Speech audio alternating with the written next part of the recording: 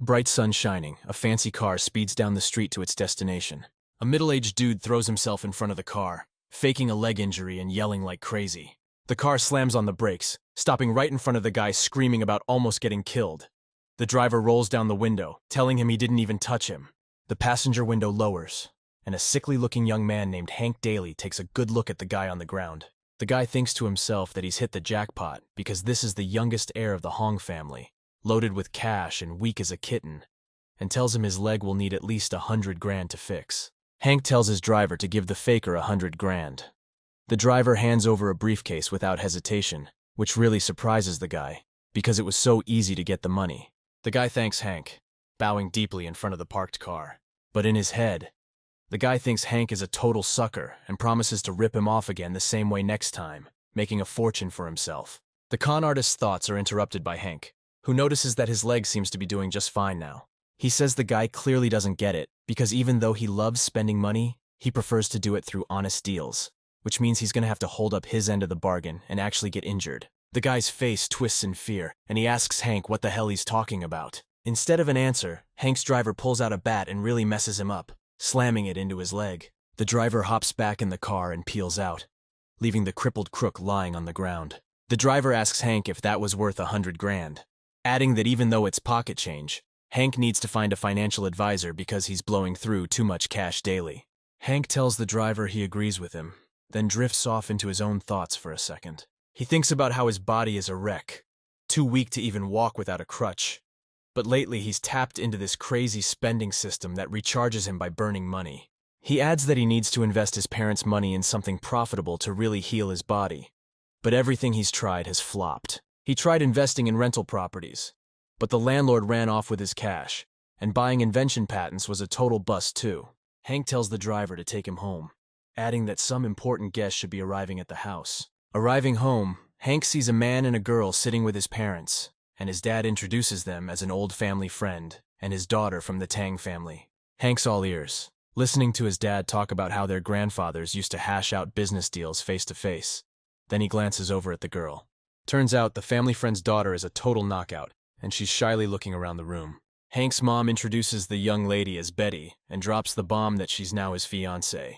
Hank's jaw drops, asking his mom if she's serious, and she says that his grandpa and Mr. Tang's grandpa set up this engagement for him and Betty. Hank's mom adds that he and Betty will be great together, and they'll give the Dolly family a fine heir, which totally embarrasses Betty. Hank just shuts down, trying to wrap his head around the fact that he's suddenly got a fiancée. Betty's checking Hank out, thinking to herself that he looks relatively healthy, and hoping he doesn't kick the bucket right after they get hitched. 10 minutes ago, in the car with her dad, she was telling him she didn't want to marry Hank Dolly, saying she'd never even met him, and that she'd heard he's a total weakling who just blows money. Betty's dad told her their family's in a tight spot, and he can't fix it, adding that the Dolly family's got serious power, and they're the only ones who can help them out. Betty says her dad's treating her like she's some kind of object, asking him what she's supposed to do if her intended croaks soon after the wedding. Betty's dad says he's got a plan, and he'll call off the engagement as soon as their money troubles are sorted out. Betty tells herself she has to play along for her family, for her dad, adding that she can handle this guy somehow. She lowers her gaze, figuring she can use her charm to wrap this sucker around her little finger. Hank tells his mom he's not interested in Betty, then hits her up for some investment cash, thinking investments might flop. But throwing money at a woman is just plain stupid.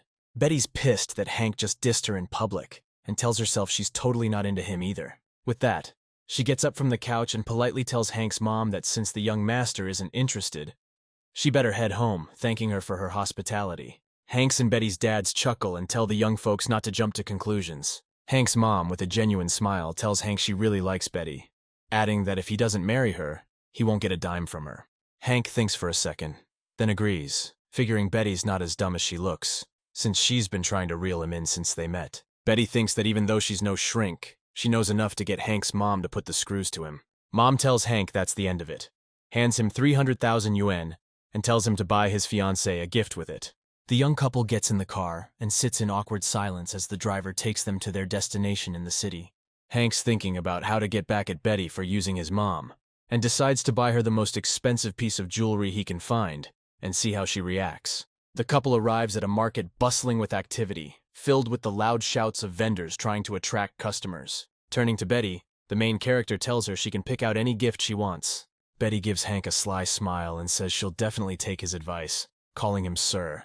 After a while, she picks out a modest gemstone worth 301 and tells Hank that's the one she wants. Hank's surprised she chose something so insignificant and thinks to himself that his fiancée is out of her mind. He buys the stone Betty picked out and asks her where she wants to go now. She replies that they need to go to a jade shop. Arriving at the jade shop, Hank realizes Betty gave the little stone to the owner for appraisal and wonders what she's thinking, since, in his opinion, that busted-up rock can't be worth anything. The merchant takes a closer look at the stone, his eyes widening. "This is an incredible treasure," he exclaims, offering her 3,000,000 yuan. "Please, Betty, sell it to me." Hank freezes, stunned. Betty, wearing a triumphant grin, tells the jeweler she accepts his offer. Hank's thinking, how the heck did a little rock worth 300 yuan turn out to be a freaking gold mine? Betty asks Hank, "What's got you so preoccupied? I'm thrilled with your gift, by the way." Hank realizes, this woman is seriously gifted at making money out of thin air. She could totally help me out. He rushes to catch up with his girl, pleading, "Teach me your ways, sensei." He calls Betty wifey, but she shoots him down. "Don't call me that. Just an hour ago, you said you weren't interested." Hank apologizes. "That was just a joke. Look, how about this? I'll buy anything you think you can turn a profit on." "I'm not exactly a financial whiz unlike you," Hank admits. "So, I'm willing to buy anything you think is promising. Only condition is, I'm footing the bill." Betty tells Hank, "I'm not entirely sure what you're getting at, but whatever." Suddenly, her attention is caught by a noise nearby. Turning towards the noise, our heroes see the hotel manager shoving some locals away from the entrance, telling them to get lost. The townspeople ask the manager what the heck he's doing, adding that they just came to check out the hotel because they heard good things. The manager tells the workers they need to know their place, since they barely make any money and are just dirty laborers who'll scare away the guests of their 3-star hotel, then suggests they go to the diner down the street. The workers get up and leave, saying the manager's acting way too stuck up, and the manager tells them never to come back. The townspeople head to the diner and decide to let it go, just chill in a cozy spot. Approaching the diner, they ask the owner to whip them up something tasty and ask if they serve any beer. The owner replies that unfortunately the diner's officially closing down today, and the bummed-out workers ask her why. The owner says it's because of the 3-star hotel across the street, which is buying up all the best ingredients, leaving her little diner high and dry. The workers say, annoyed, that now the hotel staff's arrogance makes sense and wish the hotel would go belly up, but realize that's probably not going to happen since business is booming. Suddenly, Hank's voice comes from behind them, saying that making that hotel go belly up isn't an impossible task. Hank asks the surprised restaurant owner how much her place costs, saying he'd like to buy it. The owner tells Hank that this place is doomed and he's unlikely to make any money, but if he really wants it, she'll sell it for 1,000,000.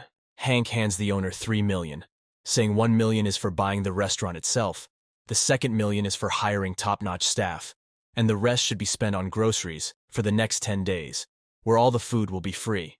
The owner, surprised, double-checks with Hank about that last part, and he replies that everyone can fill their bellies and eat as much as they want for 10 days straight. The owner and the townspeople are thrilled by Hank's enthusiasm and decide to call all their friends and relatives to get as many customers as possible. Betty looks at Hank surprised, telling him she suggested buying the restaurant but not making it free. He replies that he's a big spender, so if he's gonna lose money anyway, he might as well lose a little more. Those words surprise Betty, and she starts wondering what Hank is really planning to do.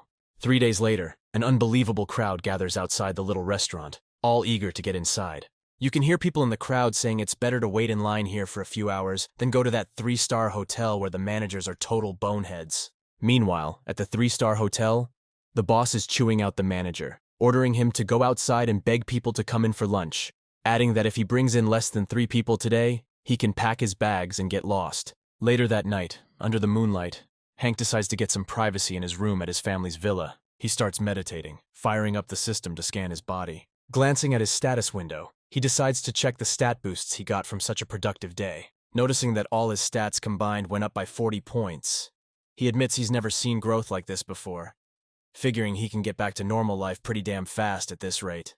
A servant knocks on Hank's door, and he asks what they need. They reply that Madame Betty is waiting for him downstairs. Coming down to his betrothed, he affectionately calls her wifey and asks what she wanted to see him about. Betty asks him again not to call her that, saying she's heading to school and asking if Hank will go with her. Hank asks Betty why he'd go to school, and she looks at him surprised. asking if she's the only one who remembers he used to go there before his health issues. Hank thinks for a moment and agrees to go to school, remembering that he stopped going to school for reasons other than being sick. Betty gets up and leaves, saying she's going home, adding that the desserts were delicious, and Hank notes that his future wife has a killer body. Betty turns around, wishes Hank good night, and he vows to get his body back in shape for a girl as amazing as her. The next day, Hank, decked out in a school uniform, rolls up to school with his future wife. People around them stare and gossip, saying there's no way a hottie like Betty Tang would hang with a loser like Hank Daly. Suddenly, a bully blocks their path. Surprised that dweeb Hank actually showed up at school after being gone so long. The bully, Michael, glares at Hank, and his buddies chime in, saying everyone knows he's got a thing for Betty, adding that Hank Daly's got some nerve showing up with her, crossing the line. Hank asks Betty who this musclehead is, and she replies that he's an enemy of the Daly family, being the eldest son of the Lee family. Michael gives Betty a menacing look, ordering her to come over to him, adding that he's been waiting for her for a long time. But Hank calmly steps in front of Betty, blocking Michael's way, further fueling his anger. Michael angrily asks Hank if he's looking for another fight and throws a punch, ready to beat the crap out of our main character. Hank notices that Michael's moving incredibly fast, and just yesterday he wouldn't have been able to dodge, but today things are different. With that, Hank dodges Michael's attack like it's nothing, leaving him swinging at air. As he's dodging, Hank whacks Michael's leg with his cane, sending him flying headfirst into a dumpster. Michael's goons rush to their boss, grabbing his legs and trying to haul him out. Everyone sees Michael's humiliation and starts gossiping about how pathetic he looks and how awesome Hank is acting. Michael grabs Hank by the collar, hauls him close, and snarls, asking him how he dares treat him like that. But Hank drops his cane and dramatically collapses to the ground, screaming like he's dying, which totally throws Michael off. Betty catches Hank, yelling at Michael, asking what the heck he thinks he's doing, calling him a psycho, and saying Hank's got a delicate constitution. Michael's all, "I didn't do anything, he's faking." Hank keeps up the act, playing up the drama and pain, but inside he's thinking, wow, surprised Betty stuck up for me. The other students start whispering that even though Hank's a goofball, his family's got serious pull, and if anything happens to him, Michael's family will be toast. Realizing he's in deep trouble, Michael quickly bows to Hank and asks how he's feeling, then offers to take him to the hospital. Getting real close to Hank, Michael whispers that he knows Hank's faking it, but he'll let it slide this time. Next time, he's gonna return the favor. Hank, all whiny, tells Betty that Michael's still threatening him. She says she's calling the principal about this. Michael immediately turns meek and drops to his knees, begging Betty not to, saying he'll do anything if she just spares him. He pulls 500,000 yuan out of his pocket and tells Hank to take it for his medical bills, adding that he'll even throw in some extra for the emotional distress. With that, he storms off, raging to himself that he's never felt so humiliated in his entire life. Hank's stoked, saying that's the most unexpected 500,000 yuan he's ever gotten. Betty asks if he's really okay. Hank asks Betty why she was worried about him, even though she knew he was faking. Betty, blushing, says she was afraid something bad would happen to him and her dad would blame her. Standing up a little straighter, she adds that she's still really grateful to Hank for sticking up for her against Michael. Hank replies sweetly to his fiancée that it's his duty as her future husband. Blushing again at Hank's words, Betty quietly calls him a shameless flirt and helps him up, heading towards school. After school, Betty and Hank get in the car, and Betty asks the main character where they're headed today. Hank replies that they made a killing investing in that diner and suggests going somewhere they can blow some cash. Betty says Hank's really a spendthrift, telling him he won't get ahead constantly spending money, adding that sometimes to make a profit, you just gotta chill and not chase deals. Just wait it out. Hank looks questioningly at his fiancée and asks her how that kind of approach could even work. Suddenly, he notices something awful and tells the driver to stop the car immediately. Getting out of the car, he sees a girl standing on the bridge, clearly about to end it all, and yells at her not to do it and to tell them what's going on. The girl on the bridge doesn't hear them and just quietly sings a sad song, watching the setting sun. Hank and Betty start shouting louder, and the girl turns her head towards them, looking at them with tear-filled eyes. After a while, Betty and Hank convince the girl to come down, and the main character asks her to explain what happened, offering help. Not waiting for an answer, he guesses it's probably some guy in a broken heart, to which Betty immediately snaps back, saying it's not the time to be talking nonsense. The girl says she's okay, thanking Betty and Hank for their kindness, sadly concluding they still can't help her, since she crossed someone who's got her in this mess. Betty says this guy must be a real piece of work to drive her this far and asks who he is, adding they'll definitely take care of him. The girl replies, like it's the end of the world, that they'll just make him mad.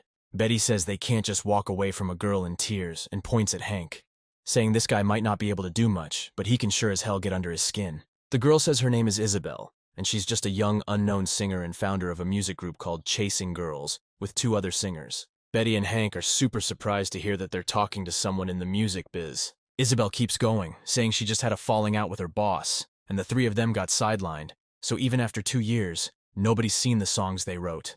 Isabel adds that because of the contract and not being able to break it, they can't just leave, so they're stuck putting up with this treatment and going broke. Then Hank notices Betty staring at him and asks her what she's looking at. Betty asks Hank if he has any ideas, and he says he's definitely going to help Isabel, but he doesn't know how yet. Betty walks over to him and whispers that she has an idea, but she's not sure if it'll work. Hank says he's all ears. After some explaining, Hank blurts out that Betty smells amazing. Betty, blushing again, angrily asks him if he was even listening to her. Hank says he's been listening and tells Isabel he can pay for her mother's treatment, but on one condition. She and her band have to play a huge stadium he's renting in 3 days. Isabel replies that she'll definitely bring her group, and they'll give it their all. 3 days later, at the appointed time, the Chasing Girls band's concert kicks off in a lavishly decorated stadium. A massive crowd pours into the stadium, screaming their love for the band members. Our heroes take their seats, and Betty asks Hank if these people around them are real fans. Hank replies that they're folks who owe him a favor, and now they're here to pay it back by creating an atmosphere. Hank asks Betty if she's enjoying herself. She replies that she doesn't really like noise, since she's been a quiet person her whole life. Meanwhile, the girls are finishing their final preparations for the concert, and telling each other that this is their first live performance, so they have to go all out. Saying that today they'll show everyone what Chasing Girls is really made of, the girls start the concert, setting the crowd on fire with their music and vocals. The audience members remark that they used to buy studio recordings of other artists' songs, but they're enjoying this concert much more. People nearby are also getting curious about what's going on and start flocking to the entrance, noticing that admission to the concert is free. Everyone, without exception, remarks that this band is actually really good, asking for their name and inviting their friends to the concert. The next day, even more people showed up for the band's second concert, packing the stadium to the rafters. Fueled by the band's energy, Betty, who always said she was a quiet one, started singing along with everyone else, which totally surprised Hank. A few days later, at a music company, they're having a meeting, talking about all the buzz Isabel's band is getting. The studio boss is annoyed as hell listening to these reports and tells his assistant to call some people and get them to his office. That evening, after Isabel's band wrapped up another gig, these guys are backstage, all smiles, greeting them. They bow to the band, super grateful, but Betty's like, no need for that, I'm a fan now. Hank chimes in, saying they're so popular online now, they'll be treated like rock stars back at the company. Betty adds they don't have to worry about getting dumped or left behind anymore. The girls confess they have zero desire to go back to that company, convinced the boss will just keep screwing with them. Isabel asks Hank if he can help them out again, saying they want to join his company as singers. But Hank sadly says his company isn't in the entertainment business. Betty says they could buy their way into the entertainment industry, but the real problem is Isabel's current contract and how much it'll cost to break it. Isabel says breaking the contract costs 30 million yuan. Hank realizes that kind of expense would get him a ton of system experience points. But it's such a huge amount he can't even ask his parents for it, so all that's left is to sell the restaurant. The next morning, Hank and his fiancée arrive at the hotel to really think through their next moves. Betty asks Hank if he really wants to sell the restaurant to the 3-star hotel, and he replies that he doesn't care how much money he gets from it, since it'll never bring in more than this group, adding that the hotel's been losing money for ages, and buying a restaurant like that could get them back on track. The hotel owner's furious, surprised Hank wants to sell the restaurant, adding that he and that restaurant almost bankrupted them, and investors pulled out, then says they don't have the money to buy the restaurant, but if Hank pays them 3 million, he can buy the hotel. A while later, Hank's sitting in the manager's chair, saying he never expected trying to sell the restaurant would somehow end up with him owning the hotel. And Betty says Hank bought it without even thinking. Their discussion is interrupted by a girl who greets Hank, calling him boss, and Hank asks her who she is. The girl introduces herself as Luo, saying she's the hotel secretary, adding that he's her boss now, and she'll be reporting the financial situation of the place to him. After looking over the reports, Hank realizes the place has already lost 50 million, after which he says that now, he understands why he got it so cheap. Betty walks off annoyed, and Hank asks her what she thinks about it, but she just tells him not to ask her about things like that right now. That evening, Hank locks himself in his room again, firing up the spendthrift system. Hank thinks about how, even though today wasn't super lucky, he still dropped a ton of cash to rack up enough points. Thanks to today's spending spree, the system boosts all of Hank's stats by 7, leveling him up to level 2. The system also alerts Hank that he can now transfer his soul into the body of a small animal, weighing up to 45 pounds, and control it. Hank's blown away that this system includes such crazy abilities and decides to test it out right now. Hank wonders if there's an animal in the house he can hop into and decides on his mom's cat. Establishing control over the animal and realizing he can actually control it and see through its eyes. Looking around, he notices Betty approaching and decides to see how she'll react. Betty walks up to the cat and, completely unsuspecting, starts gently stroking its head. Hank soaks in the sensation, admitting to himself that he wasn't really a cat person before, but taking another look at his charming bride from a fresh angle.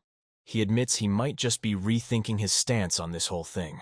A few days later, Luo finds Hank chilling in his newly acquired hotel and tells him an invitation just arrived. She mentions the sender is Isabel, the director of a girl group, and Hank replies it won't be easy to convince him to drop 30 mil.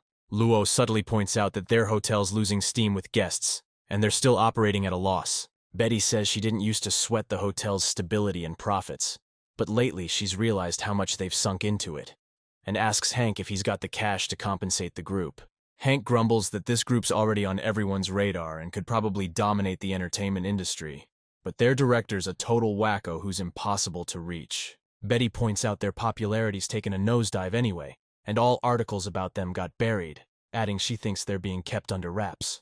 Hank says if their boss is neglecting this group, he'll take them under his wing himself, adding he's gonna make it happen, no doubt. Still, from Hank's perspective, he hasn't got the foggiest idea how he's gonna win these negotiations. Betty tells Hank there are tons of different ways to play the negotiation game. Hank looks at her questioningly, and she explains that they can just dig up some dirt on their opponent. Evening rolls around, and Hank decides to pay a visit to the company that's trying to shut down Isabel's group. The driver drops Sam off at the entrance and asks him why he thought breaking into a company's basement late at night was a good idea. Also wondering why he brought his mother's cat along. Hank replies that it's hard to explain right now, and asks him not to distract him and just wait here, to which he calmly replies that his word is his bond. Hank focuses, creating a mental link with his cat, taking control of it. Getting used to the cat's body, Hank jumps out of the car window and lands softly on his paws. He remembers Betty's words about how everyone has some kind of skeletons in their closet, so if Hank can find them, negotiations will be much easier. Hank figures that thanks to the cat's body, he'll be able to sneak into the director's office, adding that he'd be shocked if he didn't find anything. From his point of view, this form will allow him to get into places where a normal person could never go. However, the first obstacle in his path turns out to be the cat's weight, as it can barely squeeze through the windows.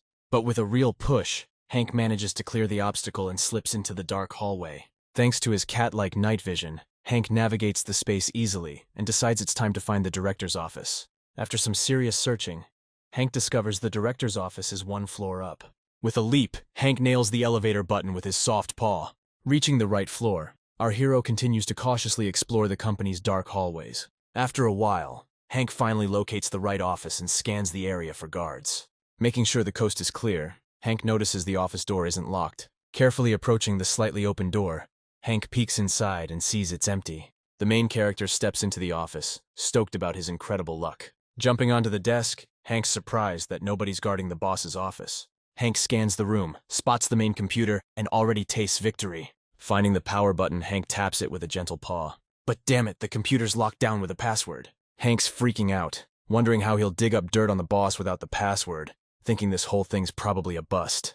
But suddenly, thanks to his super sharp cat ears, he picks up a really weird noise. Hank realizes that strange sound's coming from the office, 'cause he's still got his feline senses. Hank figures that for some reason there are still people in the office at this hour. Deciding to check things out, Hank carefully hops off the computer desk. Getting closer to the sound, Hank starts to make out a woman's voice, breathlessly telling someone to stop. Peeking in, Hank sees that the company directors decided to have some late-night fun with one of his employees. Hank thanks the cat for the unbelievable stroke of luck and gets himself into the perfect spot to watch without being seen. Once he's set, Hank remotely activates the camera built into the cat's collar. The next morning, Hank hands Luo a flash drive with the video, telling him to give it to the director and say that if he doesn't tear up the Isabel contract, The whole world sees this video. He adds that they can now win the negotiations without paying a dime. Betty asks Hank what could be on the video that would let them negotiate with the director without paying anything. Hank just says it's a very interesting video. Betty presses Hank, asking what's on the video, saying she's dying to know. The main character says he'll tell her if she calls him her hubby. Betty turns away, flustered, saying if it's secret info she won't pry. Hank decides not to torture his sweetheart, telling her the video has proof of the director getting a little asterisk, too asterisk friendly with his brother's wife, and his brother's got way more pull in the industry than the director does. Betty asks Hank, surprised, how he found out about that. He just says he has his ways. A little later, the company director is absolutely livid after seeing the compromising footage. The director grills his head of security, asking how they could have missed something like that. The guard says they checked the security cams and didn't see anyone except for a regular cat. The boss is grilling the head of security, asking if he's seriously saying a cat broke into his office, tried to turn on the work computer. Asterisk and asterisk filmed him doing it, adding that cats aren't capable of that kind of low-down trick.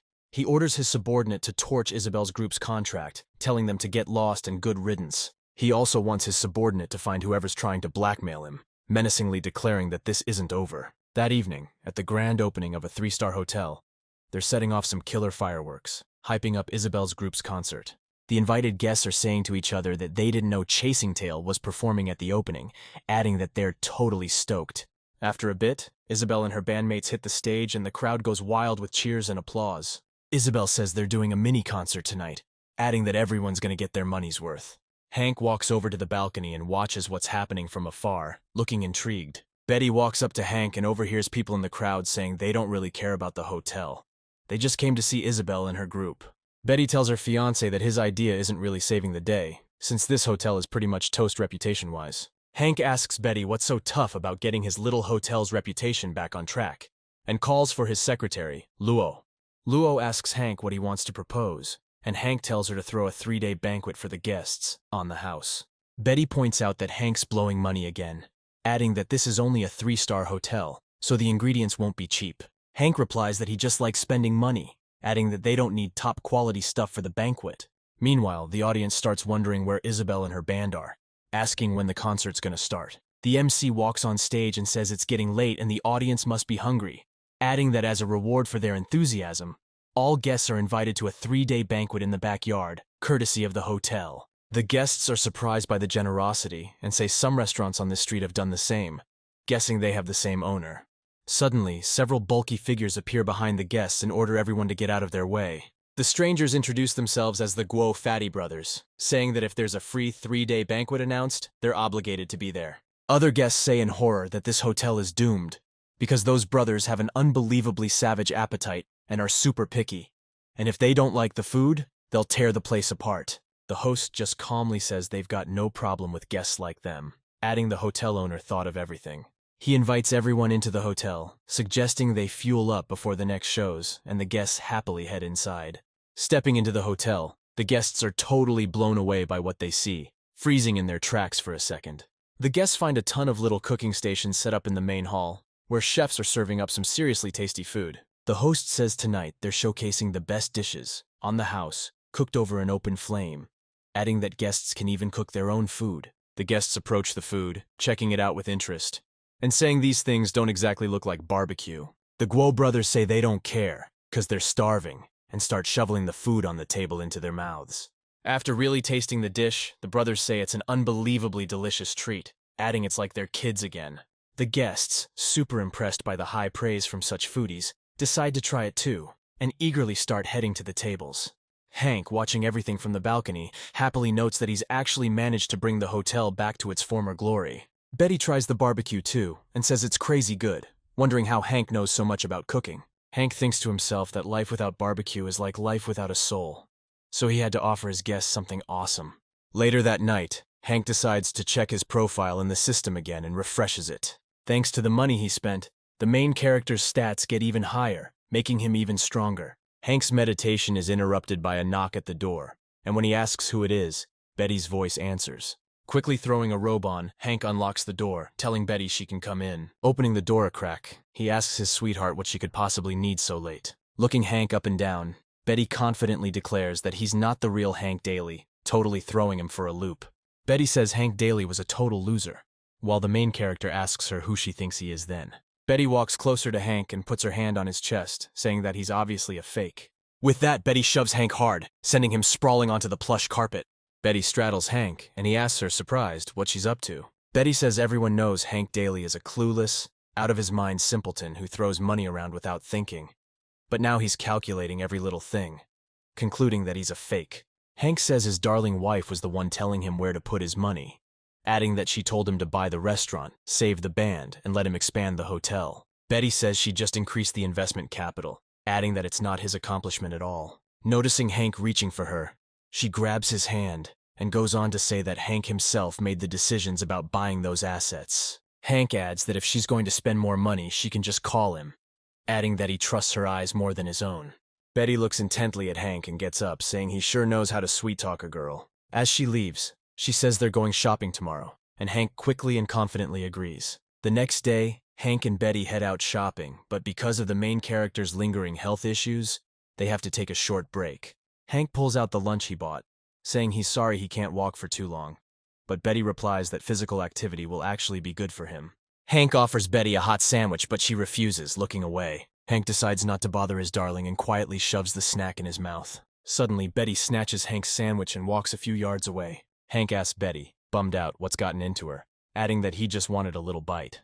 Betty walks over to a stray dog and gives it the sandwich, saying that this little guy probably hasn't eaten in ages. Hank tells Betty sadly that he didn't even get to eat a single bite yet. He starts wondering where he can buy another sandwich when suddenly an expensive car pulls up next to them. A man gets out of the car, haughtily asking Hank if the young Mr. Dolly is really so stingy with food, even for a poor dog.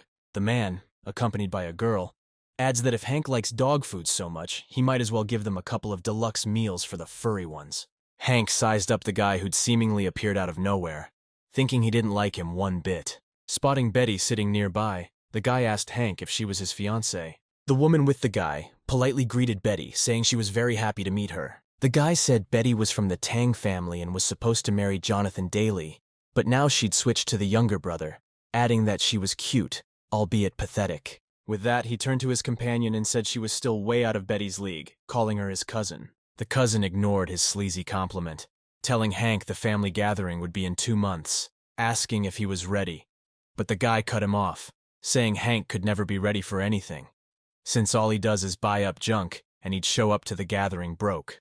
Hank decided he'd heard enough and studied his uninvited guests carefully. He asked them who they were to interrupt their meal, adding that he was seeing them for the first time ever. The guy asked Hank what pills the doctor prescribed him if he couldn't recognize them, telling his cousin that he did it on purpose because he didn't want to say hello. Hank turned to his betrothed, asking if she knew these people, to which she asked him in surprise why he didn't remember his own family. Hank says sarcastically that he's not *that Hank Daly, so he wouldn't know them. The guy retorts that he'll jog Hank's memory since he seems to have forgotten everything. He explains that his dad's the 4th brother of Hank's dad, making him Hank's cousin, adding that he's every girl's dream thanks to his unmatched good looks. He then introduces his companion, saying she's Lucy, a member of the Fenjong family, adding that she's new to the business world, and he's taking her shopping before treating her to a fancy restaurant. Hank, unimpressed, asks Lucy if he's being too clingy, adding that she looks totally worn out by him. Hank's cousin loses it and angrily tells him to mind his own business.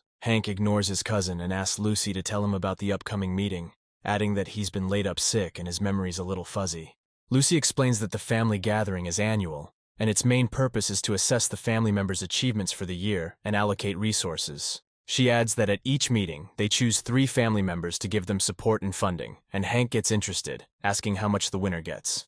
Lucy replies that the most deserving one gets 1 billion yuan. Betty and Hank are totally blown away, not believing how much money is on the table. Hank realizes that if he uses this cash for the spendthrift system, his level's gonna skyrocket. Hank's cousin tells him not to even think about it because he's crushing it in the entertainment industry, making insane profits, adding that he recently bought out a food delivery company and hired a ton of drivers to grind for him day and night, raking in the dough. Hank, internally calling his cousin a moron, politely thanks him, saying he now knows what he needs to prepare for. Hank's cousin says Hank shouldn't even bother preparing because if he gets anywhere, it'll be a freaking miracle, telling Lucy it's time for them to bounce. Walking up to the dog, he kicks it, yelling at it to get out of his way. The dog snarls at its abuser, deciding to pay him back for that disrespect. It lunges at Hank's cousin, biting him on the thigh and tearing his expensive clothes with its teeth. The cousin runs off crying, but the dog decides its revenge isn't complete and takes off after him. Hank, Betty, and Lucy watch the whole thing, agreeing he totally had it coming. After a while, Hank and Betty decide to take a stroll in the city park's garden. Hank says excitedly that $1 billion reward sounds pretty sweet, and Betty asks him why he even wants it so badly. Hank looks questioningly at his fiancée and asks her what's the big deal. Betty replies that everyone dreams of getting $1 billion for free. But in her opinion, there's a problem Hank can't overcome, saying that last year Lucy took 7th place at this gathering, after putting in a ton of effort. Betty clarifies that Lucy invested $20 million of her dad's money into startups, opening 3 5-star hotels, 5 private clubs, and 11 chain movie theaters in just 2 years, earning over $90 million in the process. And even then, she only got 7th place. Hank says that's insane, lamenting that he only has a couple of restaurants, 1 hotel, and a band, so he might as well not even try to get in.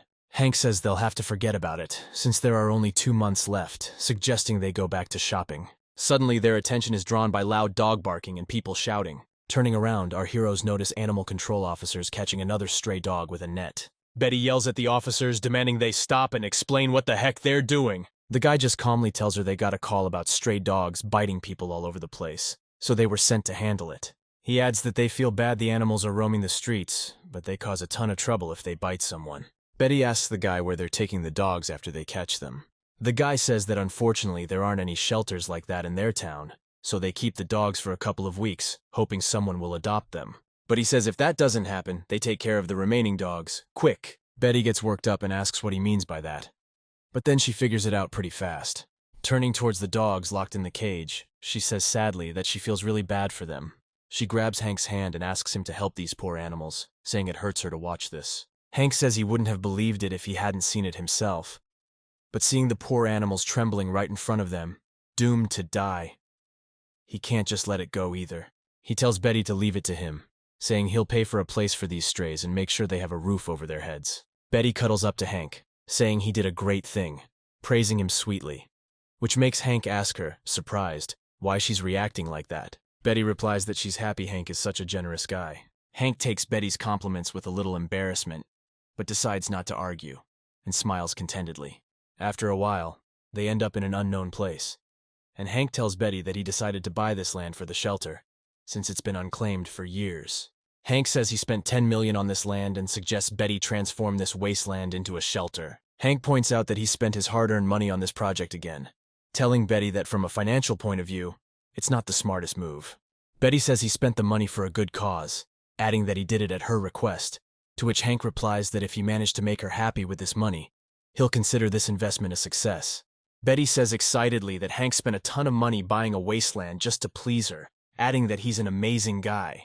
Hank says that if he ever starts running out of money, he'll definitely earn more, to which Betty replies that she totally believes him. The young couple's flirting is interrupted by Luo, telling Hank that 2 people want to meet with him to discuss the price of collaborating with the Isabel Group to create a movie soundtrack. Hank turns around, listening to Luo with interest, sensing a lucrative deal coming. After wrapping things up, the main character and Luo head to Hank Dolly's hotel for business negotiations. One of the guys at the meeting is chowing down on the hotel restaurant's barbecue like there's no tomorrow. He says the barbecue goes great with beer, wondering how Hank even thought of it, adding he'd heard Hank was just a clueless spendthrift. His partner says there's nothing genius about it.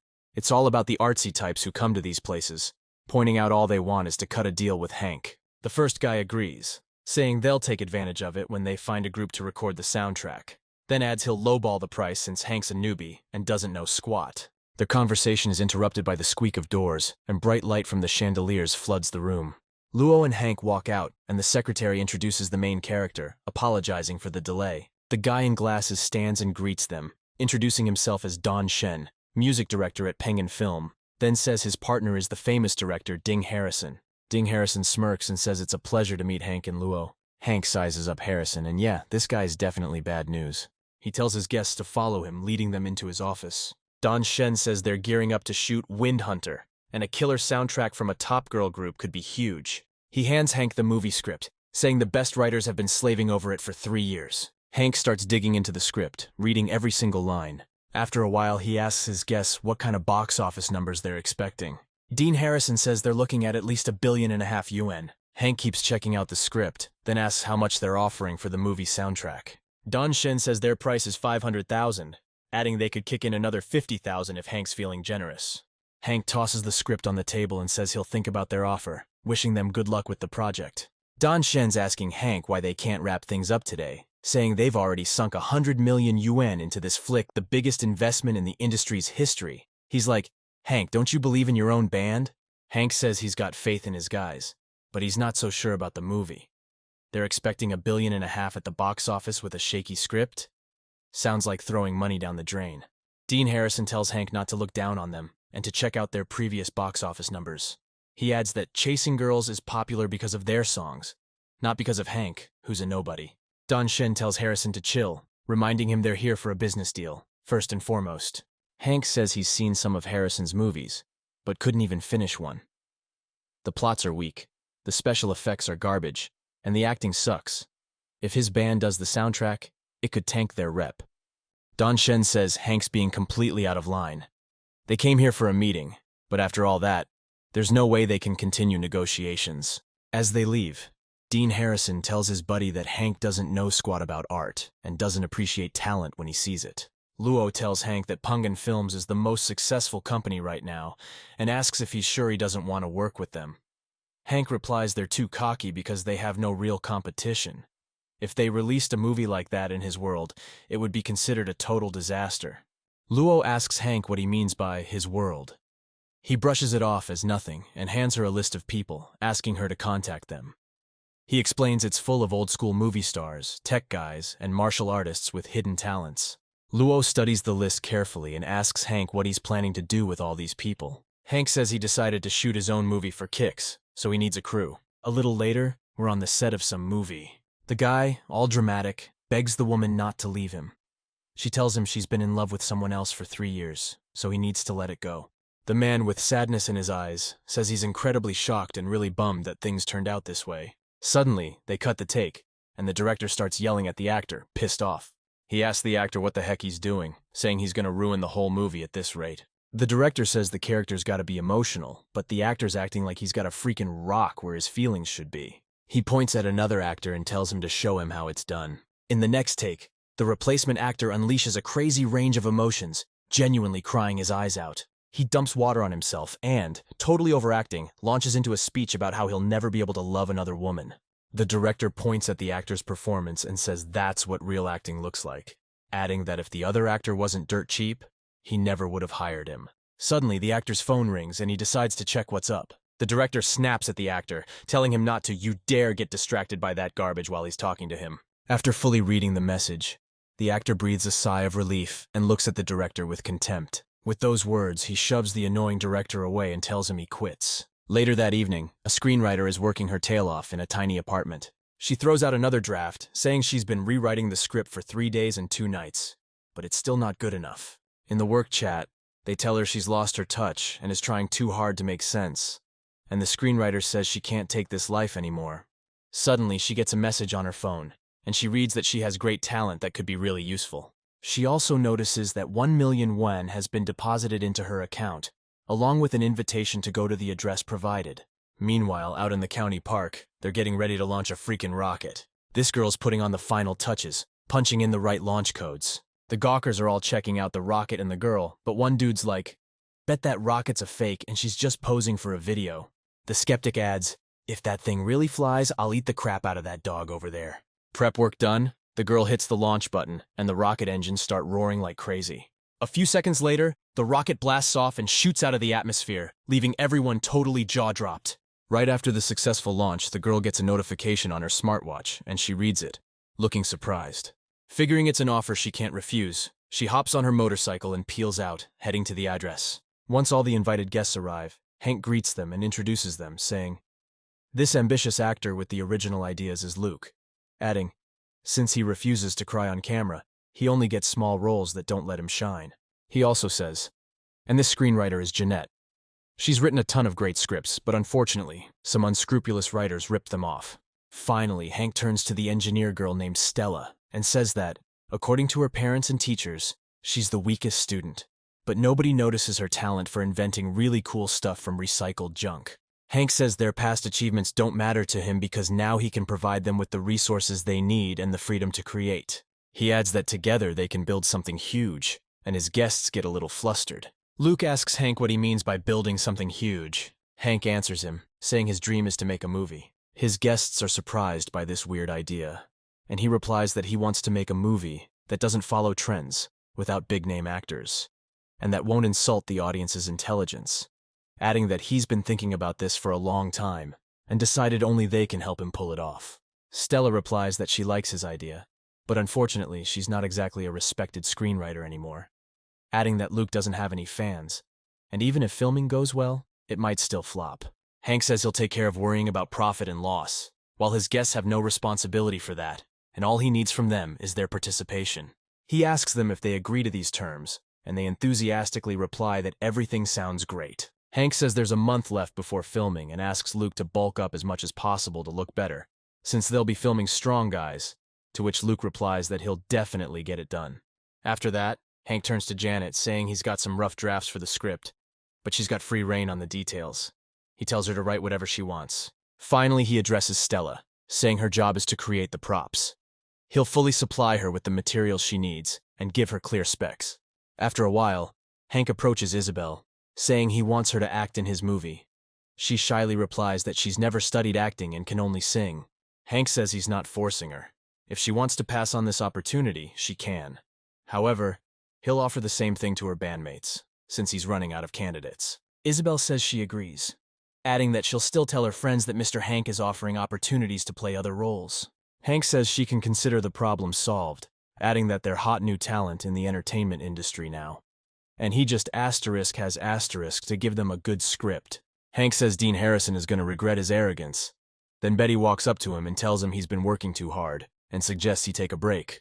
Hank replies that he's just getting angrier every day, saying he doesn't just want to make a film, but release it at the same time as theirs. Even if it bombs, he's got to expose him. Betty says she sincerely wishes him success in his endeavors, but making a movie costs a lot, and he recently spent a fortune buying land for the shelter. Hank says that even if he's totally broke, he can find investors and dials his parents' number. Hank's mom picks up the phone, sweetly asks how he's doing, listens to his request for $1 billion to make a movie, and says she'll definitely support him, adding she'll wire him the cash later. Hank's dad asks his wife if she's really going to wire him that kind of dough just because he asked, and she replies that she's happy if her son's happy. Hank's dad says he trusts her judgment, showing her a newspaper article about a city planning company proposing to develop the wasteland east of town. Hank's dad says someone dropped over $30 million building a high-end park, meaning the surrounding area's gonna boom too. And Hank's mom says it's a great business opportunity and suggests he invest. But reading further, they notice that their own son, Hank, already bought the land for $10 million. A month later, filming begins on Dean Harrison's movie Wind Chaser. Dean Harrison, pissed, demands to know why the lead actress hasn't shown up for today's shoot, raging that the film's not even finished, and Don Shen tells him to keep it together. Harrison retorts that the actress he thought was so great is flubbing her lines every day, and now she's got the nerve to no-show. Don Shen says that kind of attitude comes with the territory for A-list actresses, suggesting they use a stand-in and CGI the faces later in post. Harrison gets up, annoyed, and orders the crew to fire up the equipment and roll camera. He's demanding the stunt doubles get spun around a few times at the right angle, so they don't focus too much on their faces. He's thinking, totally pissed, that he's been in this business for 5 years, and a top-tier hottie actress should be his ticket to crushing the annual box office competition. Don Shen walks up to Harrison and says he just heard some seriously wild news. Dean's listening to the news, shocked that Hank Daly's decided to make his own movie, and Shen replies that Hank's always been a clueless screw-up, and now he's directing, using Isabel as a hostess. Harrison says last time he went to Hank, it was to beg for Isabel in his Asterisk movie, guessing Hank finally sees her worth, and asks Shen about the cast and writer of Hank's film. Don Shen replies that the lead male is some industry nobody, but the screenwriter is Jeanette Hendricks. Harrison asks Shen why he doesn't sue her for plagiarism, using a big-name writer, but Shen says she'd win easily. Still, he's sure Jeanette's a hack, so their movie's doomed. Dean Harrison says even if Isabel isn't a great actress, this could definitely mess with their box office, adding he'll have a word with the director. That evening, he heads to a friendly get-together at the fancy Lu Mao Hotel, Everyone at the meeting suggests clinking glasses and raising another toast to their gathering. Vice President of Penguin Films Jordan Fay tells Brad, Isabel's former boss, that it's been a while and he looks beat. Brad, exhausted, says he feels like he's been cursed, asking why Jordan pulled him away from his work. Dean Harrison chimes in, saying his projects are also going sideways. 'Cause half the funding's going to some no-name actress, so he can't give his job the attention it deserves. Jordan Fay says his contract with Isabel is still valid, so if she takes the lead role, the box office could hit $3 billion. Hearing that name, Brad tells Jordan not to say it, saying that girl really messed him up. Then Jordan asks him what happened. Jordan says Hank Daly poached her, and Jordan listens, jaw dropped in surprise. Brad says that little snake found out about his extracurricular activities and forced him to hand Isabel over, adding that he even covered his losses, and now he can't fight him. Dean Harrison says Brad's giving up too easy, 'cause everyone's got a weakness. Harrison asks if he's got any dirt on Isabel, adding that if he stirs up a scandal around her name, they won't have to work hard to get even. Brad replies that Harrison's suggestion is pretty smart, since a nobody like Isabel won't be able to do anything against him, while he can unleash his anger and make her regret it. Harrison's stoked he got those bigwigs on his side, and he's already picturing Hank's movie going down in flames. Later at the Dolly Hotel, the interviews are kicking off with the cast and crew of Hank's movie. Hank and the whole team are up on the platform, striking poses for a ton of photographers.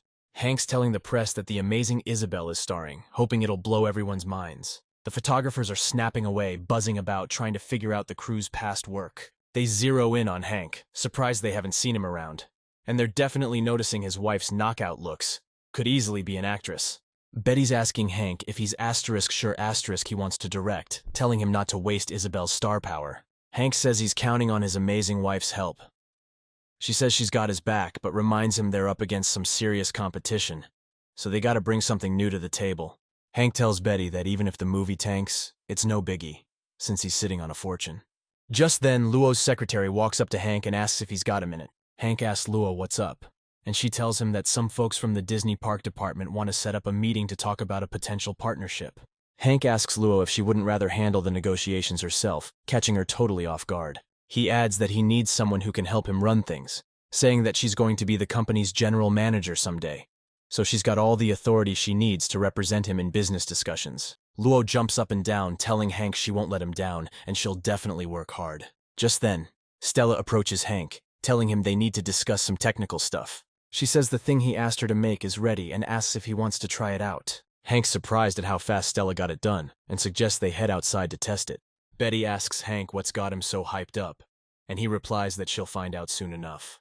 A little later, Hank, Betty, and Stella head to the backyard to test the new device. Stella places the device on the ground and starts setting it up. With the setup complete, she turns to Hank and Betty, asking if she's good to go. Hank says he's ready, eyes glued to the small device. Stella hits the button, the device whirs to life, and a projector rises up. A second later, a massive monster appears right in front of Betty and Hank, looming over them. Betty, totally freaked, jumps into Hank's arms, saying she's super scared. Hank smiles at Betty, telling her there's nothing to worry about. It's not real. He explains it's holographic projection tech, adding that as long as the image is static, they can project it like this to make the movie way more immersive and unique. Hank asks Stella how many projectors she's made, and she says she's only managed 3 so far. Hank says that's plenty, offering her $1 million a pop for their movie.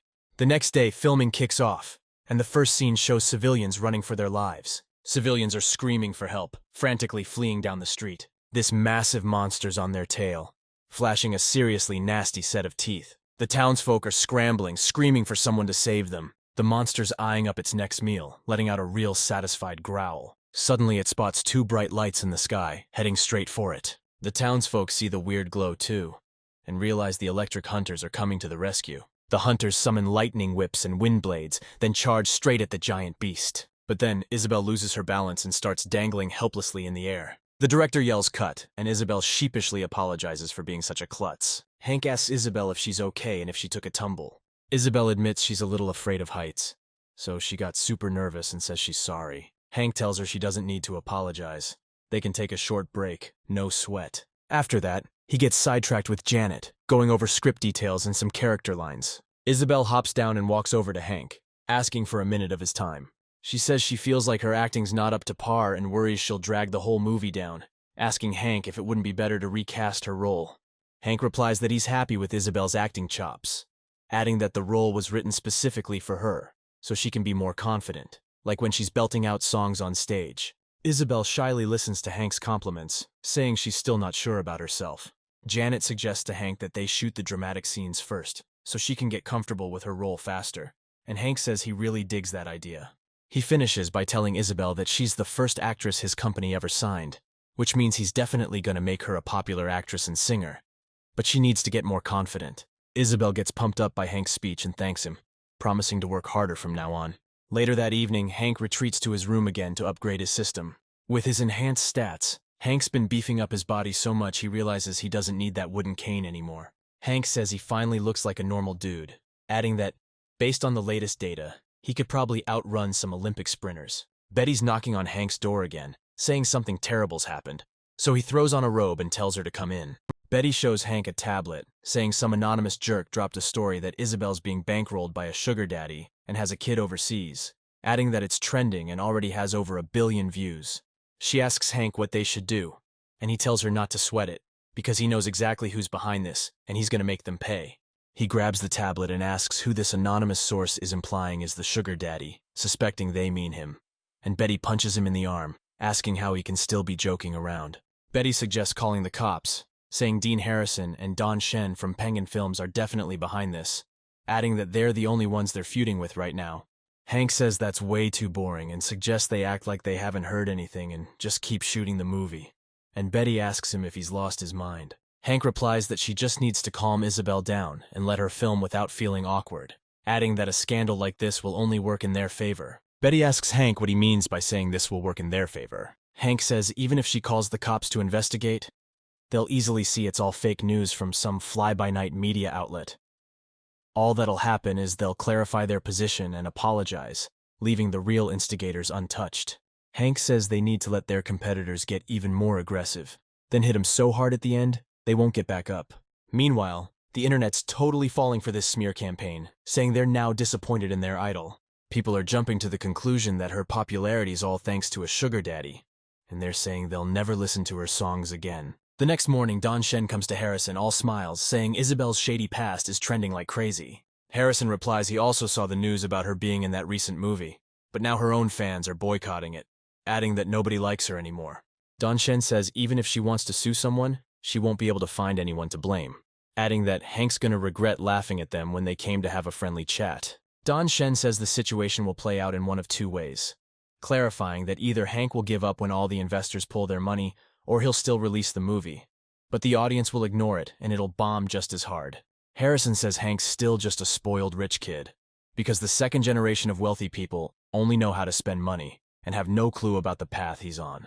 Meanwhile, the fake news about Isabel's past keeps spreading like wildfire across the country, grabbing the attention of more and more people. Everyone agrees that this all falls on Hank, who's the producer and head of the film crew. Meanwhile, back at the Electric Pursuit Films base camp, Isabel meets with Hank to try and explain herself, but she's not used to this kind of hate from regular folks. She can't bring herself to say anything and just starts crying. Hank comforts her, tells her not to worry because he knows it's not her fault, and asks if she trusts him. Isabel says that Hank pulled her out of a real jam before, so yeah, she definitely trusts him. Hank says she should listen to his offer, which is ditch the phone, never look at it again, move into his place, and sleep in the same room as Betty. He'll take care of making sure her family doesn't get any more online harassment. He adds that all he wants from her is to finish filming the movie. Isabel says she'll do whatever he asks, begging him to help her find justice. Hank says he'll definitely sort things out, suggesting Isabel get some rest for now. Just then, Hank's secretary Luo approaches and says she's found some important intel. Hank studies the reports and realizes Brad's behind it all. He tells Luo to set up a meeting with him and to let Brad know he wants to return something of his. Hank pulls up to Brad's company building at night, and his driver asks if he's going in alone. Hank tells him to just wait in the car, saying he'll be back soon. Approaching the building entrance, he says this feeling is way too familiar, like he's been here before. Stepping out of the elevator, Hank finds a whole bunch of beefed-up security guards waiting for him. Hank says he's impressed with the welcoming committee and asks if they're about to declare war on him. Brad lights a cigar and says he has to admit he's been looking forward to this meeting with Hank. He adds that even though this is their first time meeting face-to-face, he's never anticipated meeting someone so much. Hank smiles and replies that fortunately, he has met Brad before. Brad tells his guards they'll talk in private, ordering them to get the hell out. The guards ask Brad if he's sure about this, and Brad replies that some scrub like this can't touch him. The guards clear out, leaving Hank alone with a seriously pissed off Brad. Brad tells Hank to cut to the chase, saying that based on his message, he's got something for Brad. Hank calmly pulls out a flash drive and puts it on the table, saying it contains the last copy of that video.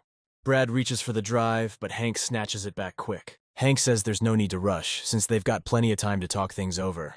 Brad thinks to himself that Hank's not as simple as he looks, reacting that fast. Brad asks Hank why he's stalling, adding that he already handed over the crew, so he probably didn't come for the money, and asks if he's now decided to take his whole company. Hank says nobody's trying to take anything from Brad, he just needs some information about something. Brad says that shouldn't be a problem and tells Hank to ask whatever he wants. Hank asks Brad if the people he recently dined with are connected to the online harassment his group's been getting.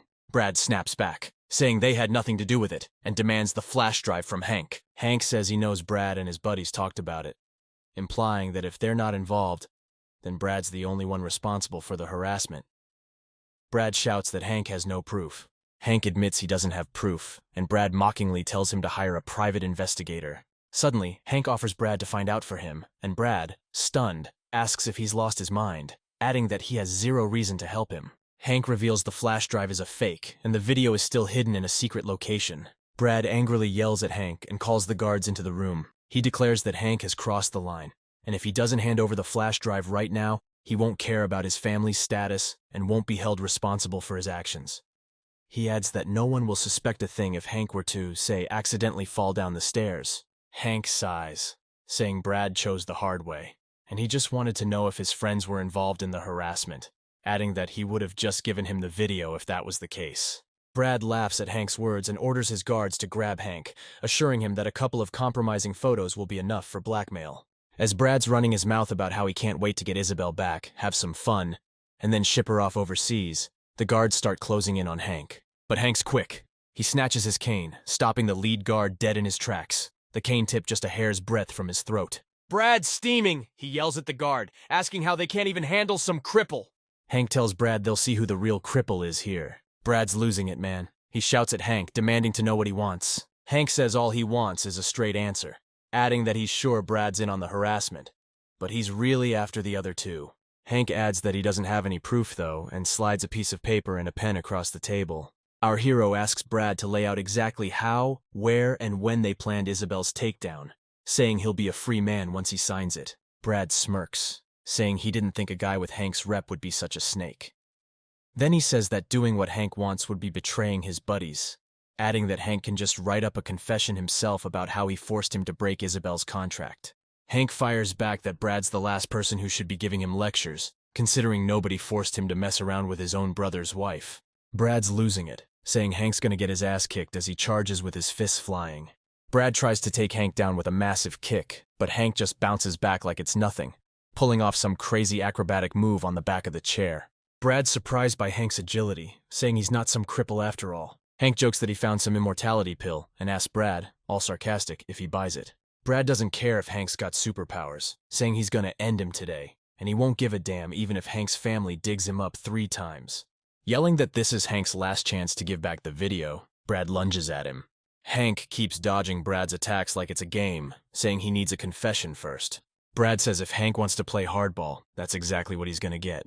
Hank thinks to himself that he wants to test out just how strong his body has become after the system upgrade. Brad snaps Hank's cane, saying he was a taekwondo champ as a kid, and now that Hank's healthy, he's not holding back. The other guards ask Brad if he needs backup, but he tells them to stay put, saying he can handle this punk himself. With that, he throws a powerful kick, but Hank blocks it without even breaking a sweat.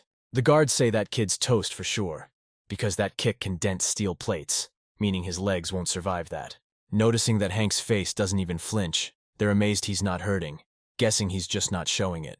The guards start cheering Brad on louder, telling him one more hit and Hank's going down. Suddenly they see Brad's face twist in a grimace of pain and wonder how that's even possible, and what could have happened. The guards start running at Hank, but Brad stops them, saying he'll take care of this himself. With that, he drops his hands, saying he didn't think masters could be so young, adding that he gives up. Suddenly, he pulls a huge taser from behind his back and lunges at Hank, offering him a little jolt. But with inhuman speed, Hank snatches the weapon from Brad, shocking him big time. Hank figured it was a pretty pathetic sight, watching Brad all dumbfounded. With that, he lands a shot to Brad's back and asks if he's really not scared of his family. After working Brad over, Hank finally gets him to crack, and Brad begs him to stop, saying he can give him a recording of the meeting. Hank's intrigued and asks Brad what kind of video he's talking about, firing up the taser again. Brad says that after losing Isabel, he realized he had to be careful, so he started carrying a recorder. The day they were talking about how to smear Isabel online, he recorded everything, down to the last detail, so his partners couldn't deny anything if he got exposed. Hank asks Brad where this recording is, and he says it's in the chest pocket of his shirt. Hank pulls the flash drive out of Brad's shirt pocket and says he'll trust him this time. As he's leaving, he hears Brad say that when everyone finds out he was involved in Isabel's bullying, he's finished. Hank replies that Brad can relax, since he's only after those other two, and adds that the fake flash drive was actually the real one. Brad listens to Hank, surprised, and thanks him for his generosity. In his head, he's reeling from Hank waltzing onto his turf and beating him like a toddler. He vows to remember Hank's name forever, so he never crosses him again. The driver greets Hank, asking if he's all right, and points to the fresh bruises. Hank says he's fine and tells him to head home, adding that he can't wait to celebrate his victory. The next morning, Hank decides to check out the video where Dean Harrison lays out his plan to leak the dirt. Betty, watching the video with Hank, says angrily that she knew all along Harrison was behind it. She adds that Isabel's account already has 3 million hateful comments, so they need to deal with the ringleaders ASAP and make them pay. Hank says he totally gets his dear wife's feelings, but he doesn't think it's time to retaliate. It's better to keep things quiet and turn them into puppets, suggesting they tweak the video a bit. With that, he turns to Stella and asks if she can add something to the recording. Stella says it's doable, but if they run a professional forensic analysis, they'll immediately see it's a fake. Hank tells Stella they won't bother with that. They'll just swallow the bait whole. In a few days, the premiere of Chasing the Wind kicks off, and Dean Harrison's gonna be there. The interviewer greets the audience, apologizing that the lead actor got banged up during filming and couldn't make it. But, she adds, they do have the director, Dean Harrison, in the house. She says it's Quanda time and asks Dean if it's true that after the massive hit, Love of a Young Bride, he spent 3 whole years plotting Chasing the Wind. Dean confirms that's the truth. He elaborates, saying he always knew Love of a Young Bride wasn't his peak. He knew he could top it, and that meant pushing beyond just a love story. He's hoping his new flick is his best work yet, and that the audience will dig it. The interviewer replies that she's sure they will, because his movies always have A-list, buzzworthy stars. She adds that the film's talent alone makes it worth the price of admission before it even hits theaters. Scanning the crowd, she notes a ton of people want to grill the director and pick someone, asking what they want to know. The woman tells Harrison she's been a fan for years, and even became an actress because of his movies. Then she complains that as a newbie, she's hit a ton of walls and doesn't know how to move forward, adding that she doesn't want to compromise her values like Isabel, and asks Harrison for some advice. Dean Harrison says that's a great question, and he knows a lot of newcomers in the industry face tough choices. That's why you shouldn't rely on the rich and powerful, and need to stay true to yourself, or you'll never make it big. The crowd applauds Dean Harrison's impassioned answer, saying his insights are always spot on. Meanwhile, at the premiere of Chasing the Current, there's absolutely nobody there except Betty and Hank. Betty's telling Hank they've been sitting here for 3 days, and nobody's shown up, even though the movie drops tomorrow. Then she says things online are even worse. Hank replies that's how it should be. The buzz can't die down for a second. The main guy says tonight they're uploading the footage they got online and watching the fireworks that follow. That same evening, Jordan Fay, Dean Harrison, and Don Shen are celebrating the movie's upcoming release, saying the critics are already hyped, so the box office is gonna explode. Don Shen's stoked, saying everyone online's calling it Dean's masterpiece. He adds that because of the Isabel drama online, theaters are refusing to screen Hank's movie. Dean Harrison says Hank deserves what's coming to him, adding that if he'd been more humble, maybe he wouldn't be bombing so hard. Jordan tells Dean not to worry about any of this coming back on them.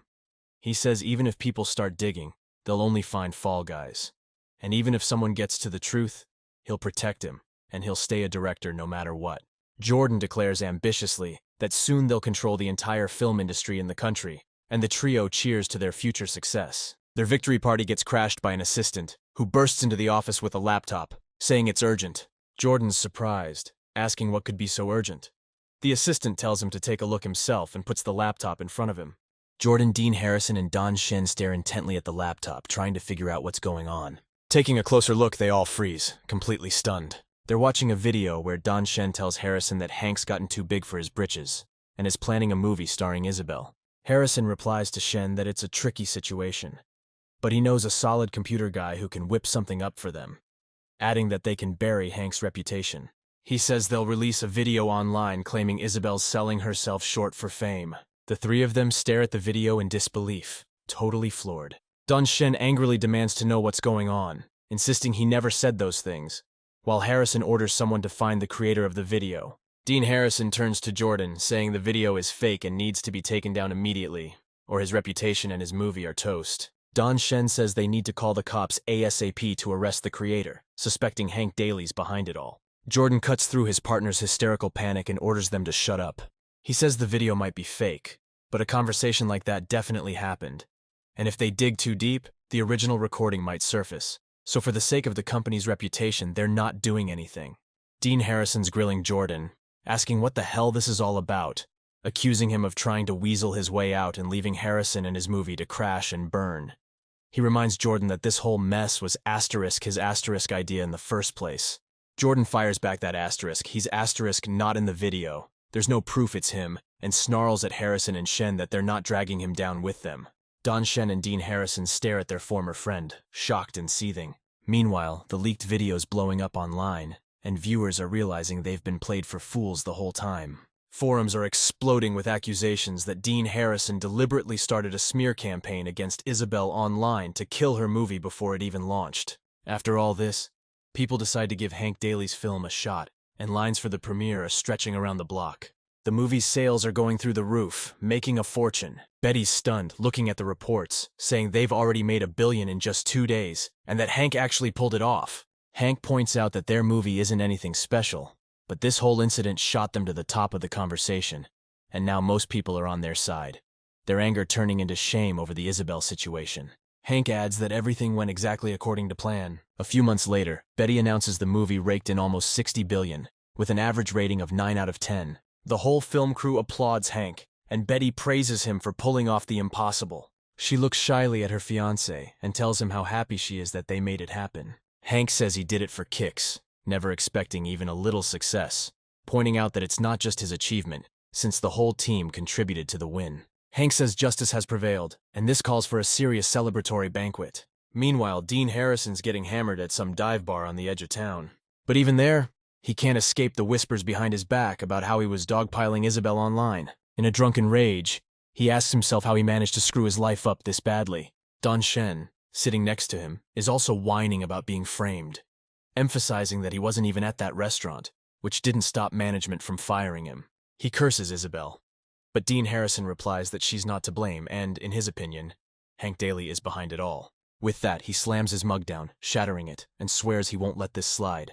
He gets up from the table and leaves, telling Shen he's gonna lay low for a while and not to go looking for him. Don Shen asks Harrison where he's going, and he replies he's heading to his older brother in the mountains, adding that someone owes him a payback. Don Shen's surprised Harrison's still trying to get back at Hank, and says he definitely won't be involved this time.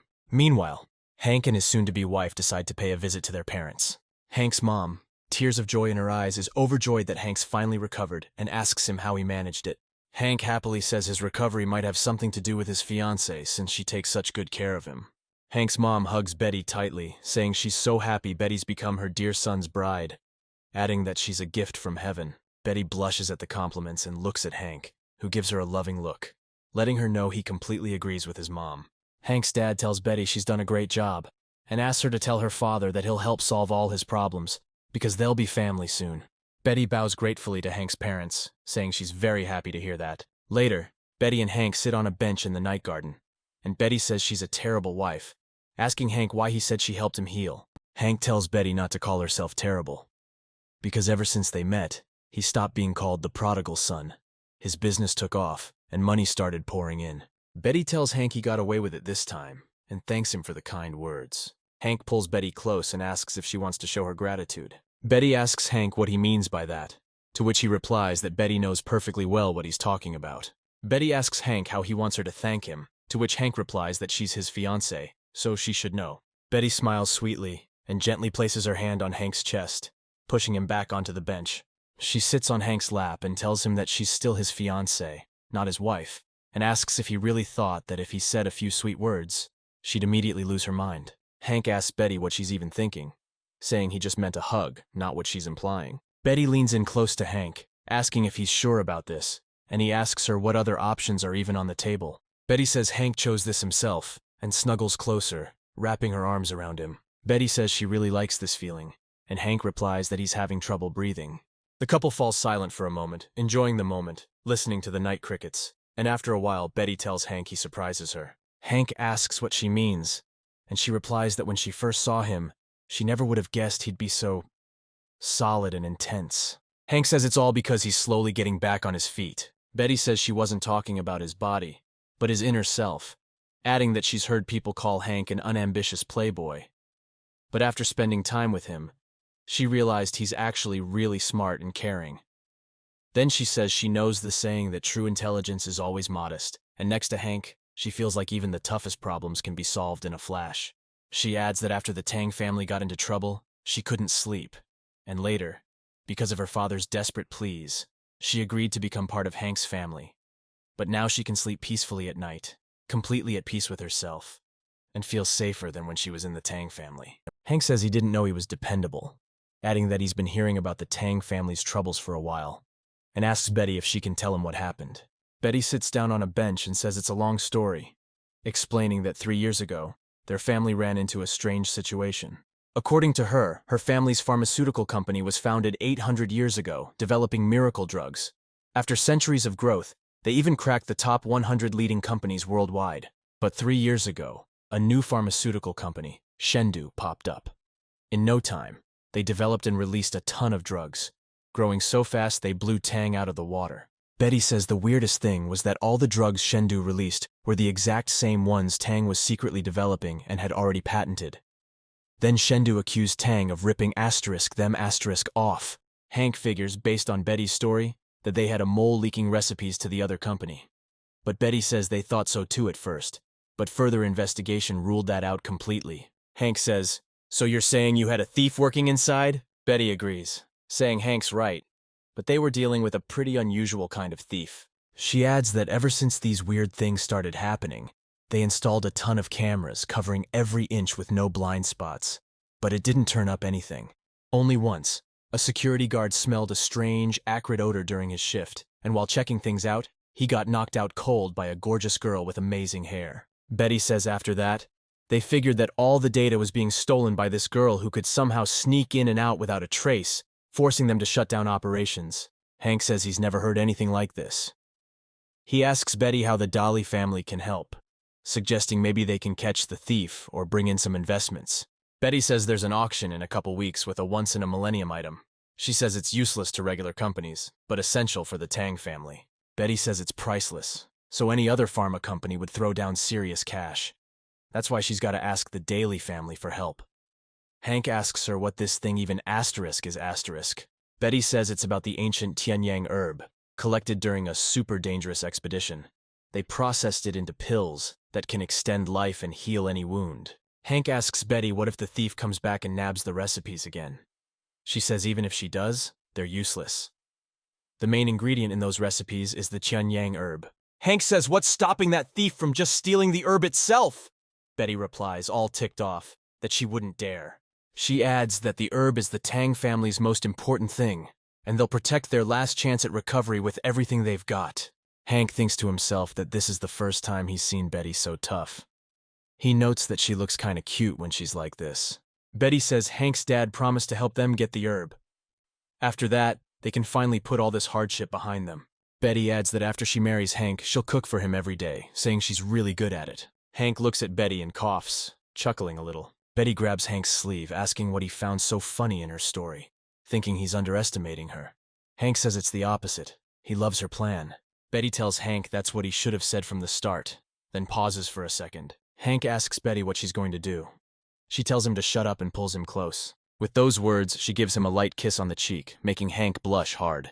Letting go of Hank, she turns and tells him that was just a down payment. Hank smirks, checking out his future wife. 2 weeks later, Betty's dad greets the main character's family cheerfully, saying he's really glad they came. Hank's dad says it's no problem at all, since they'll be family soon enough anyway. Betty's dad hugs his daughter, saying he owes her one, while Hank greets him respectfully. Uncle Tang remarks that Hank's looking much better, and Hank replies it's all thanks to Betty, who always takes care of him. Uncle Tang says he didn't expect Betty to be so caring, and Betty giggles, embarrassed, saying Hank's exaggerating. Hank's dad says it's time they headed to the auction, and Uncle Tang agrees. The soon-to-be-married couple and their fathers head into the hall to take their seats. Other attendees watch Hank's father with surprise, wondering why he decided to show up, adding that it might be because today's item is a lot different than usual. One of the attendees notices Hank and wonders why his father dragged his prodigal son here. But someone replies that he's actually been a big shot for a while, secretly owning over a dozen restaurants on Main Street downtown.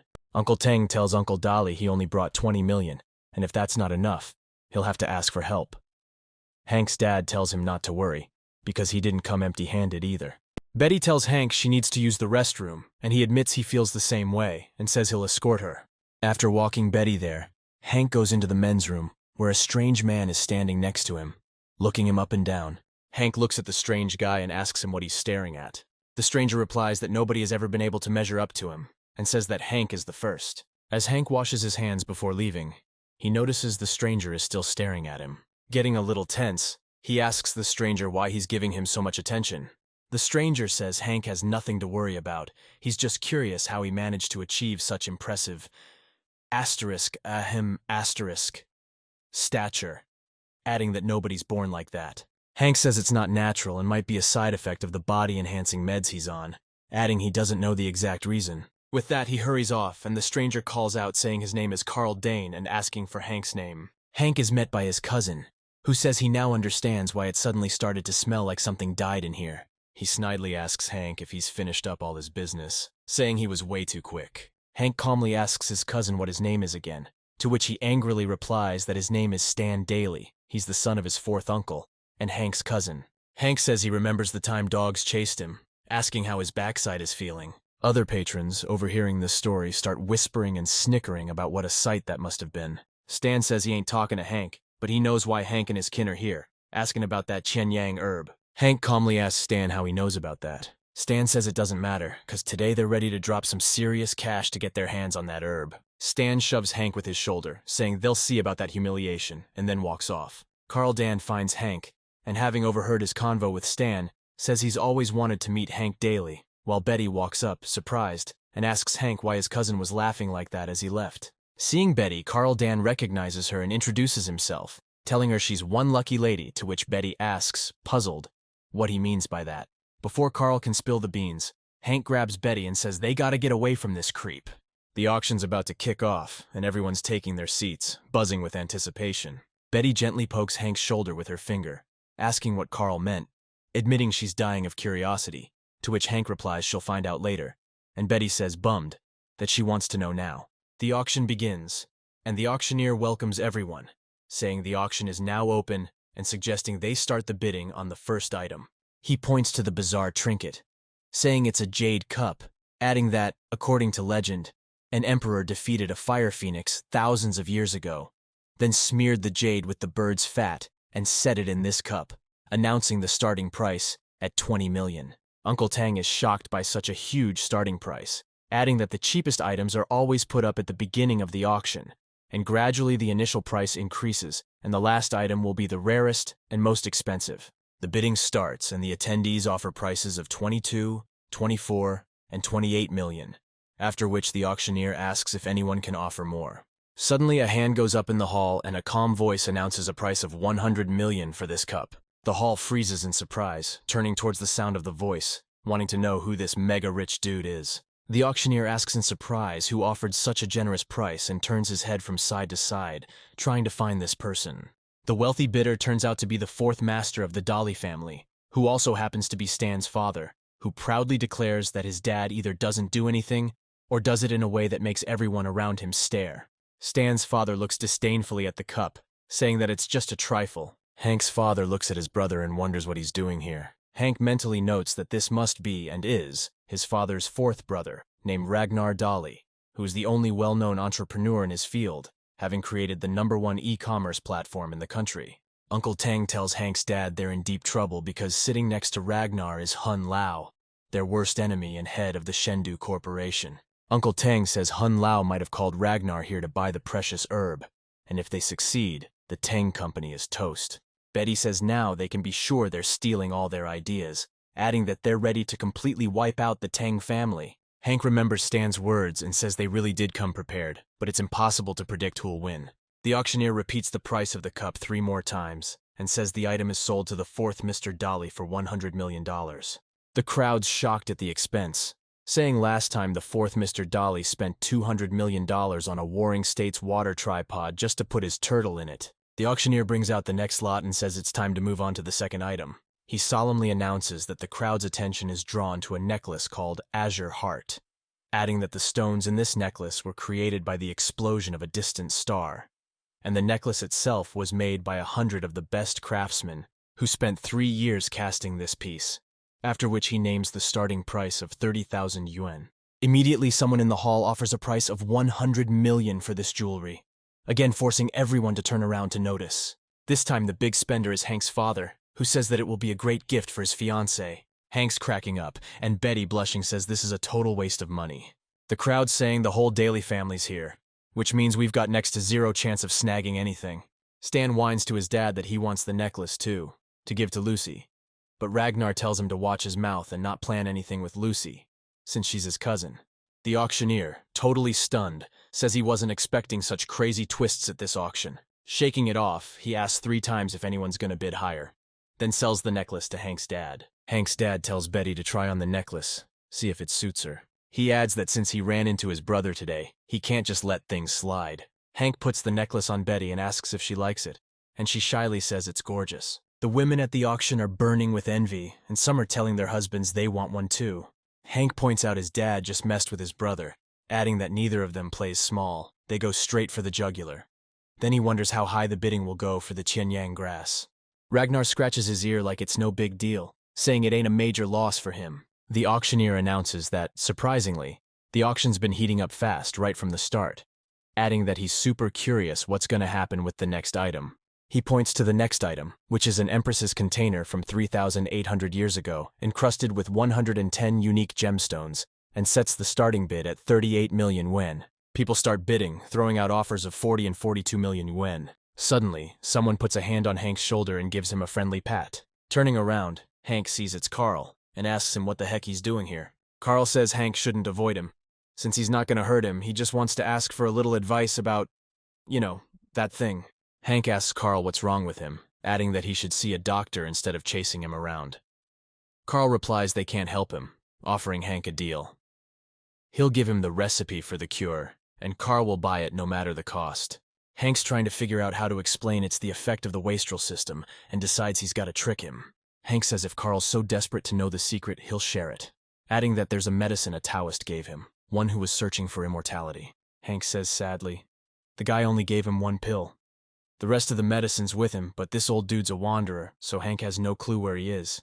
Carl says he has asterisk to find this old guy. Hank's thinking, wow, he actually bought that load of bull. Hank tells Carl not to sweat it, adding that if he runs into the old guy again, he'll definitely ask for the medicine for him. Meanwhile, the tiara auction's over and they're moving on to the next item. It's a magical weapon known as the Headlopper, forged by the legendary Shen way back when. The auctioneer puts on gloves, draws the sword, and says it's razor sharp, cuts through iron like butter. He notes it supposedly lopped off over 100 enemy heads back in the day, then says just holding it gives him the chills, and starts the bidding at 3 million. The whole room cracks up, surprised that a sword like that's going for such a low price. Hank's surprised at the price too, thinking he's always wanted a sword to, keep the bad vibes out of his room. With that, Hank raises his hand and bids 3.5 million for the sword. Stan wonders why Hank would want that sword and decides he's not letting him get it at any cost, adding that he brought 50 million to play with. He raises his hand too, saying he's willing to drop 3,510,000 on that sword. Hank and Stan keep bidding, slowly driving the price up to 4 million yuan. Hank angrily tells Stan that he's deliberately adding such a small amount, to which Stan replies that no one's stopping him from raising the bid by 10 grand. Hank raises the bid to 30 million, but Stan immediately bumps it up by 10,000, adding that he really enjoys watching Hank get worked up. Hank says he's offering 100 million, but Stan, looking pleased, says he'll raise the bid to 100,010,000. Stan's secretly loving how mad Hank is getting, planning to hold his ground on the next bid, forcing Hank to buy a piece of junk for such a crazy price. Hank is still fuming, trying to figure out what price he can possibly offer for this sword. Suddenly an idea pops into his head and he goes quiet for a moment. After a few seconds of thought, he says he's had enough and he's dropping out of the bidding for this item. The room erupts in laughter because these two chumps are dropping 100 million on a sword that's worth a fraction of that. Some dude in the crowd's like, at least someone had the brains to bail and save a boatload of cash. Stan's begging his dad for help again, and the old man just blows up, asking why he blew a fortune on some hunk of junk for chopping people up. He says Stan's a screw-up, not a son. Hong Lao says he'll cover the sword, calls it a little gift for the young master. He adds that once they get the sacred herb, Ragnar gets 40% of the profits from the new medicine, they get 60%. But inside, Hong Lao's fuming about having to shell out for Stan's sword. He's vowing to get double that money back. Betty's dad tells Hank if he's so into swords, he can buy him a sweet one from a top craftsman. Hank just plays it off, says he was just messing around with Stan. Carl tells Hank he knew from the start Hank couldn't outbid him. He says if Hank ever needs anything, he can count on Carl. Hank says he was just too lazy to keep bidding against Stan. Carl says he knows Hank was trying to pull a fast one, but if he's ever strapped for cash, Carl will find it for him. All he wants in return is for Hank to track down that Taoist. Hank snaps back at Carl, saying he's not as broke as he thinks. He made 200 million from filming, and his hotel business is booming. Carl just smiles and says Hank's a real baller. The auctioneer asks to have the precious sword delivered to Stan, then announces it's time for the main event, the magic herb grown from a seed that fell from the heavens. Hong Lao and Ragnar are stoked they've finally made it to the announcement of the artifact they need. Meanwhile, Hank and his dad are watching the scene with tension, knowing they're gonna have to fight for this herb. The auctioneer announces that this magical herb was buried under the ice cap of the highest point on the planet for millennia, and now it's finally seeing the light again. Hearing some disappointment in the hall, the auctioneer says no one should underestimate this herb's properties, as it's incomparable to lingzi and ginseng. He loudly proclaims that when buyers start getting age-related illnesses that no doctor can handle, only this herb can help. He adds that, on top of that, whoever uses this herb will immediately look 10 years younger, and their physical abilities will return to their 20s or 30s. The crowd is stunned, not believing their ears, and they start whispering about how they either have a dying relative or they themselves would love to regain their youth. They realize this thing is priceless and start offering huge sums from 50 to 80 million. Betty remarks that this herb has way more properties than she previously thought, to which Hank says that no matter how rich people are, they'll all strive for health and longevity. Betty's father says this herb is truly unique, but unfortunately, there's only one of it. If a pharmaceutical company manages to buy it and develop a medicine based on it, anyone could buy it for a reasonable price, despite a slightly reduced effectiveness. However, if it falls into the hands of profit seekers, the price of the medicine could rise to a level inaccessible to ordinary people. Hong Lao thinks to himself that raising the price to the point where ordinary people can't afford it is standard practice, since wasting the medicine on the riffraff would be too wasteful. He adds that he would use this magical medicine to bribe high-ranking officials and eventually make them willing to give him everything. The auctioneer says that this herb can only survive in a frozen state, so the expedition team had to break up an iceberg and bring it here. He says he can still feel the energy of that herb in the air, says it's a real rush. The auctioneer asks everyone to feast their eyes on this wonder and pulls back the cover. With that, he dramatically whips the cover off the mysterious treasure, showing it off to everyone. Underneath is a beautiful ice sculpture of a woman, holding a glowing flower in her hands. Everyone's breathless, admitting that even just smelling the aroma of the herb, they can feel their bodies getting energized. The crowd starts begging the auctioneer to name the starting price, saying they're tired of waiting. The auctioneer says their experts have been racking their brains for days trying to set a starting bid, but they all agreed that any amount would be an insult to something so priceless. He adds that because of that, they've decided the starting bid for this treasure will be 0 yuan. The crowd goes silent in shock, and the auctioneer says they heard right. Giving the power to set the price to everyone here is the ultimate sign of respect for this miracle herb, because it came into this world to heal the dying and ease the suffering of the sick. So whether you bid an insane amount or just a small fraction of your wealth, it won't matter, because you'll be doing it for the good of your life. With that, the auctioneer finishes his intro and suggests they finally start the bidding. But then, total silence falls over the room, and nobody wants to be the first to bid on this artifact. Betty asks Hank why everyone's gone quiet after being so lively, and he explains that these are all business guys trying to get a steal. It's rare to see something this good start at zero, so they're all too embarrassed to lowball it. He adds that if someone else makes a bid, the rest will jump in and drive the price up because they don't want to lose out. With that, he raises his hand and says he'll start the bidding at 10 million. The crowd explodes with new offers, almost instantly driving the price up to 21 million. Betty points out that they were throwing around bids of 100, 200 million before, but now almost no one is raising the stakes, saying life is important. But maximizing profits is even more important to them. Carl puts his arm around Hank and tells Betty that people are all about deals with minimal costs, to which Betty replies to Hank that he has a wonderful friend. Hank watches the slow bidding and realizes they'll be stuck here all night at this rate, so he decides to shake things up. With that, he raises his hand again and throws out a bid of 200 million. The auctioneer announces that Hank is willing to drop an insane amount on this treasure, and asks if anyone will go higher. People are shocked the price went so high, but they get it. This medicine's worth a life. Betty asks Hank if he's really gonna blow all his hard-earned cash on her. Hank starts looking around and Betty's like, "What are you looking for?" He says he's checking if he's got another fiancée he could spend the money on. Betty grabs Hank's cheeks and tells him he's only got one fiancée. He tells her it hurts. Betty's dad's surprised that a weak dude with a bad rep like Hank's the first to pony up the big bucks. He figured Hank just wanted to marry in to get the Dolly family's power. But he sees the Dolly family's got cash, and they're taking good care of Betty, giving her all their love and support. As her dad, he sees real feelings on his daughter's face. From where he's standing, Shendu Corp and the fourth master Dolly are teaming up at this auction. Even if Hank joins forces with his dad, the outcome's still up in the air. So even if his company loses out, he'll be at peace knowing Betty's happy. And for him, as her dad, that's all that matters. Right then, Ragnar throws his hand up and bids 500 million yuan for the herb.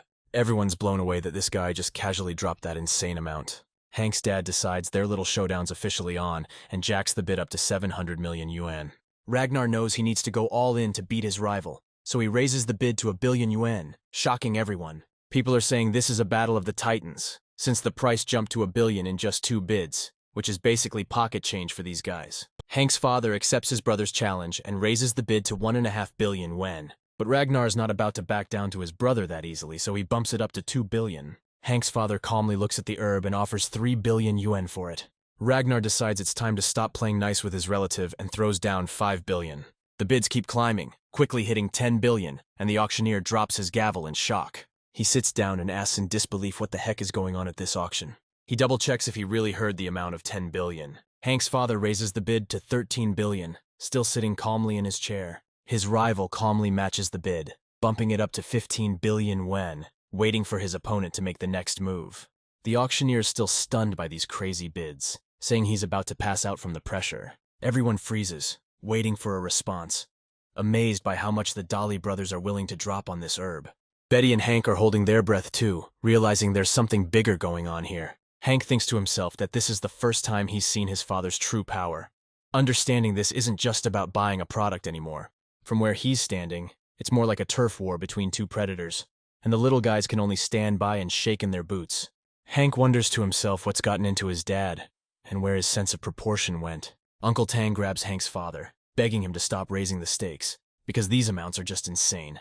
He adds that even though the herb is precious, they can't cultivate it, so the medicine will be limited at best, and when it goes on sale, their profit will be around 20 or 30 billion. So the higher the price now, the less they'll earn, meaning they just won't be able to recoup the costs in the end. Hank's father hesitates for a moment, considering his business partner's words. Hun Lao sneers at Ragnar, saying their opponents are scrambling, which means they've definitely got this deal in the bag. Ragnar says he's sunk a ton of effort and cash into this, so they need to rethink their split. Hun Lao's surprised, asking what Ragnar's problem is with a 40/60th split. Ragnar points out Hun Lao owns a well-established factory, adding he's buying this medicine to partner with other factories that got hit hard, factories that'll pay Ragnar back big time later. Hun Lao's shocked, asking if Ragnar's really gonna stab Shendu in the back, warning him they're connected to some serious players. Ragnar scoffs, saying Shendu's just a weak company with no brains, reminding him they came begging for a bailout, adding he wants even more control. He lays down the law. Either Hun Lao gives him 90% asterisk and asterisk shares all his resources and contacts, or he'll just take the whole thing for himself. Hun Lao glares at Ragnar, pointing a finger, speechless, completely stunned by his business partner's audacity. The auctioneer anxiously asks if there are any other bidders willing to raise the stakes. Uncle Teng grabs Hank's dad's arm and shakes his head, pleading with him not to screw things up. Hank says, annoyed, that it looks like his father's brother's going to get his hands on that herb after all. Hank tells Betty he won't be able to help her out, unfortunately. Betty replies that it's all right, because the Teng family's fate is sealed anyway. The auctioneer keeps scanning the room, asking again if anyone wants to bid higher. The crowd's stunned, wondering how much higher the price could possibly go, eyes darting between the auctioneer and the Dolly brothers. Suddenly, a voice booms through the hall announcing they're willing to drop 10 billion US dollars. That's like 71 billion yuan for the treasure. The entire Dolly family looks around, shocked, trying to find the person who just offered such a mind-blowing amount. The auctioneer's like, who is this baller with that kind of cash? It turns out to be Carl, who casually replies that it's no biggie for him. He adds that it's basically pocket change, since his family owns the biggest casino in the Northern Hemisphere. Hank's blown away by Carl's wealth, and Carl just shrugs, saying he told him he's always got the dough. Hank says people call asterisk him asterisk a spender, but after this, they should be worshipping Carl. The auctioneer, eyes wide at the insane bid, asks the room if anyone wants to challenge that price. Stan asks his dad if they're going to raise the bid, but Ragnar says that price is insane, adding they're out of this auction. Hun Lao glares at Ragnar, saying he didn't expect him to be so unreliable. Stan asks his dad if they'll have problems for letting Shendo Company down, but his dad replies they don't have what they need, so they're useless to them. No one wants to raise the bid, and the auctioneer sells the precious herb to Carl. The auction ends, and everyone gathers outside the conference hall. Hank's father says sadly that unfortunately he couldn't help him, and Hank replies that he understands since the auction was a total disaster. He adds that the main thing they need to discuss is whether Betty is still worthy of being Hank's fiancée now that their family is circling the drain financially. Hank says he's just a regular guy, asking if he regrets his engagement, but his dad replies he doesn't regret it at all because Betty's happy in the relationship. Hearing those words, Betty looks at Hank adoringly, gazing at him with fascination. Hank's father says that his son had poor health since childhood, but he's doing well now, after which he expresses confidence that he'll treat Betty right. Hank stares at his father in shock, kinda surprised the wedding's coming up so fast. Carl walks up to Hank, acting surprised he's tying the knot, and congratulates him on the big day. Hank turns to Carl and asks if he's worried about getting robbed with a box worth $10 billion. Carl says anyone who wants to steal from him better be a freaking boxing champ, and tosses the case to Hank. Hank manages to catch the case and asks Carl what the heck he's doing. Hank mentions the case is crazy heavy, like it's filled with ice blocks or something, meaning it must weigh over 200 pounds. So Carl's tougher than he looks to hold it with one hand. Hank tells Carl he gets it, he's a badass, and asks him to take the case back. But Carl replies that Hank's the one who wanted this stuff. Carl adds that the stuff now belongs to Hank, since Carl probably wouldn't use it right anyway, 'cause he doesn't need it. Betty, Uncle Tang, and Hank's father overhear Carl and Hank's conversation, and their jaws drop at what's going down. Carl can't handle the weight of the case and drops it on his foot, hopping around on the other foot in pain. Carl walks up to Hank and says he's got just one condition. He wants that miracle cure from the old Taoist, says it's all he needs in life. Hands him a card, tells him to drop by any time. Carl turns to leave, telling Hank to consider it a wedding gift for him and his bride. Hank says he'll keep that in mind, offers his own card, says they should get properly acquainted. Hank represents his card, then flicks it smoothly towards Carl. Carl easily snags the flying card with 2 fingers, smiles, and repeats his full name. Hank eyes the briefcase, says he never expected a freebie worth tens of billions. Turning to Uncle Teng, he says the thing now belongs to him. The uncle replies, surprised, that it was worth billions of dollars. Hank points out they came here to get that miracle herb for the Teng family. Even though things went sideways, they still got it. So it belongs to Uncle Teng. Betty's dad says he's speechless, joyfully declaring the Teng family and its business are now saved. Betty hugs Hank tight, sincerely thanking him for his help. She adds that she's truly grateful for his determination. Hank smiles, telling Betty sweetly that she can't take credit for any of this. Hank's father says that kid just handed the herb to Hank, so he deserves some credit. He adds that Carl's family is top 5 richest in the world, and asks Hank how he even met Carl, mentioning he spared no expense to get the herb for Hank, which Hank hesitates to answer honestly. Betty loudly tells Hank's father she heard Carl was raving about Hank having something really impressive and wanted to be friends, making Hank's father surprised and ask what Hank could possibly have that's so big. Betty says Hank told her she'd see it later, but Hank covers her mouth and says Carl was impressed by Hank's big heart. Uncle Tang tells Hank's father that now they have the herb, the company needs to start research and drug production ASAP. Hank's father agrees that's the right move, but they need to be careful their company doesn't get ripped off again. Uncle Tang says the previous thefts weren't due to weak security, but because the thief had an uncanny ability to slip past all the defenses like a ghost. Hank says ghosts aren't real, and maybe the thief used some advanced tech to bypass security, deciding to consult Stella to prevent a repeat situation. Workers lift the crate and start moving towards the hero's vehicle, while Hong Lao watches them from around the corner. He thinks to himself that Tang and his crew shouldn't get too comfortable, saying he'll deal with them later. The next day, Betty's dad tells Hank they stashed the weed in a secure spot inside the lab and ordered all researchers to keep it hush-hush. Hank replies he doesn't know much about this stuff, but hopes they'll be seeing results real soon.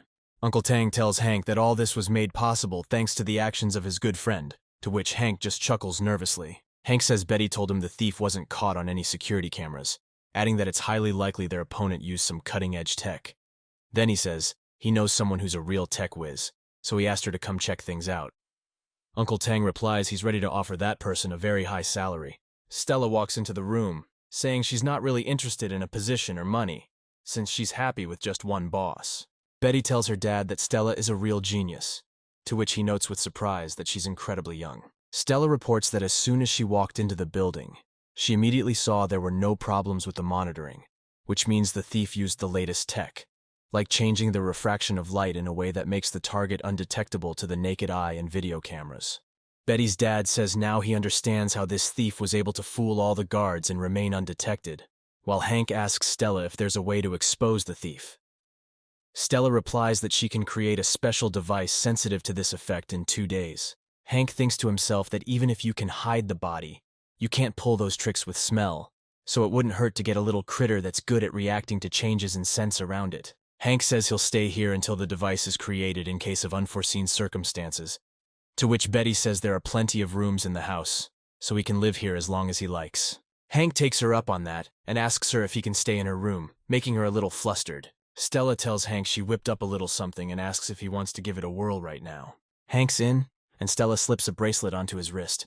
Doesn't look like much at first glance. Stella explains it's a shrunken-down version of a stereo projector with a few tweaks, and Hank's like, "How's this thing work?"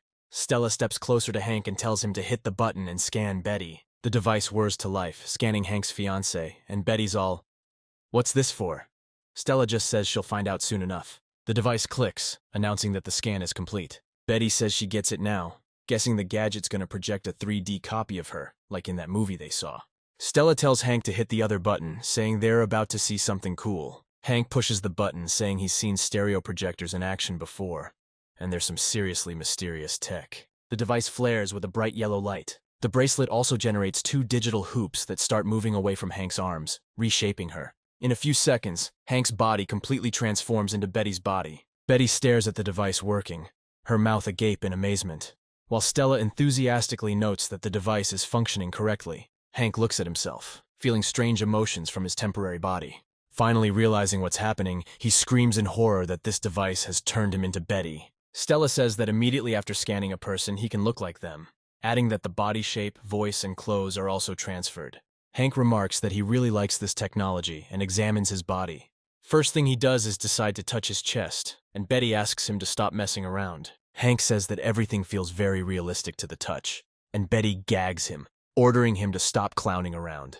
Hank replies that he finally understands how girls feel when touched, and tries to unbuckle the skirt. Betty shuts down this circus act, slapping some sense into Hank. Hank says it's one of the greatest inventions ever, adding that it might just be the best, to which Betty just asks Stella how to turn it off.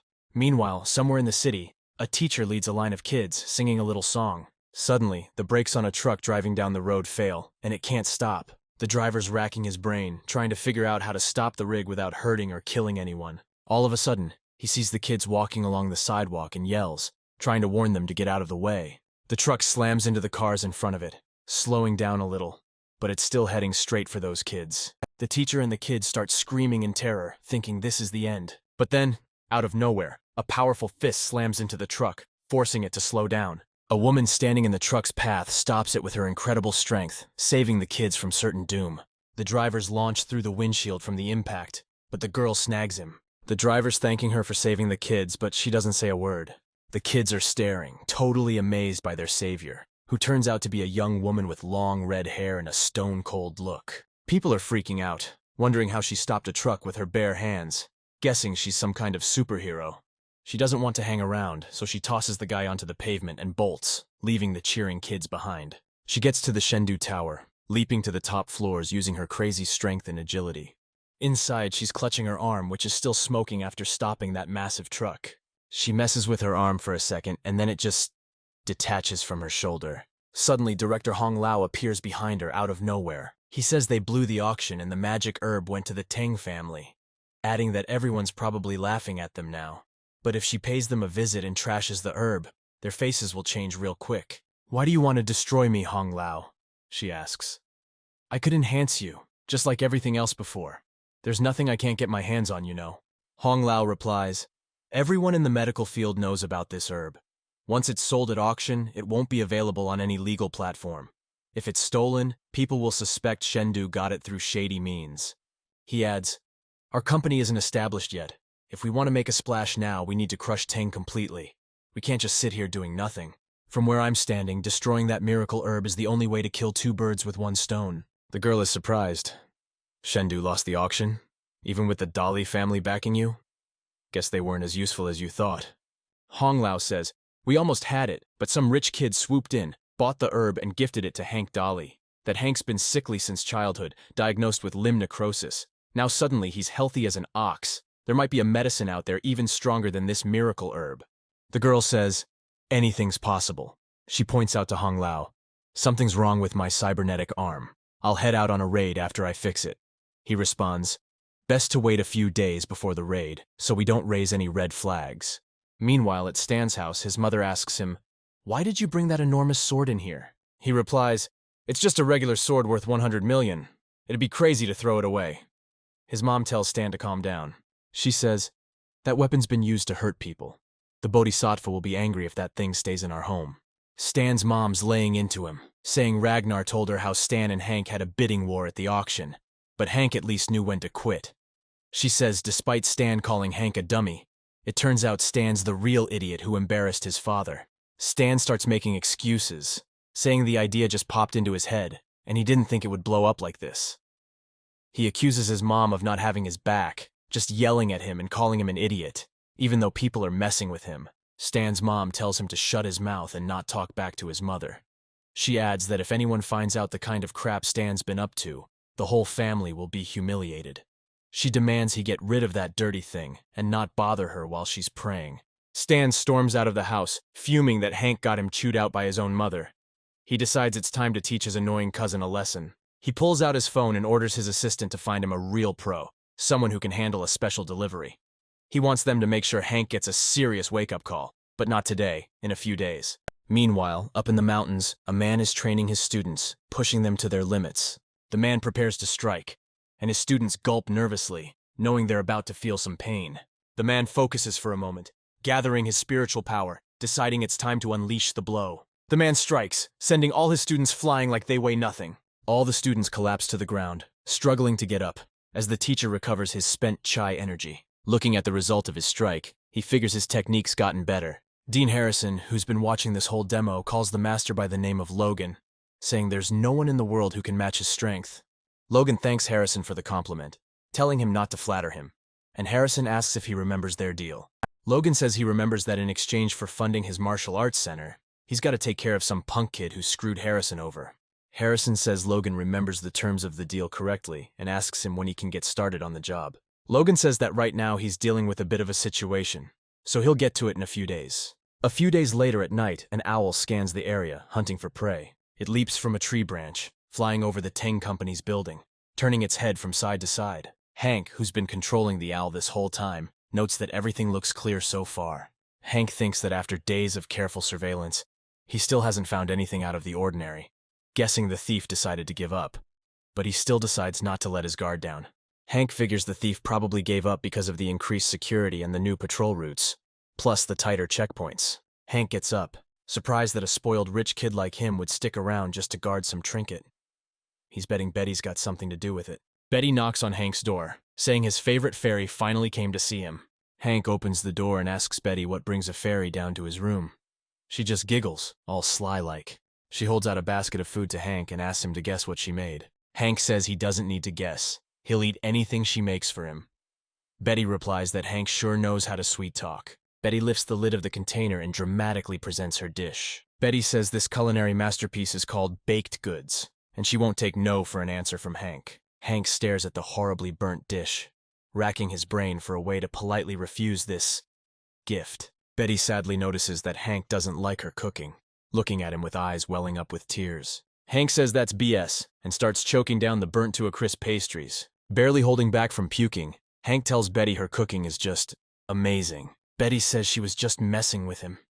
She knew they were burnt, but she didn't expect him to actually eat them, and hands him a candy to get rid of the burnt taste. Hank says one candy ain't gonna cut it with this level of burnt, and Betty says she'll grab him some water. Hank says he doesn't need water, and asks her to give him something that'll make him feel way better, and Betty asks what he's talking about. Instead of explaining, Hank grabs Betty's hand and pulls her close, kissing her gently on the lips. Betty kinda zones out from the rush of lovey-dovey feelings and just melts into Hank's arms. Snapping back to reality, she playfully hits him, saying she's gonna kill him, and Hank just chuckles softly. Meanwhile, deep night falls on the city and everyone goes about their business. One of the security squad members tells his commander that his stomach is acting up. The commander's blown away how one guy can cause so much trouble, saying it's not the first time this soldier's pulled this stunt, and to get his butt back on duty ASAP.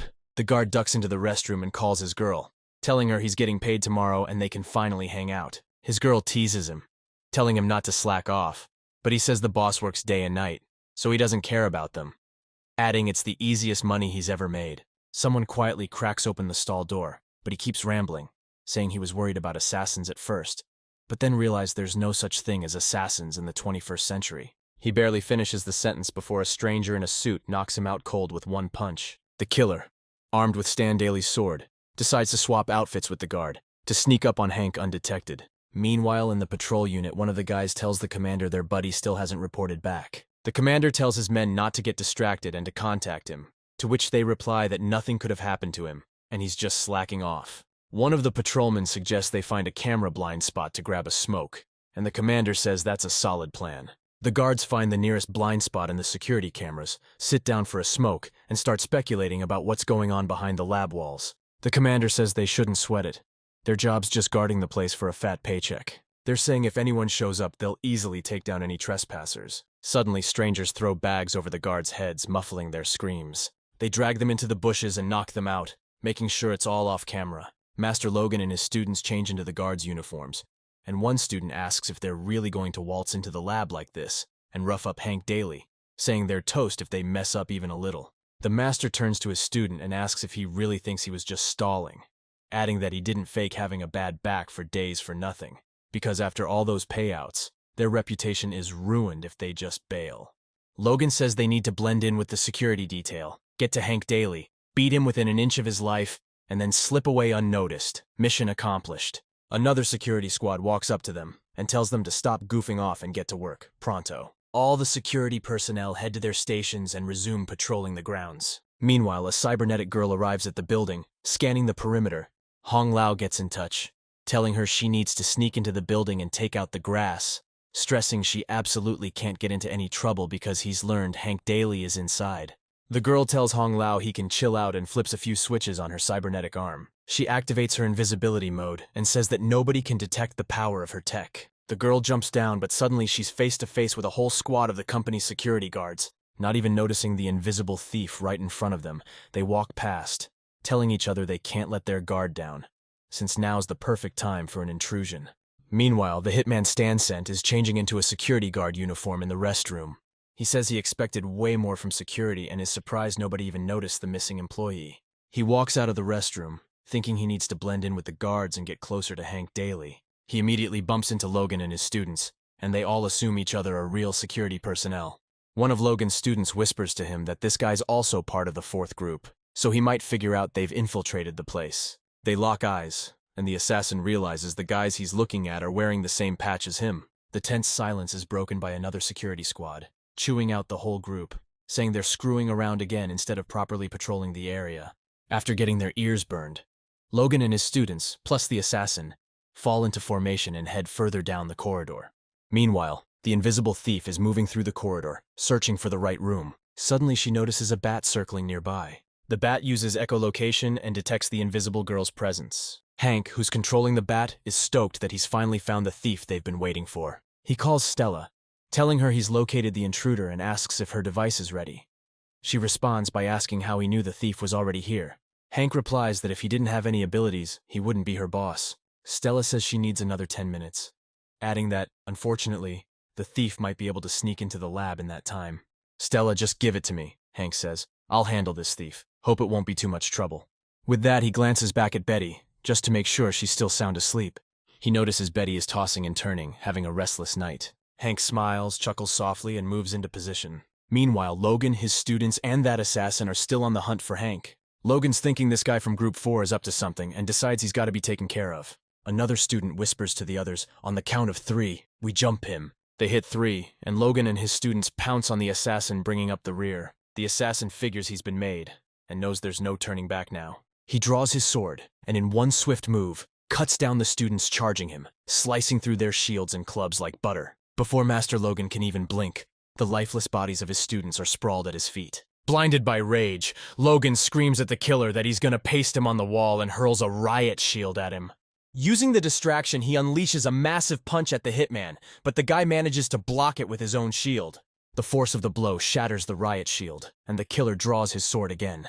They back off a little, Logan and the assassin, sizing each other up with killer stares, knowing this fight's gonna be a real grind.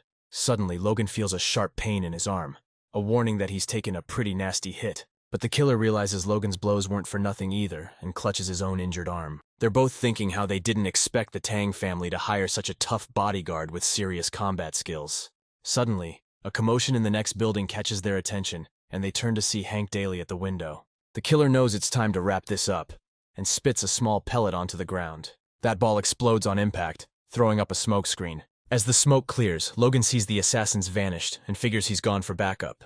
He tells his students to stay put, promising he'll be back for them, adding there's no turning back now. Meanwhile, the cyber thief keeps creeping down the corridors, hunting for the right room. After a while, she stumbles across Hank Daly just sitting there, and she's like, seriously?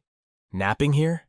She wonders what could have driven the guy to just park himself in this spot. But then she decides not to waste time, figuring Hank can't even see her anyway. She gets a few feet past him when Hank suddenly tells her to freeze. The girl spins around, totally shocked, not believing her ears. She asks Hank who he's talking to, staring hard at him. Hank says there's nobody in this room but the two of them, and asks if she thinks he broke in just to take a nap. The girl asks him how he can see her if his eyes are closed. Hank tells her he doesn't need eyes to see her. He adds that she's bending light to become invisible, but that won't work against ultrasonic waves. The girl says she doesn't really care about his explanations, and draws an energy blade. She concludes that since Hank was able to expose her, she'll have to take him out. With those words, she swings to strike, but Hank manages to scan her movements using his bat ability. He dodges just in time, appearing several feet away from her in a split second. The girl stares in disbelief as Hank expertly dodges and asks him just who the hell he is. Hank strikes a heroic pose and introduces himself, saying that today, he's her worst nightmare. Wait, you're telling me asterisk you were asterisk the Hank everyone's been talking about? No kidding? Guess my name's getting around. You want an autograph or something? I don't care who you are, pal. You're in my way. Asterisk, hiya, asterisk. Okay, time to map this out. Asterisk sonar ping. Got it. I see where she's going. Gotta say, my reaction time and speed are way above average. Thanks to all the enhancements, of course. Looks like someone's about to get a serious reality check. Asterisk krakoom, asterisk. Nobody walks away from this. Asterisk thud, asterisk.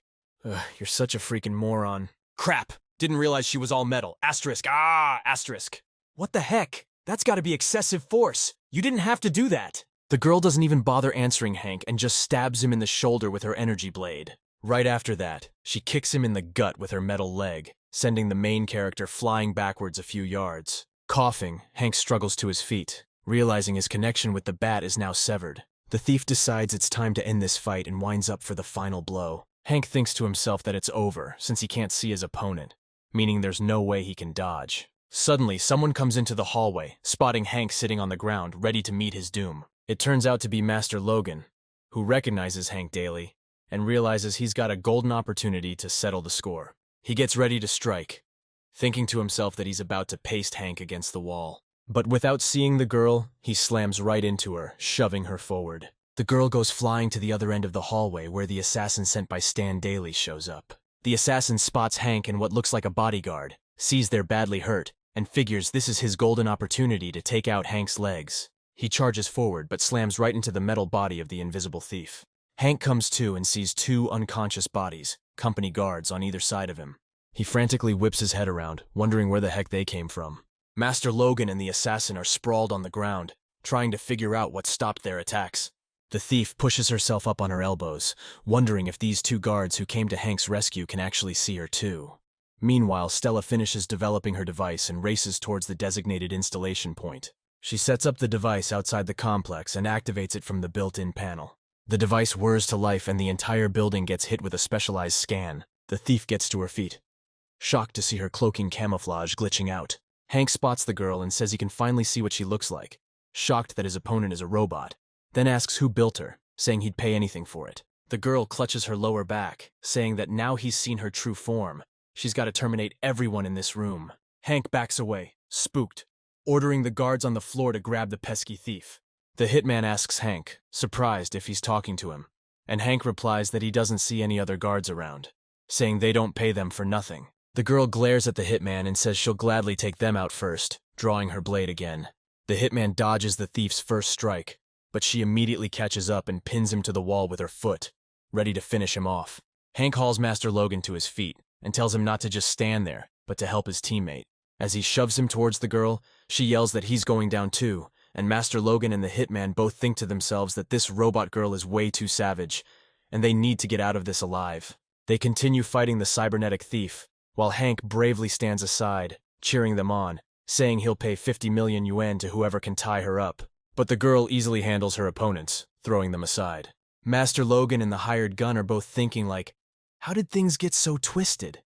They just wanted to get to Hank Daly and take him out, but now they're stuck protecting him for some reason. The girl throws a haymaker at Logan, sending him flying. Logan crashes through the glass, blown into the next building by the insane force of that robotic thief's punch. After dealing with one opponent, the girl grabs the killer by the throat, not giving him a chance to fight back. She hoists him off the ground, ready to finish him off with her blade. The killer knows he's toast if he doesn't do something, anything, so he pulls out his own blade and jams it into her robotic joint. The girl screams that she's had it, and slams the killer into the wall, turning her back to Hank and Logan. Logan, watching the fight from the next building, snarls that his opponent is one seriously nasty piece of work. He charges up his energy blast, thinking he's about to show her just how hard he can hit back, adding that she's not getting off that easy. With that, he unleashes his chai-crushing palm skill and fires an energy beam from his hand. The girl doesn't even have time to react before an energy beam blasts through her, doing some serious damage to her systems. The energy blast pulverizes her arm, ripping it clean off, and she spins around to face Logan, absolutely furious. She points her other arm at him, and a miniature rocket launcher pops out. Logan barely manages to beg her not to do it, but a split second later, a huge explosion sends him flying. The explosion rocks the whole place, and alarms blare, signaling an enemy invasion. Hank waves away the smoke from the blast, trying to get a good look around. After coughing a bit and finally getting his bearings, he realizes that both the thief and the two guards are gone from the battle scene. He wonders where everyone vanished to, and notices the robotic arm lying on the floor. Betty, who jumped up at the noise, and Stella, who just got back to Tang HQ, rush to Hank's aid. Betty runs up to Hank, worried sick, asking if he's okay and if he's been hurt. Hank tells his fiancée he's okay, and tells Stella to examine this hand, figure out what tech went into it and what it can do. He adds that they missed a crazy bloodbath between two guards and a robot girl, adding that unfortunately the guards vanished, even though he wanted to reward them. Stella says it just came out that one guard was knocked out and his clothes were stolen, so there's a good chance someone else is walking around here. Hank thinks about it, noting that those two guards were looking at him kind of funny, and wonders who sent them. Meanwhile, far away, Master Logan is thinking about how it all went wrong, regretting that instead of taking care of Hank Daly, he just ran off. Dean Harrison meets him and remarks that Logan doesn't look so good, asking if he managed to kill Hank. Logan bows respectfully to Dean Harrison and says he failed the mission, asking Dean to find someone else for the job. Dean Harrison yells at Logan, telling him how much he's helped him in the past, and now he's turning his back, angrily adding that Logan acts like a tough master, but he's just a pathetic fraud. Logan's pride can't take that kind of insult, and he silences Harrison with a powerful slap. He harshly tells Harrison that he made huge sacrifices for him, which ended up costing him 2 of his students, then adds that Harrison can deal with Hank Daly himself. Logan, what's the deal? Why you gotta be so harsh and get all personal on me? Dean Harrison asks, clearly frustrated. Meanwhile, the Assassin's Guild rep gets a hold of Stan Daly saying, "Sorry, the hit didn't go down. The assassin's been taken care of, but the blade's probably still at the scene." Stan throws his phone down, furious. "Hank, you better keep your mouth shut. You breathe a word about this and you'll seriously regret it." Back at the ranch, Betty's patching up Hank's back with some serious Tang family tech. She grabs a spray bottle and gives it a good shake before using it. Betty sprays the wound and it heals up in seconds flat. Hank's blown away. "Whoa, that was fast. Did you just use what I think you used?" Betty grins. "You guessed it. It's a formula my dad and the others cooked up based on the essence of Qianyang grass. Super healing properties. You're the first one to try it out. Once we mass produce it, it's gonna sell like crazy." Crisis averted, so things are finally looking up for the Tang family, she continues. "My dad said you deserve a thank you, so you're now a shareholder in the company. You can make bank just lying in bed." Hank smirks. "Sounds like I'm about to rake in the dough again. And I think it's about time Betty made good on that promise." Betty gives Hank a confused look, asking him what promise he's talking about. Hank gently touches Betty's chin, saying that she herself told him that when the tough times were over, she'd marry him and cook for him every day. Betty says she forgot all about that and turns around, running away. Hank watches his bride-to-be walk away, thinking that Betty shouldn't have gone back on her word. Stella walks into Hank's room and asks if she can have a minute of his time. Stella hands Hank a sword, saying she found it at the scene and asks what to do with it, adding that the guy who tried to break into the Tang Company building probably dropped it. Hank takes the sword and remarks that it looks very familiar. He draws the sword, remembering that it's a legendary blade that can cut through steel, noting that it should belong to Stan Daly, and wondering how it ended up here. Stella says that a security guard was knocked out in the bathroom so someone could steal his clothes, to which Hank asks her what someone would need to pull off such a complicated operation for, to which she replies that she assumes the only reason could have been an attempt to off him. Stella says the assassin already got away and the competition is unlikely to admit they were behind it, to which Hank replies that he can't argue with that. He figures he already knows his cousin's behind this, 'cause the guy hates his guts. Family ties don't mean squat to him. He's gonna do his own digging, and if it is asterisk him, Hank's not gonna let him get away with it. With that, he pulls out his phone and calls his right-hand man, telling him to find some guys and get a car ready. A few hours later, the Stan Daly residence is bathed in the light of the rising sun. Stan Daly's sleeping soundly in his bed, completely unaware of the storm brewing for him. The treacherous cousin's peaceful slumber is shattered by the roaring of biker engines. He jumps up in bed and hears a chorus of male voices outside his window, thanking Stan Daly for the precious sword. He angrily throws open the curtains and yells, demanding to know who dares to shout under his windows at this ungodly hour. He sees a whole convoy of bikers and one fancy car parked in front of his house. The passenger window of the car rolls down, and there's Hank Daly, grinning like a Cheshire cat, staring right at Stan. Speechless with rage, Stan glares menacingly at his cousin. Hank signals his entourage to keep up the cheers and praise. Stan is practically boiling with rage, mentally wishing all sorts of bad luck on Hank. Coming down the steps of his mansion, he angrily asks Hank what the heck he's doing here so early. Hank tells Stan not to worry, adding that he's just here to thank him for the awesome sword he gifted him, saying he never would have guessed that after all that haggling and the huge wad of cash Stan coughed up, he was just going to give the sword to his younger cousin, thanking him again. Stan demands to know where Hank got that sword, ordering him to give it back, and threatening to sue him for theft if he refuses. Hank says someone found it and handed it over to him today, asking Stan if he sent the sword as a gift, and wondering if someone was trying to do him dirty with that weapon. Hank says he won't let this slide, declaring that some lowlife stole something valuable from Stan, and then tried to use it to mess with Hank, adding that this is a serious offense, and he's calling the cops. Stan thinks to himself that since the hitman's been taken care of, the case probably won't lead back to him. But Hank is a sneaky guy and might have something up his sleeve, then remembers the family gathering is coming up, so he better avoid trouble. His expression changes instantly, and he tells Hank he's often a bit loopy when he first wakes up, adding that he did gift that sword to someone before, and Hank can keep it and consider it a regifted present. Hank says that since the sword wasn't used to cause him any harm, there's no point in calling the police, adding that he really likes the sword, to which Stan replies that he's very glad to hear it. Deep down, though, Stan's thinking Hank is a real pain in the ass, and he's gonna take him out the first chance he gets. Hank says that since he ended up with Stan's thing, he's gotta give him something too. Stan eyes the gift, says it looks pretty interesting, and asks Hank what's inside. Hank's goon whips off the cloth, revealing a pig's head staring at Stan with dead eyes. Stan, furious, asks Hank if this is supposed to be some kind of dig about him being a pighead, and Hank says it's just a friendly gift. Hank explains that pigs are super important animals because they symbolize prosperity and wealth, and his gift means he's happy for how rich he is. Stan is boiling with rage and tries to force some words out, but nothing comes out. After a few seconds, he says he's not mad, saying Hank can keep playing his little games for a few more days, adding that in a few days there will be a family meeting, and that will be the time when Hank will finally be crying in despair. Hank replies that it's just a family meeting and he's not planning on going, adding that it's just a fight for career rankings and funding.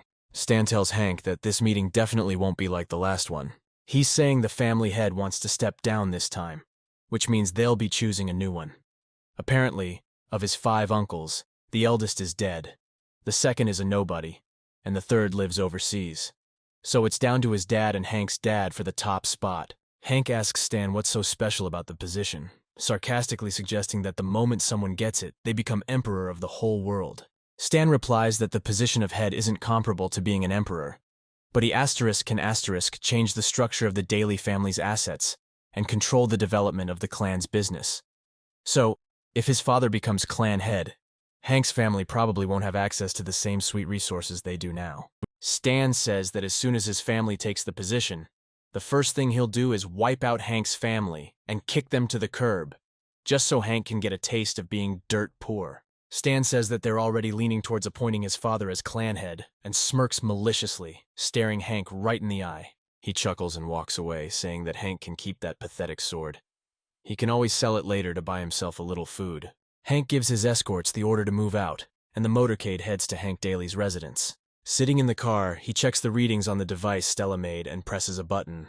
A few seconds later, he transforms into his cousin Stan and says that he's not likely to end up broke. Early the next morning, Hank goes to his father's office to ask him about the upcoming family meeting and Ragnar Daly's candidacy. Dad's asking Hank where he heard about this stuff, saying it's not exactly public knowledge. Hank tells him his cousin Stan spilled the beans. Dad says a unanimous internal decision is impossible, since the family head election is a public vote. Ragnar can't buy everyone off. Sounds like the internal decision might be a little shady too. Hank looks surprised and asks his dad what he means. Dad explains his first uncle's dead, the second's overseas, and the third doesn't know squat about business. So it's down to him and his brother. Business-wise, he and Ragnar are equals. Both can make money and take care of the family. But the family needs to consider more than just the next head's abilities. He figures if he gets picked as head, he's probably not going to nominate Stan as the next head. He'd obviously pick Hank. But because Hank's health is fragile, and he's almost kicked the bucket a few times, nobody in the family wants Hank picking his successor. Hank says he gets it now. That's why Ragnar's so cocky, like he's already won. Dad confirms it. Stan's not the perfect heir, but he's healthier than Hank. The family's naturally going to lean towards the fourth line as head. So yeah, that's pretty much the internal decision. Hank asks what they should do. Stan said once they get the title, he'll make sure Hank's family is out on the street, begging for scraps. Dad replies thoughtfully that he doubts Hank will end up that bad. Their family has enough money and clout for him to chill out for life. But in the future, their family might lose its voice. He suggests Hank try being a little nicer to Stan next time. Hank's pissed, saying he's had it with this life and won't stand for his family being treated like dirt. 10 days later, the Daly family's main estate is buzzing as everyone arrives for the big meeting, pulling up in their cars. A fancy sports car rolls up to the lavish garden and a woman's high heel touches the ground. A young woman steps out of the car, taking in the estate, remarking that it's been ages since she was last here. Her cousin greets her, calling her Clara and saying he's really happy to see her. Relatives swarm her, saying she's grown into an absolute knockout and looks like royalty now. She thinks to herself that she doesn't remember any of these people, since it's been years since they last met, but decides she just needs to keep smiling at everyone. Suddenly, someone in the crowd of relatives shouts that the fourth Uncle Dolly has arrived, and everyone turns to look.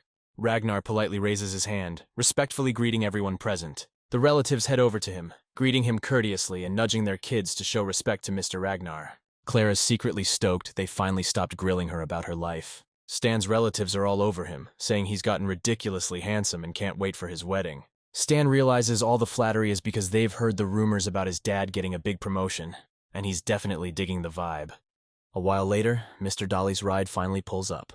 Clara greets Hank's dad all happy, and he says he's super glad to see her too. Clara asks Hank's dad why he's flying solo and where his son is at. But then Hank stumbles out of the car, coughing like crazy, with his smoking hot fiancée right behind him.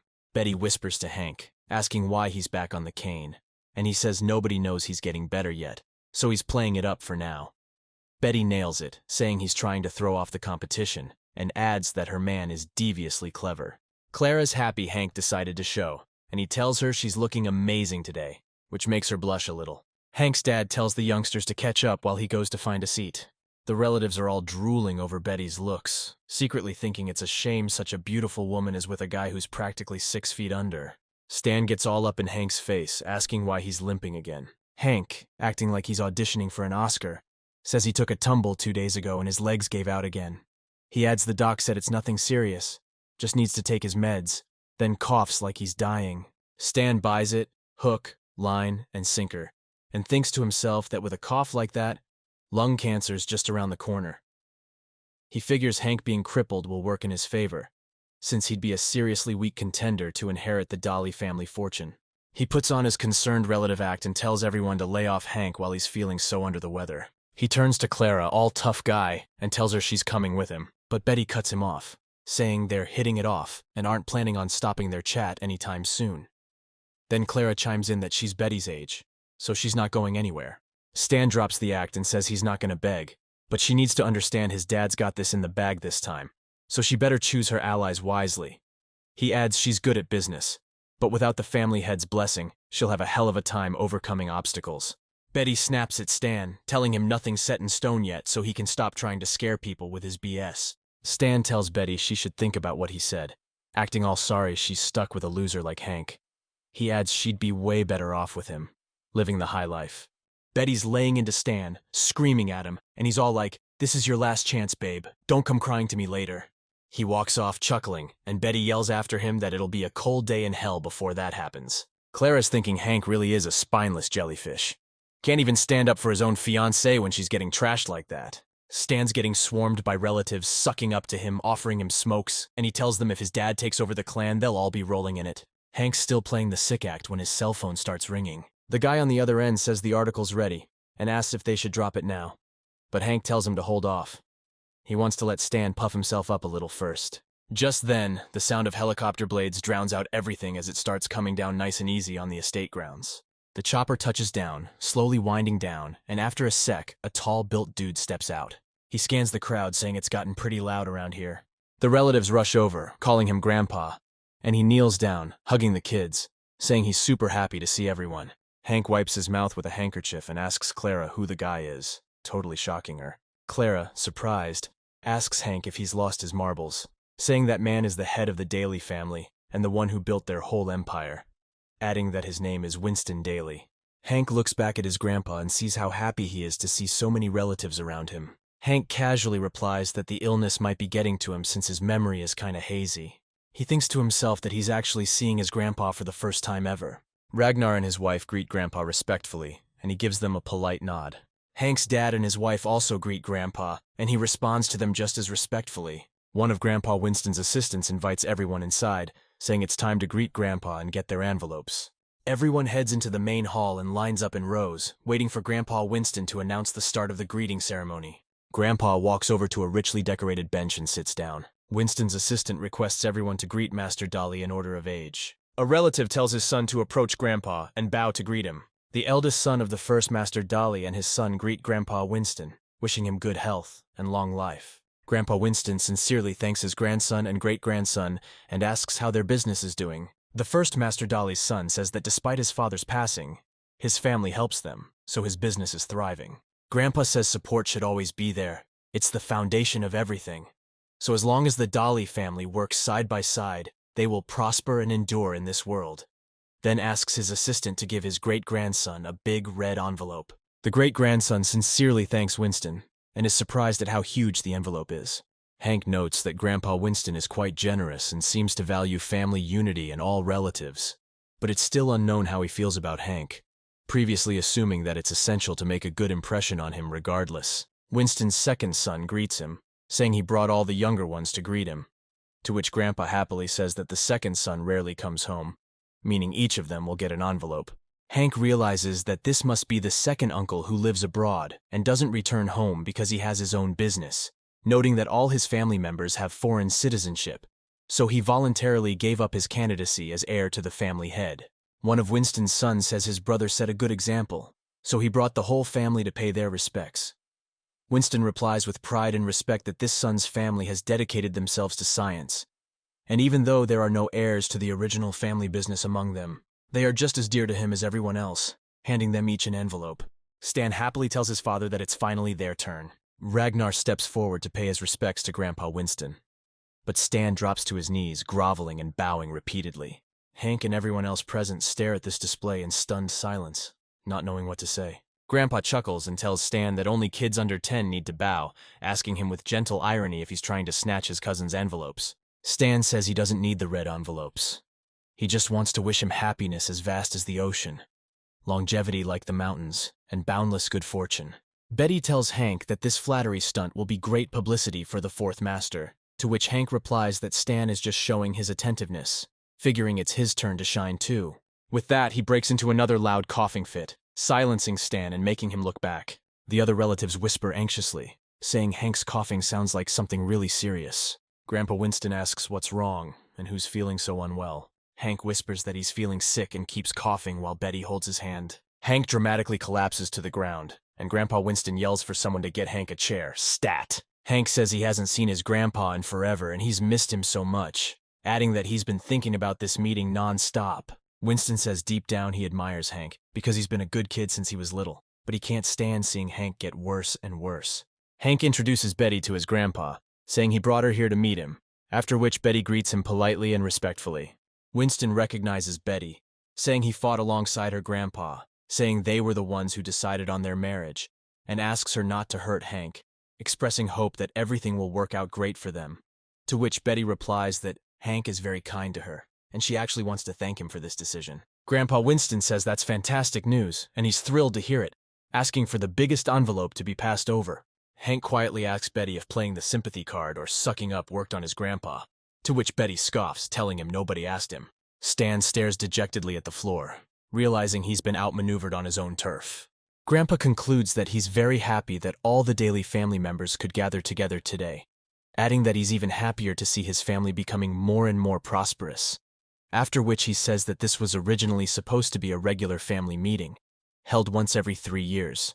He's saying that today, every young guy with a head for business but struggling with cash is going to get an awesome chance to turn things around. According to him, they're kicking off a real competition today, but first, his assistant's going to check out everyone's accomplishments.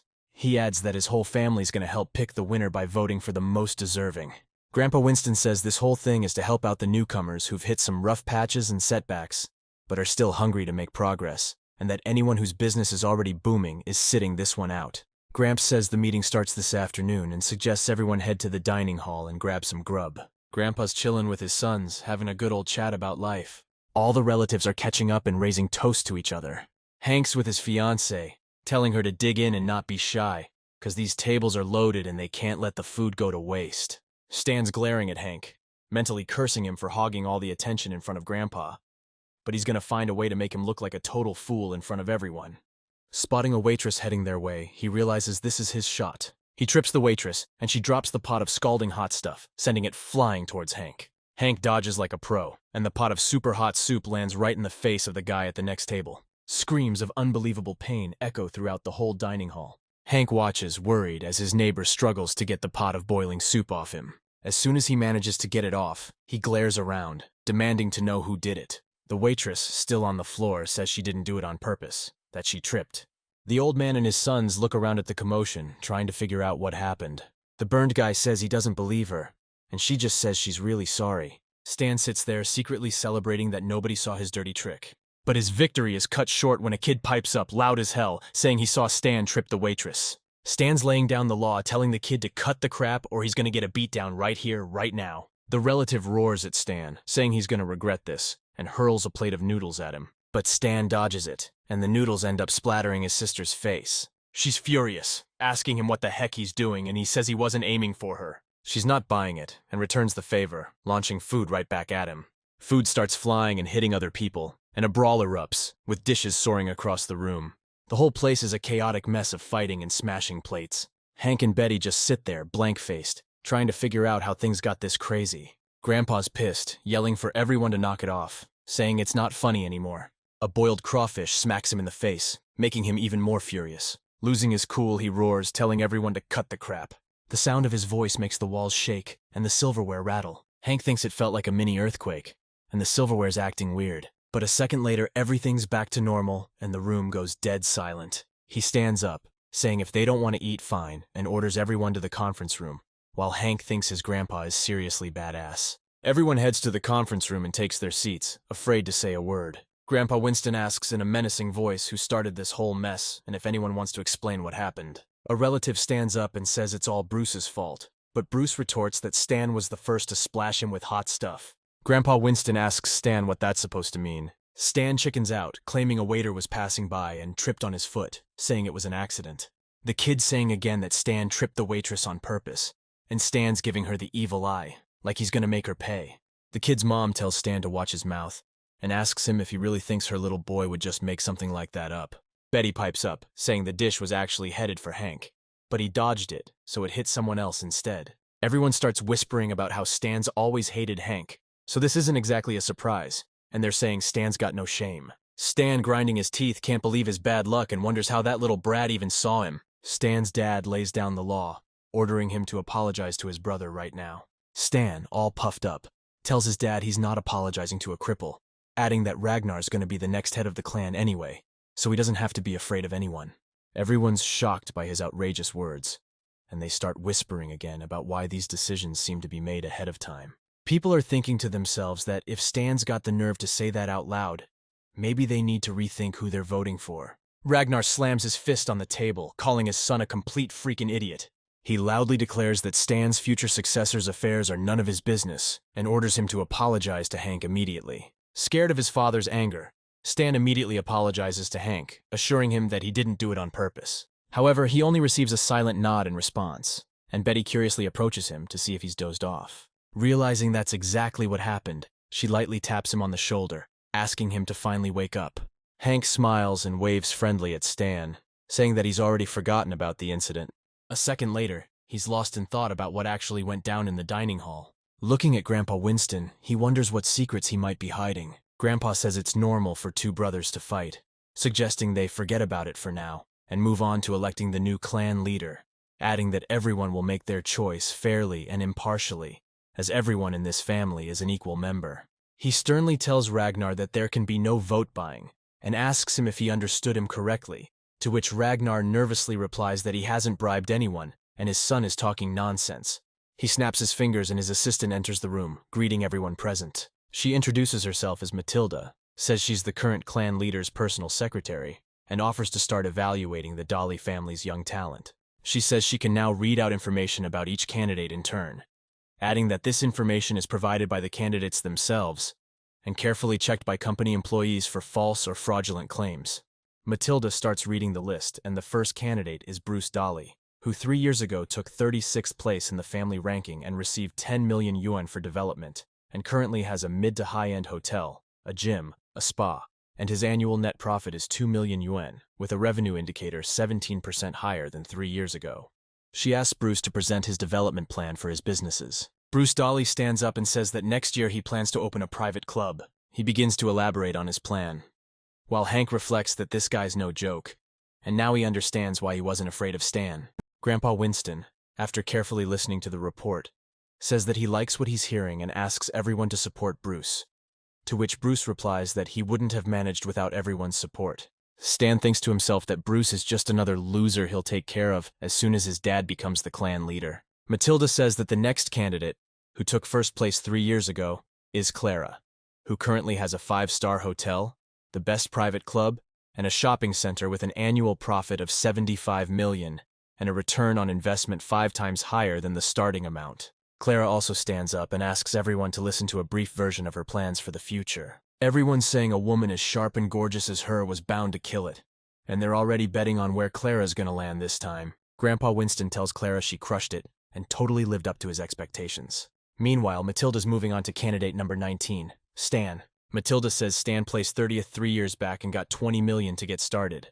Now he's got a cosmetic clinic, a streaming company, and a delivery service, with a 3-year net profit of $380 million. Everyone's blown away by those insane numbers, and they're side-eyeing Stan's claims. Stan's thinking they're all a bunch of dummies, telling himself that because he went all in on business, he was able to rack up 80 mil. Then he adds that his dad fronted him $300 million, which is why his financial report this year looks so damn good. Grandpa doesn't suspect a thing and tells everyone to give Stan a round of applause. Hank just coughs, not wanting any part of this dog and pony show. Stan glares at Hank and barks, "What's so damn funny over there?" He's acting like he couldn't possibly be wrong, condescendingly asking Hank if he thinks he's better than him, and reminding him he was a nobody 3 years ago. Rudely turning to Matilda, he demands she read Hank Daly's financial report, right now. Matilda says that 3 years ago, Hank was dead last, with dozens of failed investments and a net loss of $30 million, earning him the nickname, the Prodigal Son. Betty listens to the report and lets out a little snicker, covering her mouth with her hand. Stan demands Matilda tell him how much money Hank's lost this year, adding that Hank should remember his place before he starts laughing at him. Matilda says that currently, Hank owns a 3-star hotel downtown and 10 restaurants, including a wildly popular barbecue joint, and his profit for the first quarter was $2 million. Stan scoffs, saying almost everyone in the room makes $8 million a quarter, so he's not impressed, adding that $2 million profit with that many locations is basically another loss. Matilda continues her report, saying that Hank also owns a TV company with its own popular girl group, and together they released a blockbuster movie, which grossed $900 million in the first quarter alone.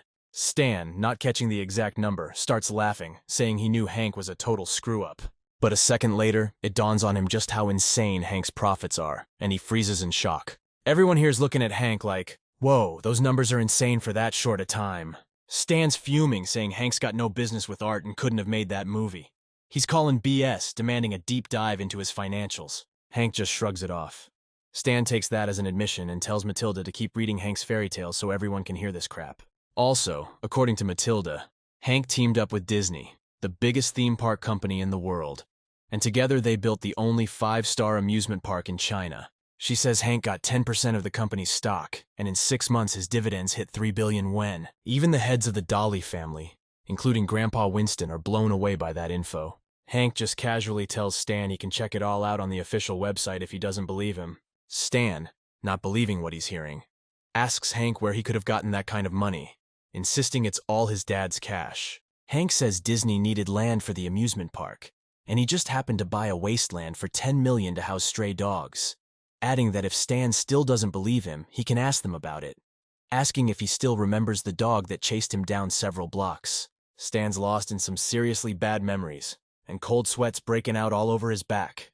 Everyone here saying they're blown away that a guy who looks so weak could be this smart. Grandpa strokes his beard, lost in thought, and asks his secretary if there's anything else on Hank. Matilda says Hank's a shareholder in Tang Pharmaceutical, and according to company data, he's got a stake worth $30 billion.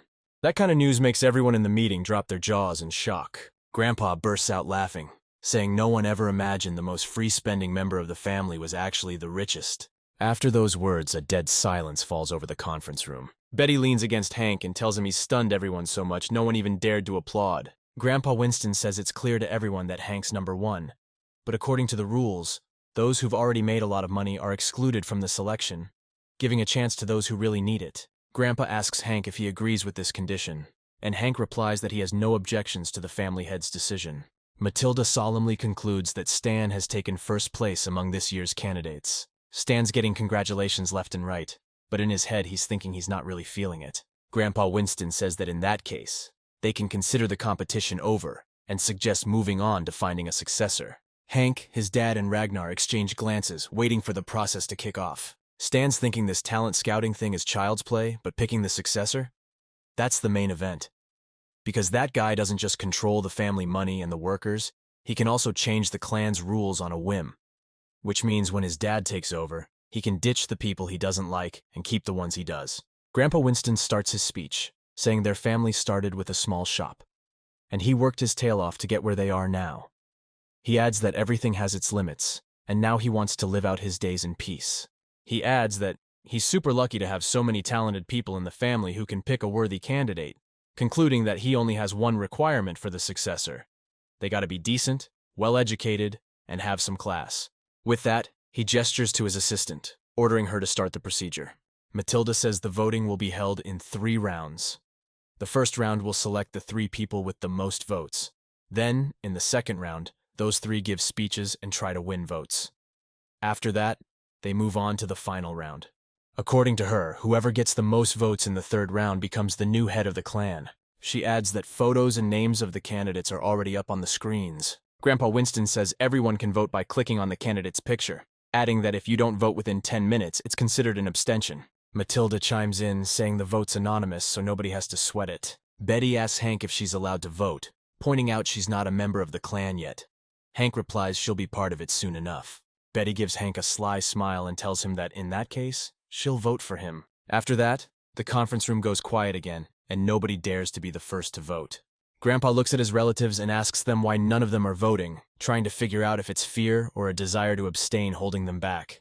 Grandpa Winston's second son starts pondering how to vote and drifts into a flashback. He remembers Ragnar telling him they had the best relationship, adding that he knows how tough things were for him overseas, and offered cash and the prime Kyoto real estate in exchange for his vote. After a moment, he snaps out of it and clicks on Ragnar's name on his screen, and then the other relatives follow suit. The third brother remembers Ragnar offering him half his overseas business in exchange for his vote, and casts his vote for him too. Matilda announces that the voting time is over, and the results of the first round are about to be displayed on the screen. After a few seconds, it's revealed that Ragnar received 52 votes, Hank's father got 31, and Hank himself only got 1 vote. Stan and Ragnar are beaming at the results, figuring victory is practically in the bag. Stan bursts into a smug laugh and loudly wonders what kind of idiot would vote for Hank daily, saying he's not even in the same league as the top 2, and all he's got going for him is good manners. He asks how a guy like that even got allowed in the election, adding that just because Hank's got money doesn't mean he can do whatever he wants. Betty says that Hank's health issues don't make him any less of a man, to which Stan replies that it's now clear who cast that single vote for Hank. Hank asks Betty if she voted for him, but Betty says she voted for his father, though it didn't make much of a difference since the gap between Hank's father and Ragnar Daly is too wide.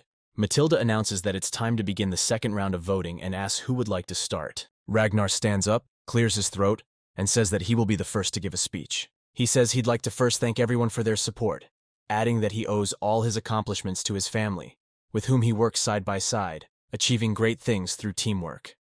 He then says that even before his 5th brother was born, he and his brothers worked hard, building their business from the ground up and overcoming many hardships to achieve today's success. Ragnar's saying he still remembers never eating meat as a kid, and when he went to the butcher for some scrap bones, the guy kicked him out. That's when he swore his family would get stronger, and he'd do everything to make sure every dolly lived the good life. He goes on, full of hope that the family will reach even greater heights under the new boss, whether it's him or someone else. Wrapping up his speech, he says he'd recommend everyone vote for Hank's dad this time, since he's the youngest and got the most potential. Ragnar adds that he's not getting any younger, and can't fully commit to the job, while the 5th brother's in his prime, and can take the family to the next level. Stan whispers to his dad, asking why he's pushing people to vote for his brother, saying he should be the head of the clan. Ragnar turns to Stan and tells him he doesn't know squat about politics, angrily calling him a moron. Hank points out that Uncle Four played it slick, emphasizing that he and his dad worked hard even before Hank's dad was born, even though he was only like 5 or 6 back then and couldn't help with anything. But since most of the voters are the younger generation, they don't know anything about those times. After Ragnar's speech, everyone starts voting again. After the second vote, Ragnar's numbers went up, and Hank's dad's went down. Grandpa Winston notes that the gaps widen big time, and asks his 5th son if he has anything to say. Hank's dad stands up and tells Grandpa Winston he's got something to say. He says, compared to his brother, he's not as sharp or capable, and frankly, he doesn't really have the drive to lead the family. He adds that, because of all that, he's withdrawing from the election, and the whole room starts buzzing, wondering what it means. Grandpa Winston asks his fifth son if he has anything else to add. Hank's dad says he's asking to transfer all his votes to his son, Hank, and let him run for clan leader. Grandpa grants his son's request, and all the votes go to Hank Daly. The other candidates are shocked and ask if changes like that are even allowed, noting, however, that there were no age restrictions written anywhere. Ragnar, furious, asks his brother if he's really going to let some kid compete with him, to which he immediately replies that he doesn't see a problem with it.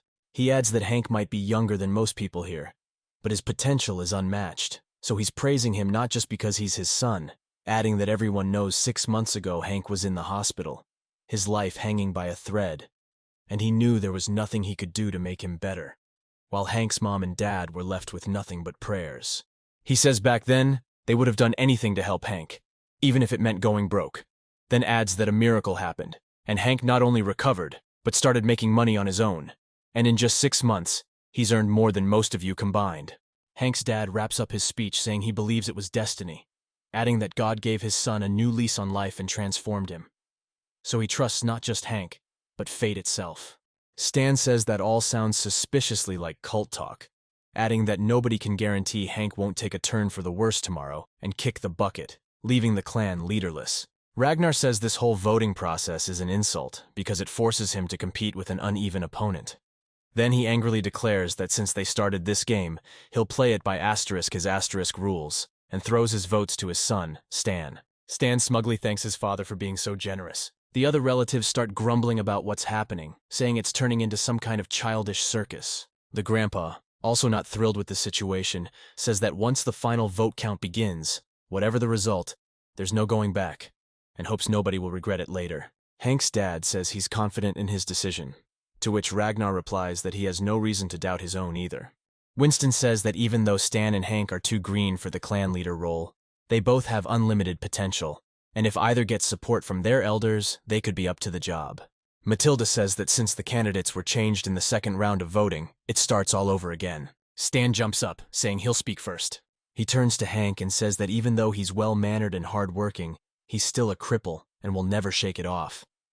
He adds that if the clan chose a crippled guy, nicknamed the Prodigal Son, as their leader, it would embarrass the whole Daly family. Stan, on the other hand, is at least healthy, and nobody can match his moral intelligence. He keeps laying it on thick, telling everyone to use their brains and not pick a crippled guy as clan head, guaranteeing they'll be the laughingstock of all the other families. The relatives start whispering, agreeing that Stan has a point. Hank isn't exactly the picture of health, and he probably couldn't even produce an heir. With those words, the votes for Stan keep climbing fast. Stan glares at Hank, mentally celebrating his victory, admitting to himself he didn't see this coming. He never even dared to dream of being the clan head. He turns to Clara, already fantasizing about how, once he gets the position, he'll change the rules, and definitely marry her, adding that these ridiculous old traditions belong in the trash. Clara thinks to herself that she doesn't know what to do, begging Hank to do something and justify the one vote she gave him. Grandpa turns to Hank and asks if he has anything to say in response, but the main character replies that he has nothing to say. Stan says that there's no need to say anything, as the second round of voting is already over, adding that he is the embodiment of genius, beauty, strength, upbringing, and wealth. He's already starting to celebrate his victory, saying that no one will vote for Hank anymore, which means his day has finally come. Matilda walks up to Winston and says some shocking news leaked online. Grandpa Winston asks her to put it on the screen, saying he's dying to see it. Matilda switches the TV screen, and the relatives wonder what they're about to be shown this time. The TV shows a news report about a young, drunk, rich kid who went nuts and beat someone up. It shows Stan kicking an old man selling watermelons, saying his watermelons taste like crap and he won't pay a dime for them. With that, he starts yelling as loud as he can with a smug look on his face, that he and his dad are grade-A jerks. Stan, his face immediately changing, asks himself in shock if he really did those things. Ragnar angrily demands to know where this video came from, ordering someone to contact the PR agency immediately. The relatives whisper anxiously that this behavior is a disgrace to the Dolly family, noting that, hey, bad publicity is still publicity. Meanwhile, Betty shows up on the video, apparently out shopping for groceries. Stan walks up to Betty and smacks her on the butt, catching her completely off guard. He asks her where Hank disappeared to, and without waiting for an answer, says that if she's not satisfied after the wedding, she can always come to him, adding that he'd always be happy to, The relatives are shocked, watching Stan openly come onto his brother's bride and can't believe what they're seeing. Grandpa Winston doesn't say anything, just frowns seriously, looking at Stan. Betty dramatically clings to Hank, saying someone actually filmed it and put it online, wondering how she's supposed to live with such humiliation. But in her mind, she hopes the actor Hank supposedly roughed up is doing okay, adding that if the real Stan had come onto her like that, she would have ripped his arms off.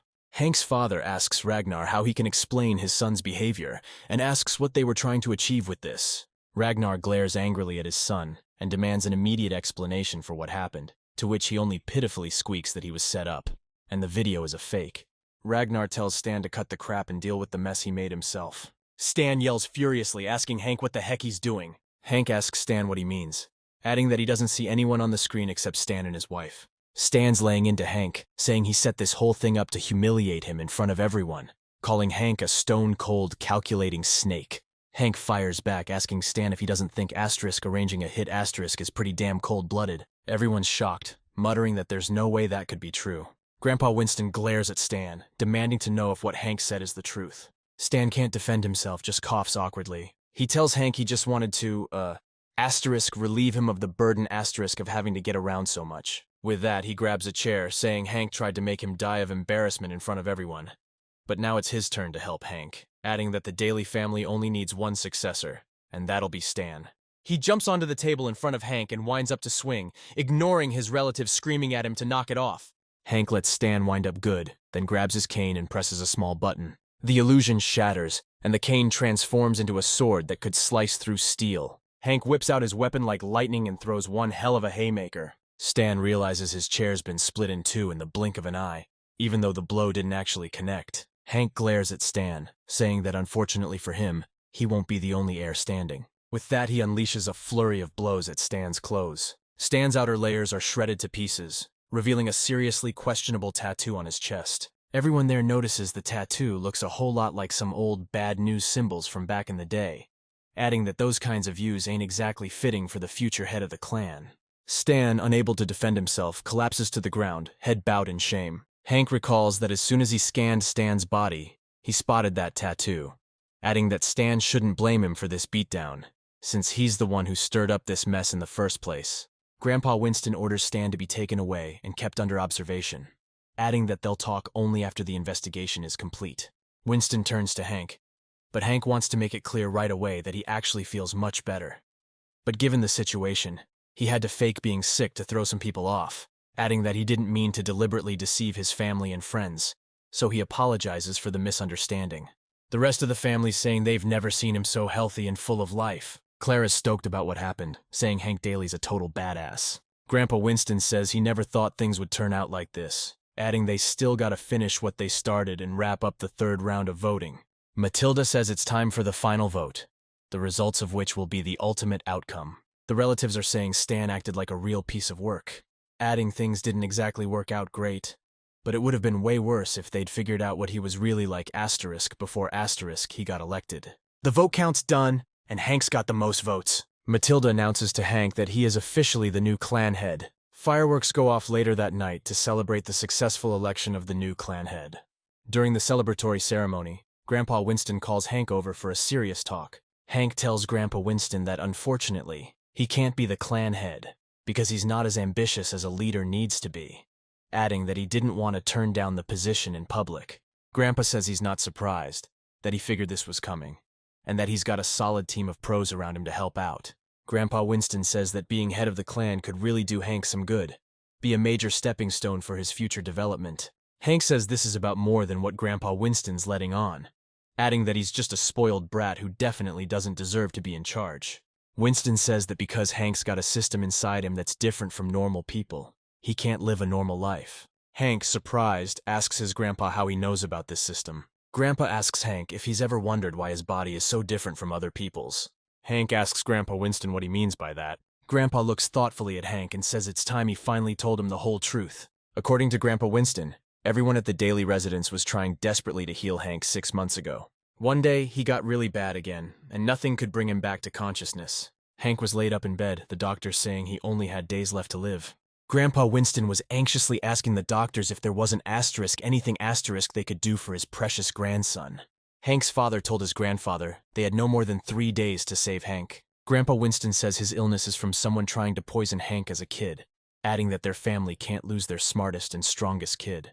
He swore he wouldn't let Hank die and would find a way to cure him, even if it meant spending every last dime the family had. His assistant says he found a way to help his grandson, and Winston demands he tell him about it immediately. The assistant says that there's a doctor, 3,000 kilometers from here, who might be able to help Hank recover. Winston says they need to get to this doctor right away. A little while later, Winston with his assistant sets off to the doctor's location by helicopter. Landing deep in the jungle, they find themselves next to a large tent. The shaman greets the guests with a mysterious smirk, saying he's thrilled to see them.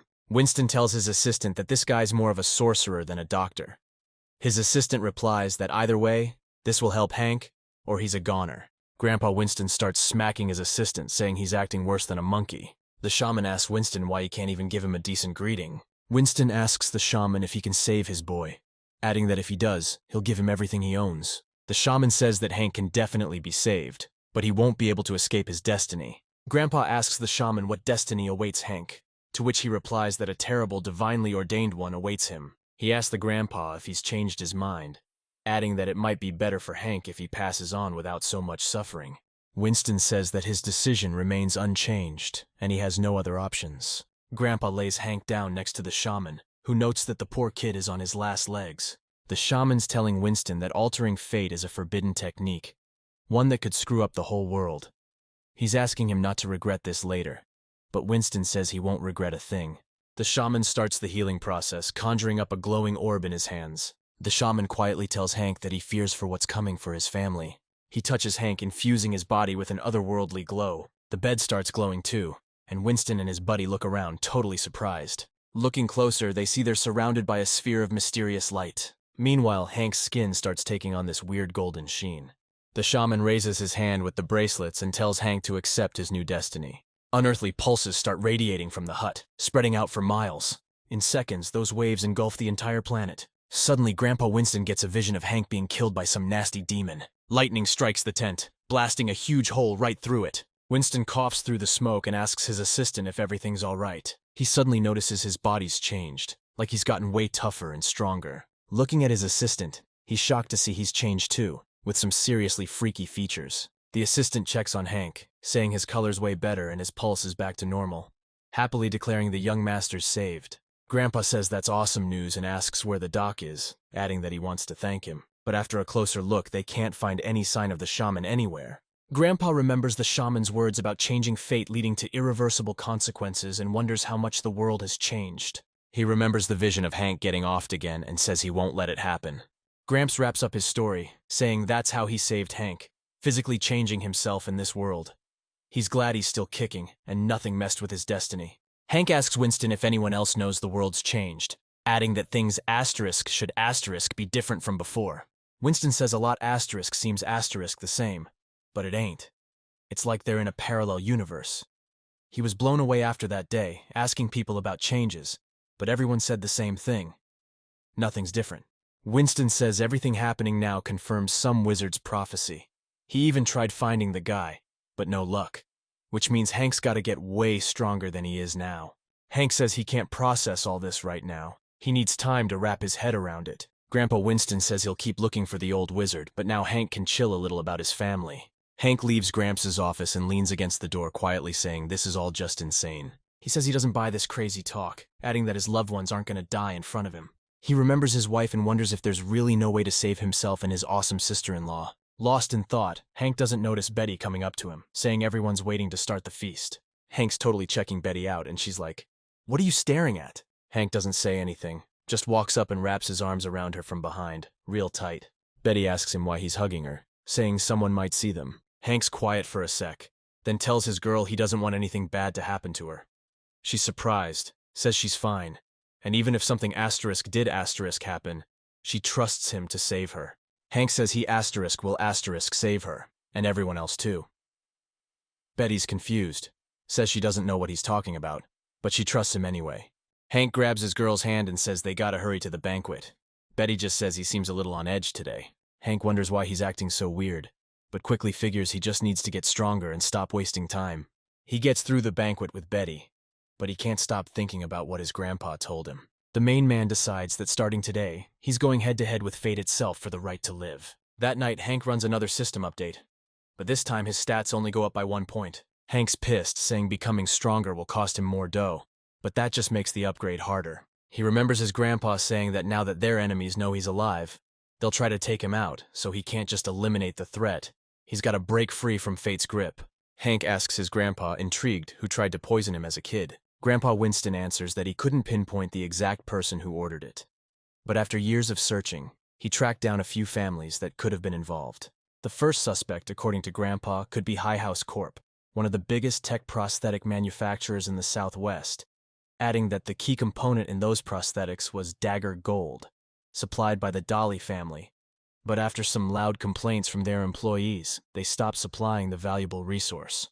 Another suspect could be an organization called the Ancient Gods, who wanted to crack open the Dolly family's ancestral tombs, but were stopped by people Grandpa Winston hired. He shrugs, saying they've got so many enemies it's hard to keep track. Grandpa Winston says that at least they have a list of opponents, so they'll probably be able to handle them. He adds that when the time is right, the threat will be eliminated, and family grudges will eventually fade. Hank asks Winston how he knows for sure that there's a special system inside his body.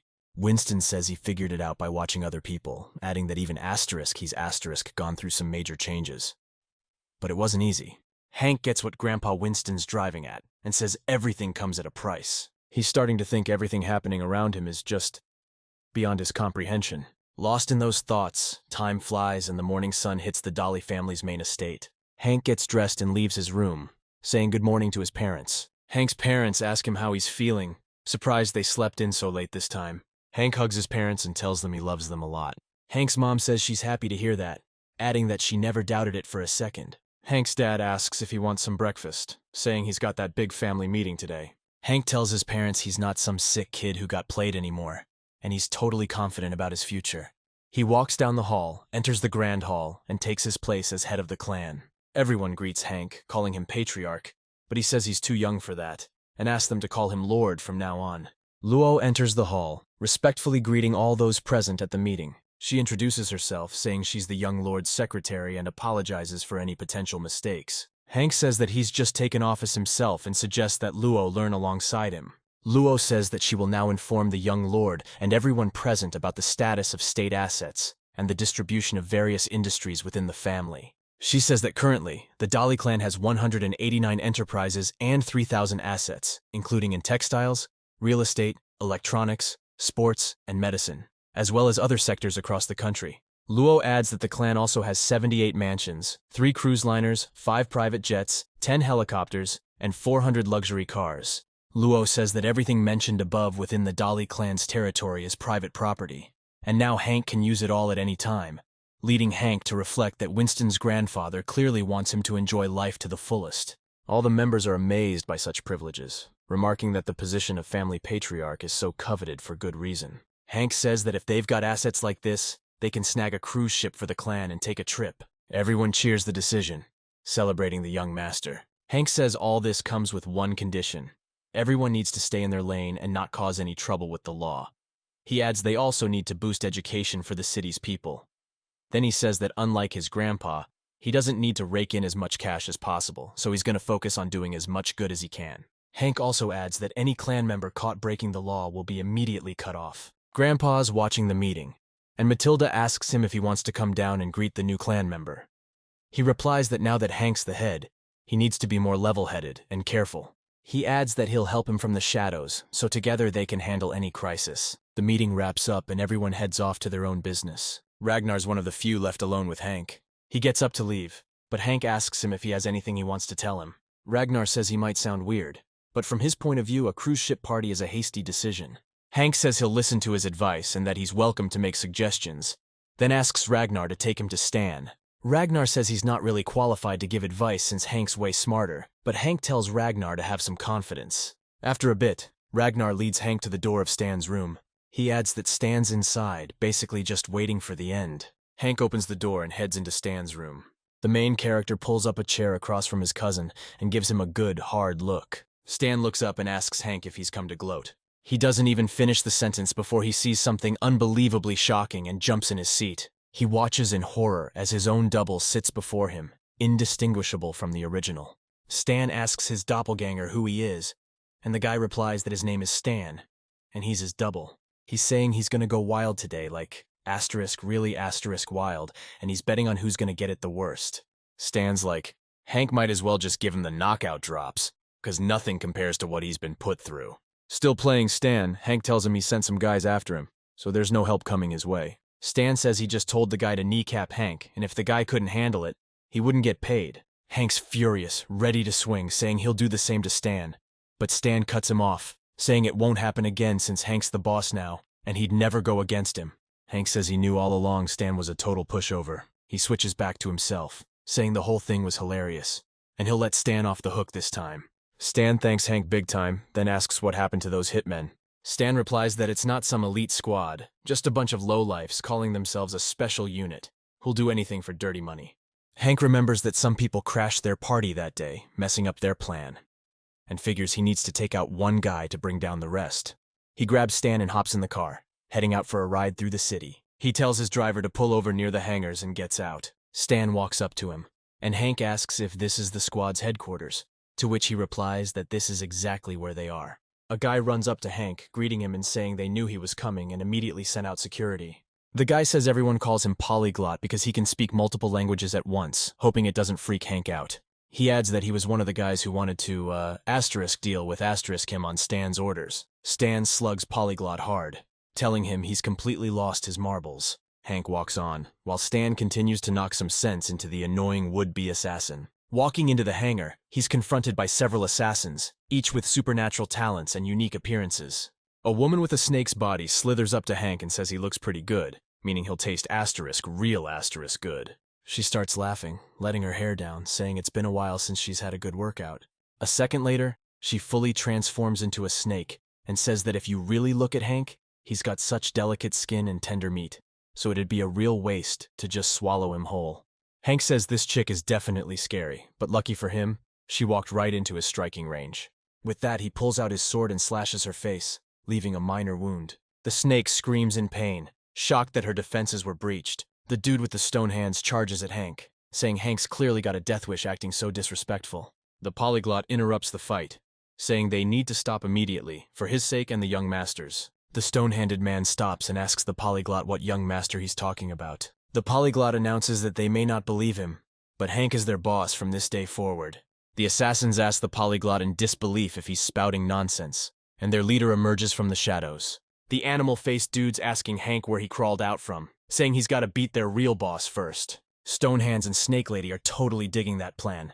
The linguist guy tells them not to be rude, adding that they'll seriously regret it if they mess with the young master. Hank says he doesn't want to solve everything with violence and suggests they hear him out first.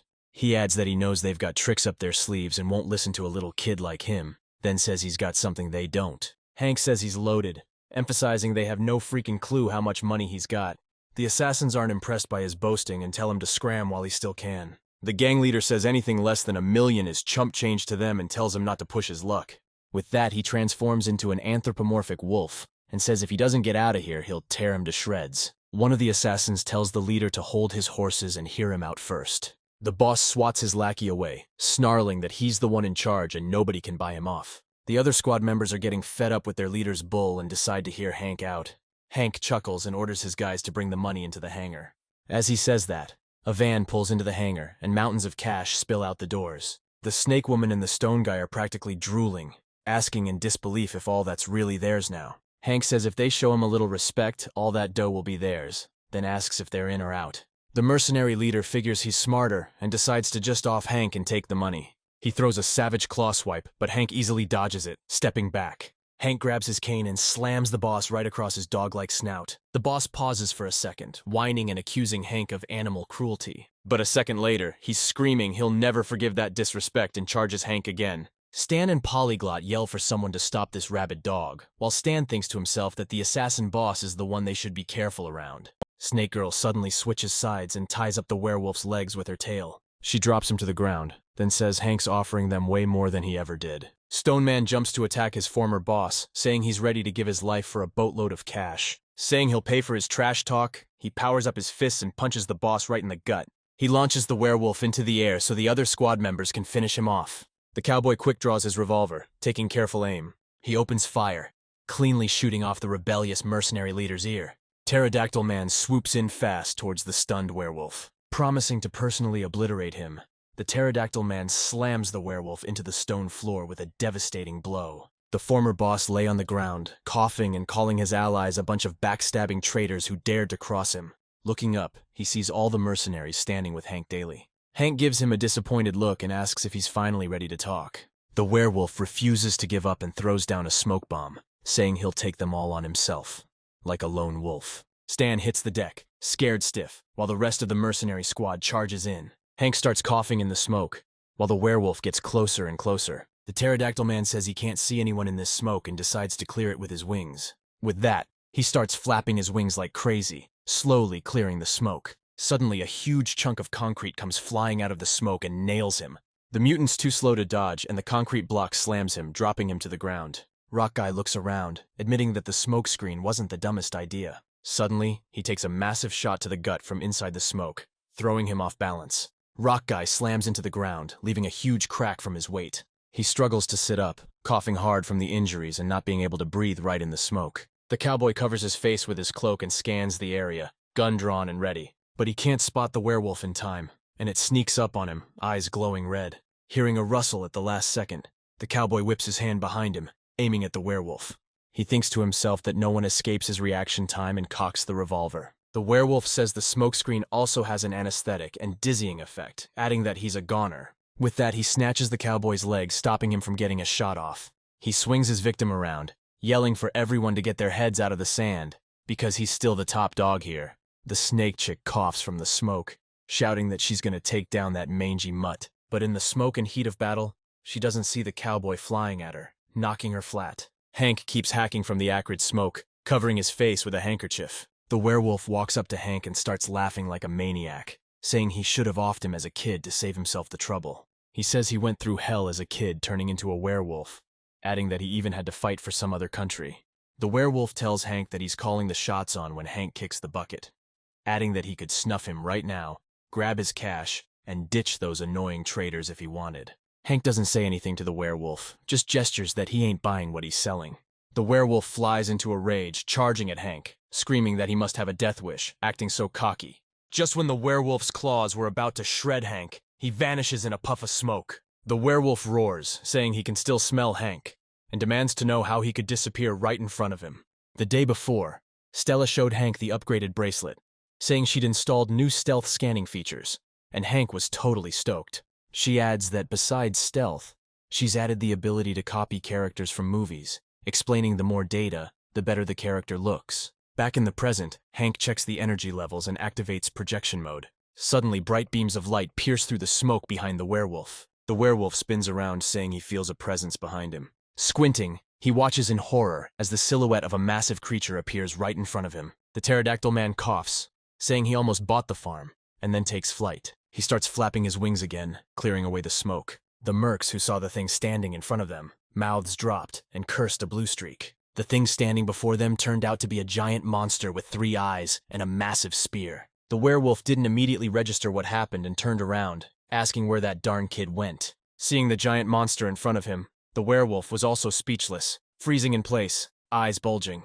The monster let out an incredibly loud roar, shaking the earth with sonic waves. The mercs grabbed their ears, saying that their heads were about to explode from the sound. The werewolf said in surprise that he couldn't even move his legs because of sheer animal fear. The monster raised its spear and roared loudly again, letting the werewolf know these were his last moments. The werewolf, tail between his legs, started to bolt away, screaming for help. After making sure the werewolf was out of sight, Hank deactivated the device, returning to his human form. Hank says it worked this time, but if it shows up again, this method might not be effective, since it's just a projection. Polyglot drops to his knees in front of Hank, saying he's unbelievably glad he's alive, adding that he couldn't have beaten that asterisk thing asterisk because it's too fast. Hank replies that he understands. Stone Guy comes up behind Hank and calls out to him, making him turn around. All the mercs are saying they're ashamed they couldn't protect him and hang their heads in guilt. Hank tells them not to worry, adding that they did pretty well and should do even better next time. The mercs gleefully dive into the money, thrilled that they can finally say goodbye to being broke. Polyglot falls to his knees again, saying that even though he only met him today, he's already hooked him up with cash, and promises to serve him faithfully. The mercs keep swimming in money, thanking Hank and claiming that Lady Luck has finally smiled on them. Hank looks at his potential teammates and smiles slightly. He sits down on a concrete block and asks them to introduce themselves and tell him about their abilities. Turns out these mercenaries are a little *2* into enjoying their newfound riches. Hank does a total 180, goes from nice to pissed, and tells his new crew not to get on his bad side. The mercenaries sober up real quick, all begging Hank for forgiveness at once. Hank, annoyed, tells them they gotta call him young master, be loyal, and jump when he says so. Adds that if all they care about is the cash, he doesn't need him. Multi-language guy, true to form, drops to his knees in front of Hank, begging forgiveness, saying he wants to serve him and obey his orders, and nobody would dare defy him. The mercenaries are all thinking like, why is Hank flipping out over something so small? Still, they all bow before Hank, apologizing again and promising to follow his orders. Hank says, all right then, let's pick up where we left off. Who wants to introduce themselves first? Stone Guy introduces himself as Jonas, saying he used to practice chi hardening, and now he can reinforce his hands until they're as strong as metal. The cowboy introduces himself as Arthur, adding he doesn't have any special skills, but he can hear an ant walking from 100 yards away and shoot it dead at that range. This pterodactyl guy says his name's Morgan, and he used to perform in a circus with a couple of fake wings. But then one day he woke up with the real deal. Hank figures that all this probably went down about 6 months ago. The mercs are saying it happened exactly when Hank described, adding that they didn't have any powers before that. Hank thinks to himself that, based on his grandpa's story, something went haywire 6 months ago that turned them into superhumans. He turns to the snake woman and asks her what her name is. The girl introduces herself as Sasha, saying she used to be a snake dancer but now she's a legit snake woman. Hank notices a cut on Sasha's face and pulls out a spray, treating her wound. A second later, Sasha's wound heals up and she says with amazement that this spray is a real miracle. Hank tosses her the spray, saying that a girl like her shouldn't have scars, adding that she just saved his bacon so she deserves this treasure. Sasha excitedly replies that she's super grateful. Their introduction is cut short by a massive earthquake, and our heroes, except for Sasha, can barely stay on their feet. Meanwhile, on the lake, the ships are getting wrecked by these insane waves caused by the quake. The source of these waves is a freaking huge monster that's been sleeping at the bottom of the lake until today. The mercs are saying they don't remember any earthquakes ever happening around here. After a while, the tremors start to die down, and the mercs decide to figure out what the heck just happened. Stan decides to check the news and asks Hank to take a look at something he just dug up. He hands Hank his phone and Hank watches a live feed from the scene showing crazy waves on Lake Seine, and a bunch of ships are toast. Hank says Lake Seine is landlocked and wonders how this is even possible, and Stan replies that some kind of monster might be the cause. Hank hands out comms to his new recruits and orders them to get over there ASAP, scope out the situation, and provide immediate assistance, which the mercs immediately agree to. After that, he turns to Linguist, saying he'll need him here, and he could be his ace in the hole, letting him recruit as many superpowered people as possible. And Linguist replies that he'll do his best. Hank thinks to himself that you can't get everything done in this world relying only on yourself, so a capable team could really come in handy. Stan says Hank's a real master manipulator. That's why he's betting on him to pull this off. Hank says he can't just buy loyalty from these mercs, but a little kindness and looking out for them. That'll get him somewhere. Then he tells Stan to sit tight and wait for more intel. Stan asks Hank what he should do, figuring he's got a job for him too. Hank says Stan's right on the money. He's got something special lined up for him, but he'll fill him in later. Meanwhile, the passengers who fell overboard are screaming for help, struggling to stay afloat. They're yelling that most of them can't swim, and praying someone will come to their rescue. The rescuers are saying they've only got 2 boats, and there's a crazy number of people in the water. One of the victims desperately raises her hand above the water, scared she's about to go under any second. But just in time, Morgan grabs the poor woman, reassuring her that they're gonna help everyone who's in trouble. At the same time, Jonas grabs the capsized ship with his bare hands and flips it right side up. The people in and around the courthouse are scrambling for safety, climbing onto the stern. Arthur goes to the water's edge and dips his listening device in. He tells Sasha he heard someone screaming 205 meters out and 9 meters deep, and Sasha immediately throws off her hoodie. She dives into the water and easily finds the drowning person, quickly reaching them and wrapping her arms around them. She surfaces, giving the person access to air, and tells them they're gonna be okay. She returns the child to their mother, who thanks her profusely, but Sasha just says it was nothing. The rescued passengers ask the mercenaries who they are, saying they want to thank them. Sasha replies that their names aren't important, clarifying that they should thank Mr. Hank, who sent them here. The townspeople are murmuring, saying the name sounds familiar, remembering that's the name of the new head of the Daly family. The townspeople begin to celebrate Hank and his family, chanting his name with joy. But the celebratory thanks get cut short by another quake, sending massive waves crashing into the dock. Arthur listens closely and tells Morgan there's definitely something down in the lake. And Morgan's all, "What are you even talking about?" Arthur says the sounds suggest it's something huge, adding that this thing is thrashing and wailing like it's in unbelievable pain. Sasha tells Arthur she can dive down to 1,000 meters and hold her breath for at least half an hour, but Arthur tells her to hold her horses. He adds that they need to coordinate with Mr. Hank and tries to get in touch with him. Hank's on the line with Arthur, blown away that a giant monster could be in Lake Sen, and Arthur says he doesn't know the specifics, but he's got no doubt there's a monster down there. He says Sasha could go underwater and scout things out, asking Hank for permission to proceed, but Hank tells them to wait for him to arrive, saying he'll be there in a few minutes. A short time later, Hank pulls up to the dock and gets out of his car. The mercenaries greet him, and Hank tells them they all did a great job. He says he called in backup, but before he can elaborate, a motorcycle pulls up with 2 women on it. Turns out it's Stella and Betty, and they're saying hey to Hank. Hank asks his fiancée why she decided to come, and she says she heard there was something super interesting going down here. Hank gently asks Betty if she's sure she wants to stick around, and she smiles and says nothing's gonna change her mind. Hank introduces his fiancée to the mercenary squad, saying her orders carry just as much weight as his. Then Betty comments that Sasha's tail is really long and cute. Stella tells Hank she brought him some special underwater goggles with a camera, tough enough to handle the pressure down to 5,000 meters, and they've got stereo scanning built in.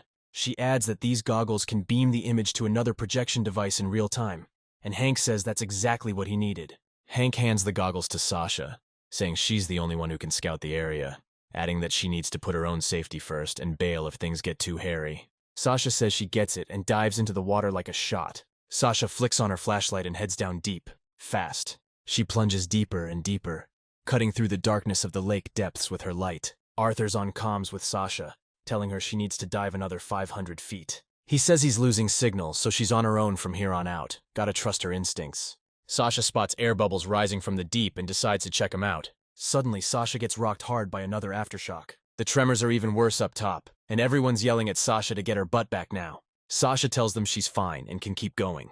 Hank's blown away that Sasha can talk underwater, saying she's got the moves of a snake, not a fish. Sasha says her tongue's super flexible, so she can make sounds just by vibrating it, adding that it's a pretty sweet trick. All the guys in the squad agree that's a really awesome quality, but nobody dares say it out loud. Betty, clueless about how guys think, asks them why they're all suddenly blushing, but gets nothing but mumbling in return. Sasha's reporting she's dropped a few hundred meters already, but she's still seeing nothing. Stella tells Sasha those goggles have a built-in bioscan. As soon as anything living gets in range, they'll start beeping like crazy. A few seconds later, Sasha's goggles start making the sounds Stella described, and she freezes. There's a massive rock face right in front of her, but the goggles are beeping loudest right *. She activates the stereo scanning system and blasts the rock with sonar waves. Stella says she's worried that's not a rock. It's the monster they've been hunting. She pulls up an image saying it started as a rock, but that's just a disguise. The scan finishes and Hank and the other mercs are blown away by what they're seeing. Looking closer, they spot a gigantic monster wedged between the rocks. Hank's like, "No freaking way! How can turtles that big even exist in this world?" The turtle lets out a wail, and another earthquake wave rips through the coast. Sasha's eavesdropping on Hank, and she's blown away how a turtle that huge could end up at the bottom of a lake. Taking a closer look, she spots where the turtle's face is and decides to swim in for a better look. But she's cut off by more tremors, and she has to dodge rocks breaking off the underwater cliff. The turtle extends its massive flippers and tries to push off the lake bed. Sasha realizes it looks like the turtle's pinned down by rocks, and now it's trying to break free. Hank says if this keeps up, the earthquakes will keep coming, so they need to calm that turtle down. Jonas suggests they just use brute force, but Morgan's like, "No way, you don't use violence against animals." Betty thinks maybe they should try talking to it, convince it they're there to help, but Hank doubts a turtle can understand them. Sasha says she can communicate with the turtle in her snake form, and Hank's all for it, wishing her good luck. With that, Sasha takes off his glasses and transforms into a massive serpent. He swims closer to the giant turtle, and it calms down a little, noticing him. Sasha introduces himself and asks the turtle if it understands what he's saying. The turtle stares intently at Sasha, but doesn't say a damn thing. Sasha sighs, figuring a normal conversation is off the table. But then, out of nowhere, the turtle retracts its head into its shell and goes silent for a sec. A snake's head on a long neck then pops out, totally catching Sasha off guard. Hank's blown away that the turtle's got two heads and guesses it's some kind of god. The turtle starts talking to Sasha, introducing itself as Xuan Wu. Sasha replies to the turtle that he can finally understand it. Xuan Wu says she swore an oath to the sky spirit, binding her here for 100,000 years. Now the oath is up. But her body's fused with the rocks, and she can't get free. Sasha tells Hank the turtle introduced herself as Xuan Wu, and is surprised that creatures from ancient myths could even exist. Then Hank tells Sasha to tell her they'll find a way to get her out in a few days. Sasha tells Xuan Wu that her master asks her to be patient, adding that they'll definitely get her out of this trap. Xuan Wu retreats into her shell, saying she's already waited 100,000 years, so a few more days won't kill her. Hank says that now that the monster won't bother them for a while, Sasha can head back. Then Jonas asks him how they can help the mythical turtle, and Hank asks him how much an atomic bomb might cost. Betty says that Hank, in his usual style, is going completely overboard, adding that a good chunk of the city would be vaporized along with the mountain. Hank asks Stella if she can do something less destructive, but she snaps back a hard no, adding that she wouldn't even dare start working on tech like that. Hank says he's out of options, and she replies that there's only one place that might be able to help them. Hank excitedly asks Stella to tell him where they need to go, so they don't waste a second. Stella turns her head and sadly replies that that place is her family's home. She mentions she's part of the famous Gao family of inventors who own High House Company. Hank points out her resume had a different last name, and Stella explains that's her mother's name. Hank says that name suits her perfectly, adding that they should get moving. With that, they gather their things and head out to Hank's car. After getting inside Gao's company, Hank notices they're selling very expensive and high-tech prosthetics. They come across a guy who's overjoyed that he can finally feel his hand and experience touch. One of the managers approaches Hank and asks if he's interested in buying a prosthetic too. Spotting Stella, his face changes, and he says contemptuously that he recognizes her, adding that she's the girl who can only make childish toys, which is why she was kicked out of the Gao family. Stella hesitates to respond, but Hank shoots the manager a menacing glare. The manager keeps insulting Stella, saying that at the last annual meeting, all the Gao family members presented their inventions, and she just brought some dumb bracelet that could only project images. Jonas is done listening to this pathetic manager's garbage and grabs him. He tells the manager his only job is to help Hank and orders him to shut his yap before he kicks the bucket. Hank tells him to take them to the boss, saying he's tired of his blathering and threatens to shut him up for good if he ever insults his people again. Jonas throws the manager to the ground, and Hank tells them to wait there, saying he'll go up with Stella. The manager looks up at them, lowers his gaze, and tells them to take the elevator. Hank heads to the 13th floor, hearing loud metallic noises as the elevator doors open. He sees some kind of futuristic device hovering in the air using jet propulsion. An AI assistant announces that suit number 101's test is about to begin and starts the countdown. After 3 seconds, a flamethrower unleashes a wave of fire on the suit, melting it into a pool of liquid metal. Stella's siblings turn to her, surprised that she dared to show up after being cut off from the family a year ago. Hank turns to Stella, noticing her family doesn't seem too friendly. She just says she's used to it by now. Hank apologizes to Stella, saying if he hadn't asked her, she wouldn't have had to put up with those digs. An older guy steps in, lighting a cigar, saying he didn't expect to see Stella here. He asks Stella where she's been hiding, adding that they've been looking all over the place for her at school. Stella calls the man father, but he cuts her off, demanding she doesn't call him that, clearly annoyed. He says she ran off without a word, showing a complete lack of respect for him as her father. He adds that her bracelet is a joke compared to her brother's work. Stella doesn't say anything, just hangs her head, avoiding his gaze. Hank decides it's time to step in and tries to cheer Stella up, gently patting her head. He steps up to the man, saying that he's actually the one who wanted to meet him, and Stella just showed him the way. Stella's father says he knows who Hank is, since their families have been doing business for ages, and says the only thing he could offer him is marriage to his daughter, emphasizing that even though she's not the brightest, she's still part of the Gao family. Stella's brother and sister say they'd be thrilled to welcome him to the family, but this marriage will cost Hank 10 tons of rare gold, the same gold their family cut them off from. Stella, annoyed, asks her relatives what kind of garbage they're spouting. Hank says he wouldn't give up such a valuable employee to anyone, but right now he's here to discuss more important matters, asking the old man if he has a quieter place where they can talk in peace. Stella's father invites Hank into his office, ordering the others to wait outside. Stella asks Hank if she should come with him, to which he replies that he'll be fine, and she doesn't need to worry.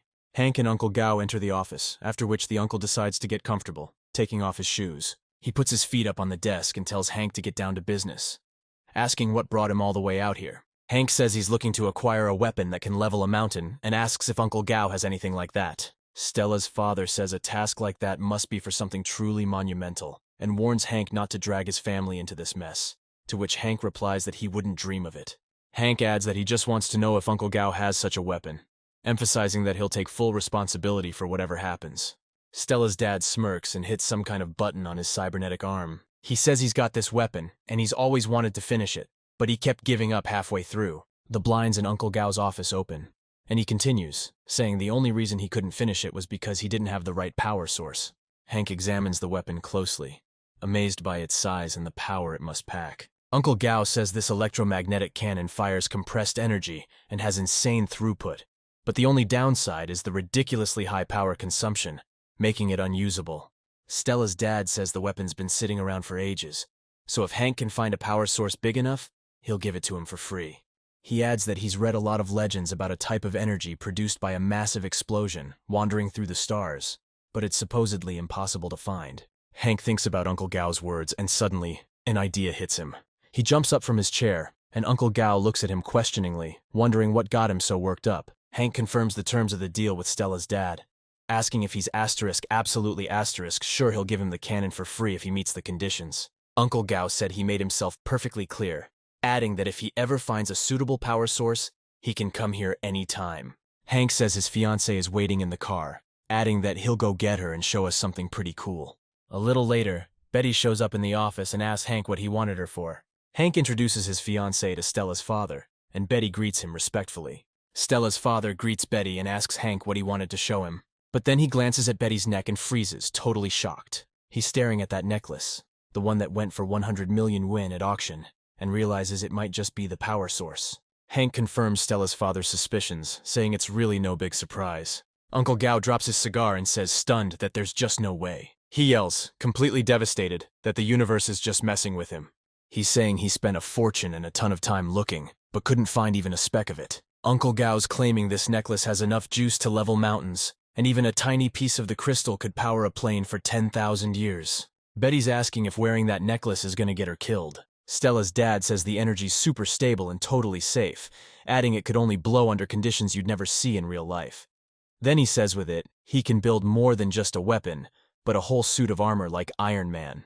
Getting all hyped, he slams his hand on the table and tells Hank he just needs 1 gram of that crystal, adding he'll pay anything for it.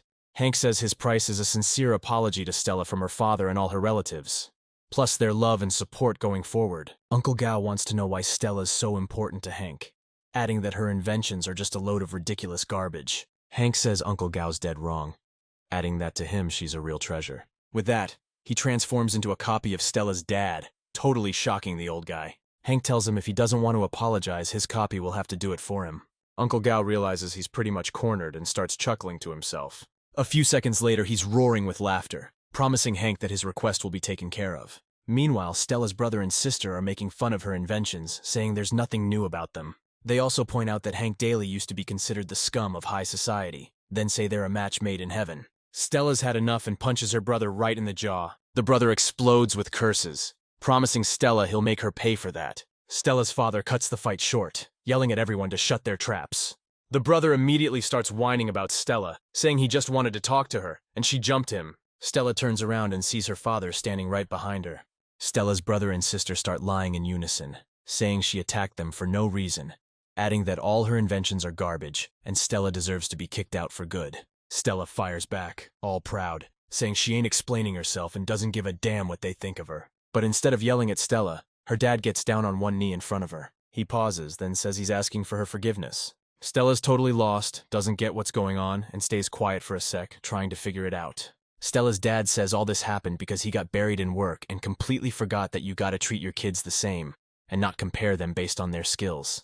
He adds that it's all his fault and he's truly sorry to his daughter. Stella's brother and sister's jaws drop. They can't believe what they're seeing. Stella turns her head back to her dad and sees Hank, who gestures to her that his apology is for real. Stella's emotions are going wild, and she looks away, trying to hide her tears from everyone, Unable to hold back, Stella decides to show how she really feels and goes to her dad, hugging him tight. She tells him everything's cool. She's not mad. Her dad replies that he really gets her invention now, calls it genius, and orders her brother and sister to apologize. Stella's brother and sister dig in their heels, saying they'd rather drop dead than apologize to her. Stella, knowing this was coming, subtly activates her bracelet. In that instant, a massive demonic version of Uncle Gao appears in front of her brother and sister, and it commands them to apologize to Stella, now. Stella's relatives apologize, and her dad bursts out laughing, saying she picked just the right look for this little stunt. With that, he hugs her again, saying she did some seriously heavy lifting and deserves all the praise. Stella's stoked that her beef with her dad is over, and she thanks him, smiling for the first time in ages. A little while later, Uncle Gao's trying to pry a small stone out of Betty's necklace. After a few minutes of painstaking work, he manages to get it out and triumphantly raises it above his head. Betty dramatically collapses, and Hank catches her, asking what happened. She's bummed, telling her future husband she's never been so hurt losing $100 million, and Hank's like, "Relax, it'll just be a small dent." Meanwhile, Stella's dad's heading to the launcher, holding a charged crystal. He jams the crystal into the energy source slot, firing it up. The weapon whirs to life, and Uncle Gao says they're good to go for testing. The uncle fiddles with the control panel, admitting to himself his childhood dreams about to come true. Hank walks up to Uncle Gao and asks him how they're gonna test the weapon's power. Uncle Gao replies he's thought of everything, and the testing chamber walls start sliding apart. The walls fully retract, and the cannon's perfectly lined up to blast that mountain. Uncle Gao says he specifically bought that mountain to test the power of his weapon. He points out that other energy sources barely scratch the surface, weaker than even a regular grenade. But now they can unleash the weapon's full potential. Hank smiles at Uncle Gao and says he's really looking forward to seeing the test results. Uncle Gao orders everyone to put on their goggles so they don't fry their eyes from the bright light. The weapon's AI assistant starts the countdown to disengage the safety and build up to full power. As soon as the countdown ends, Uncle Gao slams the red button, kicking off the firing sequence. A massive energy blast rips through the air and reaches the target in a split second. It hits the mountain and just fizzles out, leaving no visible damage. Everyone at the test site squints at the mountain, trying to figure out what the heck just happened. Hank says, totally bummed, that he's seriously not impressed with the result. Uncle Gao snaps back, annoyed, saying the problem can't be the weapon, implying that the core Hank bought was a fake. Suddenly the mountain starts shaking like crazy, making a deafening rumble. Hank and Uncle Gao shut up, hearing a loud cracking sound, and stare intently at the mountain again. Light beams start leaking from the cracks in the mountain, and Uncle Gao yells at everyone to slap their glasses back on. Pronto! Split second later, there's this crazy bright flash, followed by a freaking explosion. Hank and the old man watch this explosion, bigger than anything they've ever seen, and realize the whole mountain's just gone. Once the smoke clears, everyone's staring at this flat, empty wasteland where the mountain used to be, like a minute ago. Uncle Gao drops to his knees in front of his handiwork, saying now that he's finally finished this project, he can kick the bucket without a single regret. Hank says the research results are totally awesome, adding that now they gotta get that cannon to the lake. Uncle Gao says it ain't that simple, since hauling something like that to the bottom of the lake is gonna be a pain, adding that he's the only one who can operate it anyway. Hank asks Uncle Gao what they're gonna do, and he replies that he needs a few days to build a submarine and get it transported, emphasizing that it's gonna cost a pretty penny. Hank says he's ready to cover all of Uncle Gao's expenses, as long as he gets that submarine done on time. Stella's dad asks her to stick around, saying he could really use her help, and she happily agrees. Meanwhile, Hank's taking the elevator down to check on his guys holding down the fort on the first floor. He walks up to Jonas and Arthur, telling them to stand their ground and let nobody through. Jonas replies that ever since they started working for the young master, they've been busting their butts to be as efficient as possible. Arthur chimes in, saying they're itching for new orders from Hank, hoping for some real heavy-duty, important stuff. Hank tells them not to sweat it. He'll only give them worthwhile tasks, adding that while they're here, they can pick out whatever gear they need. Suddenly, a weird noise a few feet away catches his attention. He turns his head and spots a familiar female figure talking to the company manager. It's the same girl who tried to rip him off earlier, demanding they install a new arm for her. But the manager says she can't even afford the cheapest parts. She grabs his shirt and says if he doesn't agree to help her out, she'll be forced to acquire the implants by other means. Hank recognizes her and shouts that it's the same girl who tried to off him not too long ago. The girl, hearing a familiar voice, whips her head around, her face twisted with surprise and fury as she sees Hank. She tells Hank that she's in this mess because of him. With that, she points at him with her remaining hand, saying she's gonna have to take him out for this. Hank, surprised, asks her what he did to wrong her, adding that she almost killed him, and he didn't even retaliate or come after her. But the girl, consumed by desperation, isn't swayed by his words, and she aims the handheld rocket launcher at him. Jonas and Arthur shield Hank, telling him to get to cover, ASAP, explaining that this cybernetic chick's got a whole arsenal built in. But instead of firing, it misfires, and the girl says, annoyed, that her systems are too damaged. Hank breathes a sigh of relief, admitting to the girl that she scared him half to death. With that, he orders Jonas and Arthur to grab that girl, alive. The girl draws an energy blade and says she'll never let anyone take her alive. Suddenly, the front door of the High House Company explodes inward from a massive kick. Right after the door, the cyber thief leaps out, tucking into a roll to break her fall. She's back on her feet and sprinting away, yelling that Hank Daly will never catch her. Jonas and Arthur take off after the thief, ordering her to stop right there. Arthur quickly pulls out his revolver and fires a precise shot, trying to slow the girl down. The bullet rips clean through the thief's body, but she doesn't even flinch, let alone slow down. Arthur's pissed, saying he can't stop this metal girl with regular bullets. Jonas says that in that case, they'll have to take out her arms and legs, and calls for Morgan, who's patrolling the streets, to come help. Morgan flies over to Jonas and asks what's up. Jonas explains that Hank wants them to bring this girl in alive, adding that she's a cyborg. Morgan says he's always up for a good challenge and takes off after the girl, trying to cut her off. He closes the distance in seconds, asking her if she really thinks she can match his speed. The girl gives Morgan an icy glare and draws her blade, catching him completely off guard. The cyborg girl pulls off an acrobatic move, combining it with a strike, but Morgan barely manages to dodge. He still hits the ground hard, realizing she just came damn close to slicing him in two. The girl stops, sizing up her opponent, and Morgan tells her there's no way she's getting away. The girl asks Morgan how he plans to stop her, and then she lunges. Thanks to his enhanced agility, Morgan once again dodges the cybernetic opponent's attack. Seizing his chance, he grabs her leg with his paw, saying she's definitely caught now. He soars into the air with her, yelling that he's immobilized her, and now she's really stuck. The girl says with disgust that Morgan is a total piece of garbage. With that, she triggers the launcher hidden in her leg and fires a small projectile right at Morgan. The shot hits Morgan's weak spot dead on, doing some serious damage.